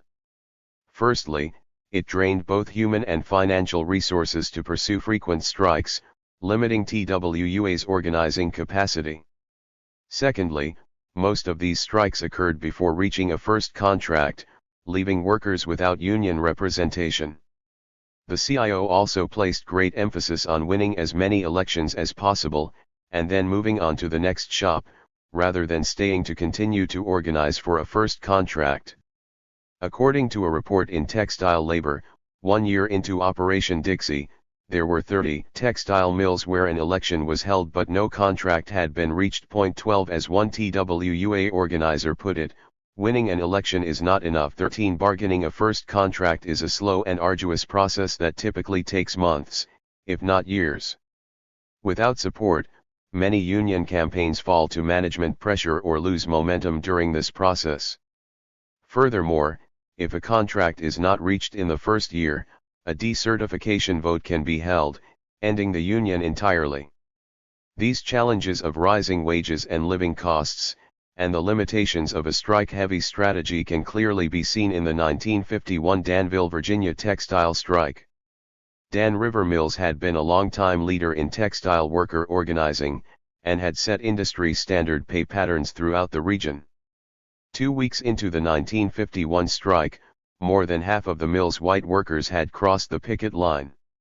A week later, 2/3 of white workers had crossed the picket line, weakening the union's position to the point that management successfully decertified the union later that summer. 14 Many workers cited high living costs as the reason they had to cross the picket line, a strain that only increases with the length of the strike. For this reason, long strikes require significant worker buy-in and union infrastructure, both of which were vulnerabilities for the TWUA. The failure of the strike also demonstrated how such a strike-heavy strategy was not suited to the conditions of the southern textile industry. Norris Tibbetts, a business agent involved in running the strike, said that we made our first mistake in trying to make noises like an industry-wide union, which we are not. We have about 15% organization in the South. A solid strike among what we have organized would affect only 10% of the cotton industry. 15 strikes in low-density industries makes it easier for management to hire replacement workers, and causes less of an impact to the overall industry. For these reasons, the TWUA strategy was ill-suited to the conditions of the post-war South. The CIO's strategy borrowed fully from their northern experience, where union density was much higher and the textile industry did not exert as much control on the economy, rather than a strategic response to the southern industry. As Tibbetts put it, who the hell are we to act like the UAW and GM? 16. The Dan Mill strike reveals another trend: differences between the response of white and black workers. When a majority of white workers at Davily Mills crossed the picket line, 95% of black workers remained on strike. 17 While the textile industry was still significantly white by 1946, labor shortages during the war led to more black workers entering the industry. Roles within the textile industry were still typically segregated, and black workers still received lower pay. Union locals, including the Danville TWUA, were also segregated. For black workers, segregated union locals provided a strong opportunity to represent themselves, and in Danville led to the election of an interracial board of union officers and convention delegates, and no doubt contributed to their strength on the picket line. 18 However, these gains in some segregated locals did not extend to the whole of TWUA activity in the South. Integrated TWUA locals did not offer equal treatment for black workers, with many locals across the South limiting the voice of black workers in the union, while others barred them from attending altogether. 19 While some TWUA locals did provide advancement for black workers and improve race relations, TWUA, or even the CIO, does not appear to have had a strategic effort to address the racial question in their organizing, or to advance racial equity through their work. Given the challenges of the textile industry, it is necessary to consider why the CIO continued to focus on this industry specifically. During World War II, the CIO grew in membership thanks to the expansion of their key northern industries as a result of defense demand, including steel and automotives. As the defense industry expanded, they entered into an agreement with AFL and CIO leaders to adopt a higher wage scale across the board, in exchange for the union leaders signing a national no-strike deal during the war. However, this labor peace did not extend to non-union shops, creating a southern differential in wages. CIO leaders began to fear that manufacturers would move south to circumvent the unions, undercutting the membership and dues of the CIO and weakening the union.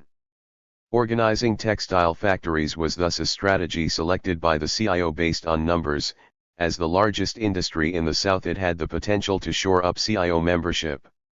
By 1945, 80% of the textile industry was located in the South, but only 20% of workers were under a union contract, proving a potential for massive CIO membership growth. 20 A series of articles in the CIO News in February 1947, the one-year anniversary of Operation Dixie, demonstrated the CIO's focus on membership growth, highlighting 64 union elections and 14,500 new members in Texas, 22,000 new members in North Carolina and 18 election wins, and 40 new locals in Tennessee. 21 This membership focused choice not only overlooked the challenges of the textile industry outlined above, but also failed to examine what industries in the South were seeing organizing success. Civil rights unionism. Many of the industries seeing organizing success in the post-war period were those with a large concentration of black workers. Wartime industry growth had opened up more industrial jobs to black workers, which were typically segregated, with management giving black workers the most dirty and dangerous positions first. Although as the war went on, the labor shortage would open up more positions to black workers. Regardless of their position, black workers faced harassment, lower wages, and lower job security. In response, they began staging numerous wildcat labor stoppages, such as sit-downs and walkouts, for better treatment. White workers responded with hate strikes or labor action to reject what they saw as a challenge to their working conditions in the form of black labor militancy. Combined, this led to an average of over 10 strikes a day in both 1944 and 1945.22. These shop floor tensions between black and white workers remained high after the end of the war, as management sought to return to the pre-war labor status quo. Evelyn Bates, a black worker in the Memphis Firestone tire plant, summed this up, saying that when the men started coming home from the war, they started giving the men their jobs back, 'cause it was a man's job. A lot of the black women's they laid off. They didn't lay you off according to seniority, 'cause you didn't have no seniority over white women's. 23. Management used racism to turn white workers against union campaigns. A 1949 strike at Memphis Furniture, one of the largest employers of black women in Memphis, failed as a result of this anti-union tactic. One black striker did not remember seeing any white people at the Union Hall during the events of 1949, and said that the almost entirely white upholstery department kept on working as long as they could. 24 With white workers continuing to work and refusing to join the union, Memphis Furniture was able to successfully break the strike, despite the fact that 5 times, maybe 10 times more black people worked for the company than whites. 25.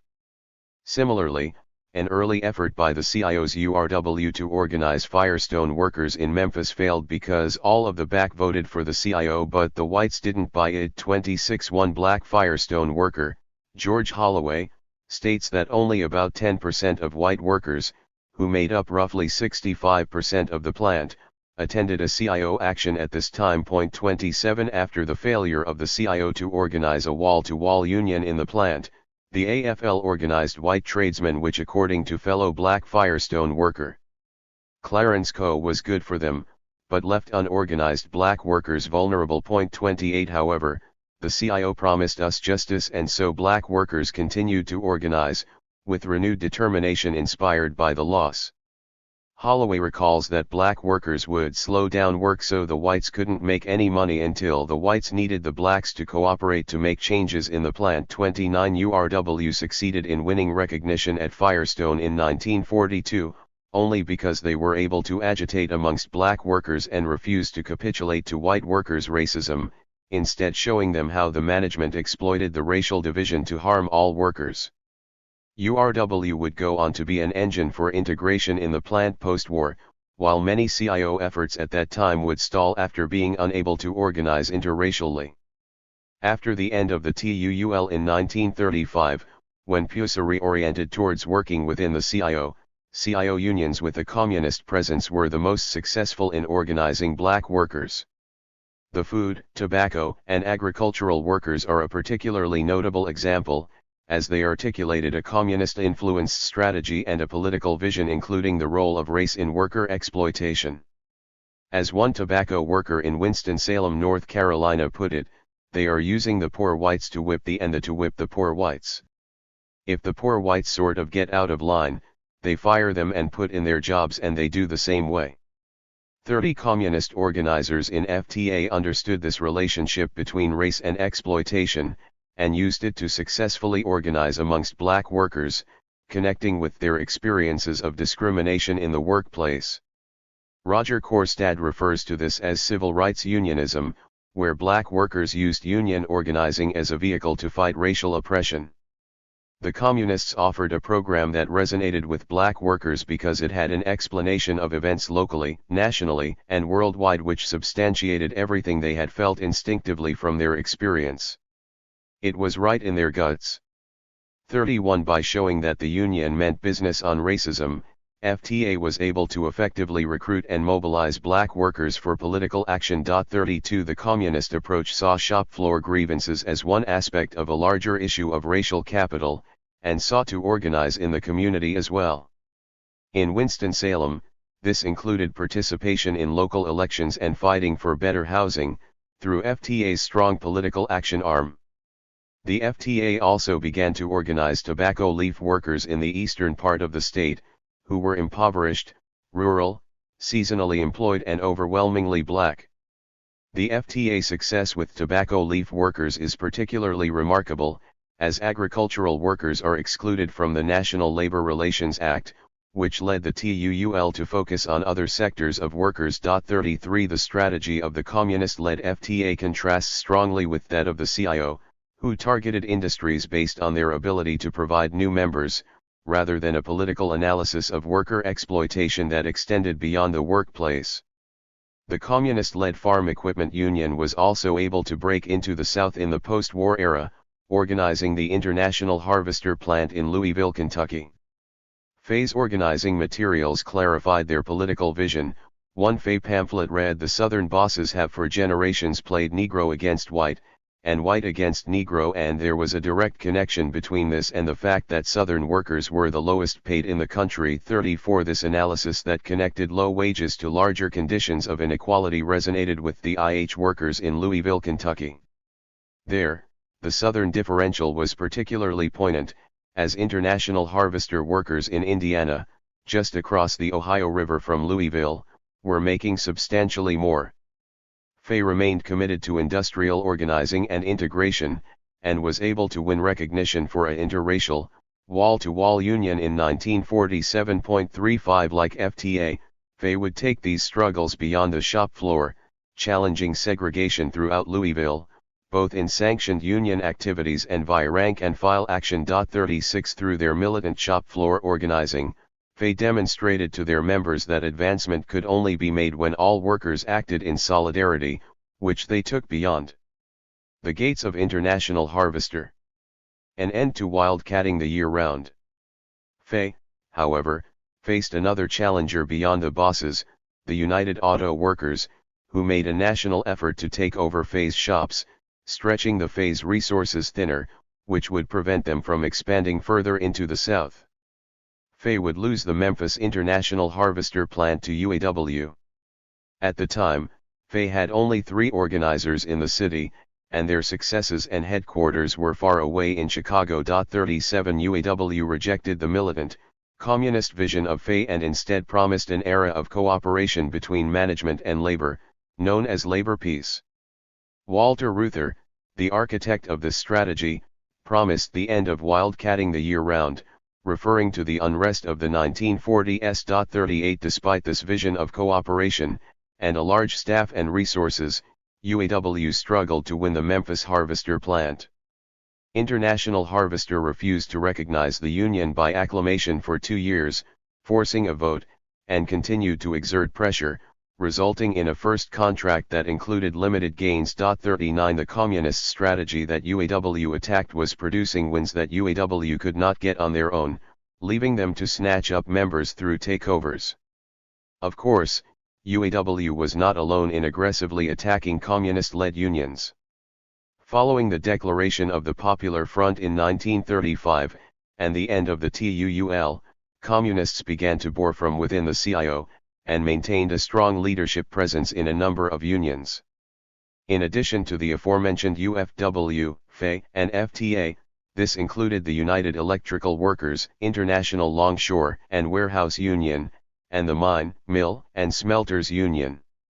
Communists in these unions continued to organize with a theory of class struggle, understanding that only through solid unity of all workers can people hope to meet with the large companies on even terms. Anything to disrupt this unity, be it color prejudice, religious prejudice, or what have you, is a crime against all working people. 40 rank-and-file leaders in these unions became fellow travelers, adopting this organizing outlook without officially joining the party.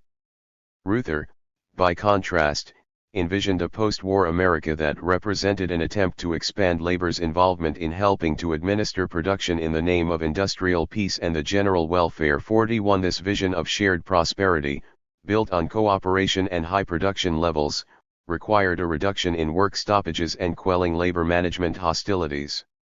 Thus, in 1945, Reuther tried to channel striking GM workers toward the pursuit of demands that the company could easily afford to grant, while diverting attention away from more complex local grievances concerning working conditions. 42 This conciliatory attitude and effort to reduce strike activity led the FE News to claim that an anti-union corporation yells for help and Walter Reuther comes running to the rescue. 43 Of course, fears about communists in the labor movement, and the expansion of union membership during World War II went far beyond Reuther. When workers launched a series of strikes across a variety of industries in 1945 and 1946 to demand that wartime gains in employment and wages remain, anti-labor and anti-communist politicians seized the opportunity, and amended the National Labor Relations Act to roll back workplace protections. This law came to be known as the Taft-Hartley Act, and among its provisions was a requirement that all union leaders sign affidavits stating that they were not members of PUSA. This resulted in a large campaign of red baiting during the years of Operation Dixie, as anti-communist politicians, union leaders, and bosses used alleged involvement in the Communist Party to oust radical leaders and turn workers against their unions. The CIO seized on Taft-Hartley's limitations on communist involvement in the labor movement to purge the radical unions from the CIO, including FE. The expulsions would set the stage for a series of raids that took place over the next couple of years as the AFL and CIO sought to take over shops previously held by communist unions. Anti-communist consolidation. In the South, this became particularly tense, as politicians proclaimed that all unions were communist, and that communists were on a path toward integration, which would lead to the subjugation of the white race. Mississippi Senator James Eastland went as far as to warn of the Harlemization of the country. Statements like this were clearly meant to stoke fears about race, which were used to divide the labor movement. 44. This would have disastrous consequences for radical unions in the South. In 1946, the business-friendly Winston-Salem Journal ran a front-page story entitled "Communist Union Collusion is Exposed in City, Appeal is Made to Murray for Labor Leadership." This story appeared 3 weeks into a pivotal strike by the FTA at R.J. Reynolds, just 4 days after the passage of Taft-Hartley. The author clearly sought to vilify the black-led union by warning that communists were creating class hatred as a preliminary to violence, and finally chaos, and further alleged that this influence went all the way to CIO President Philip Murray, ironically an active anti-communist. 45 The fear-mongering about unions was so great that when FTA sought out donations to support the strike, the Fellowship of Southern Churchmen refused to do so without first going on a fact-finding trip to determine the nature of communist activity in the Union. 46. With business owners, the liberal establishment, and the mainstream labor movement, all agitating white workers against the Union, the FTA was in danger. In 1949, the AFL and CIO contested the FTA's representation at the Reynolds plant, part of a series of raids across industries. FTA retained a high level of loyalty amongst black workers, adopting the slogan "Trust the bridge that carried us over," highlighting the level of trust that their militant organizing on and off the shop floor fostered amongst black workers. However, the AFL and CIO divided the white vote, paving the way for no union to win a plurality. The final count, no union 3,426, FTA 3,323, Tobacco Workers International Union 1,514, United Transportation Service Employees 541.47. Despite the CIO's stated goal of promoting unionism in the South through Operation Dixie, their anti-union campaigning cost workers their union. Of course, business owners were not content with the defeat of the communist unions, but continued to attack all organized labor as communist. During the UAW campaign at the Memphis International Harvester plant, a local paper accused Walter Reuther of being a socialist. 48 Such public attacks were clearly meant to both deter union membership and ostracize those associated with the union. While themselves being decried as communists, anti-communist CIO leaders continued to use anti-communism to consolidate their power. In Memphis, local CIO officials attacked UFWA leaders after the 1949 Memphis furniture strike, while national leaders purged communists from the union nationwide. This left the majority black local without officials dedicated to organizing and building an interracial movement. 49 Thus the CIO's attacks on communist unions not only weakened the position of the left-wing unions, but of the entire labor movement in the South. A body without spirit. Given the role of red baiting in attacks on Operation Dixie and other post-war labor organizing, it is worth examining the big picture consequences of the hunt for communists in the labor movement, in order to put the decline of Operation Dixie into context. Following the end of World War II, the U.S. government turned against their wartime ally the USSR, and escalated their pursuit of domestic radicals. At the same time, PUSA did not return to a TUL-style strategy of pursuing independent union work. Instead, party members continued to work within the CIO. For many PUSA members, this meant remaining in unions like the FTA or FE, which were part of the CIO but were widely known and regarded as communist. However, these unions lacked the support from the party that the early CIO and TUL had during the third period, such as the Labor Defense Fund. Without the institutional support of the party, members were vulnerable to both the government and the CIO's attacks on communists. Radicals who remained in the labor movement at this time often took steps to distance themselves from the party and refused to disclose their membership status, primarily remaining active as independents and individuals, not as party members. By the late 1940s, many communists had successfully bored from within to bureaucratic leadership positions within the CIO. After the 1947 purge of communist unions from the CIO, communist labor leaders were either in the left-wing unions that were both underfunded and under attack, or subservient to the anti-communist leadership that had expelled their comrades. In only a decade, the radical element within the CIO went from a prominent force to fighting for its life. This had, of course, come at great expense to the CIO as well. Purging communist unions removed 1 million members from the CIO, and weakened the position of the remaining unions.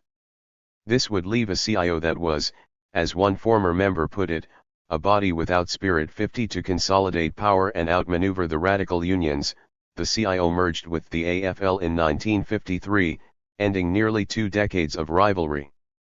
The AFL-CIO would continue to raid shops of the now expelled communist unions, and all the independent, communist unions but UE and ILWU would fall in the coming years. Neither of these remaining communist unions had a strong presence in the South, and the communist unions who did fell quickly. FE would fold in 1955, FTA in 1954, Mine Mill in 1967. Only UFWA would hold on past 1970, albeit in less radical form, lasting until 1987. It is unsurprising then that union density in the United States peaked in 1953, as the CIO failed to mount an organizing strategy to compensate for the losses in the communist-controlled unions, and limitations imposed by Taft-Hartley. The CIO also quietly ended Operation Dixie in 1953, leaving an extremely weak track record. If the CIO hoped to defeat the Southern Differential, they failed. If the CIO undertook the project out of a commitment to building a long-lasting workers' movement, they failed. If the CIO wanted to consolidate membership and power, they won, but because they had joined forces with their historic rival to defeat many of the very organizations that propelled their initial rise to power, not because they defeated the Goliath of the Southern textile industry. Conclusion. By any measure, members added, union votes, strikes, or contracts, Operation Dixie did not succeed in taking on King Cotton. What are we to make of such a failure? Historian Barbara Griffiths, in the only monograph on Operation Dixie, called the project the legacy of a Northern encounter 51. In other words, the CIO did not develop an organizing strategy for the South, and was unprepared for the hostile labor and race relations there. Without a larger political analysis motivating their actions, the CIO was unable and unwilling to engage in the long-term struggle needed to make inroads in the South. Instead, they left TWUA organizers with a half-formed strategy that could not support the needs of workers, even when they were agitated and in favor of the union. The focus on union elections and recognition strikes stretched resources thin, and meant that every loss on the picket line set the campaign back. At the same time that the TWUA was struggling, communist labor organizers in the post-war South developed a strategy and accumulated some victories, both on the shop floor and against segregation. Their success reveals a fundamentally different approach to the purpose of a union. For the communists, a union was an inherently adversarial tool to improve the lives of workers and change society. Communist unions were committed to interracial unionism and organizing black workers, which gave them an agitated base for their campaigns, while advancing a progressive agenda of civil rights unionism. But as the Cold War took off and turned its attention towards domestic radicals, communist organizers received the ire of business, government, and mainstream CIO leadership. This left them with dwindling resources with which to fight against fierce raids and decertification campaigns, on top of their usual labor struggles. In summary, we can identify 4 key failures in Operation Dixie: the strength of the textile industry in the South, an overemphasis on recognition strikes and union elections, a weak stance on integration and the race issue, and the rise of anti-communism. All of these decisive issues remain for labor organizers to grapple with today. As organizers take on Target, Amazon, and Starbucks, they are facing business owners just as politically powerful and connected as the mill owners of the New South, and just as ready to bend and break the law. Organizers must keep these conditions in mind as they develop their strategy. Similarly, they must be prepared to take on the long fight.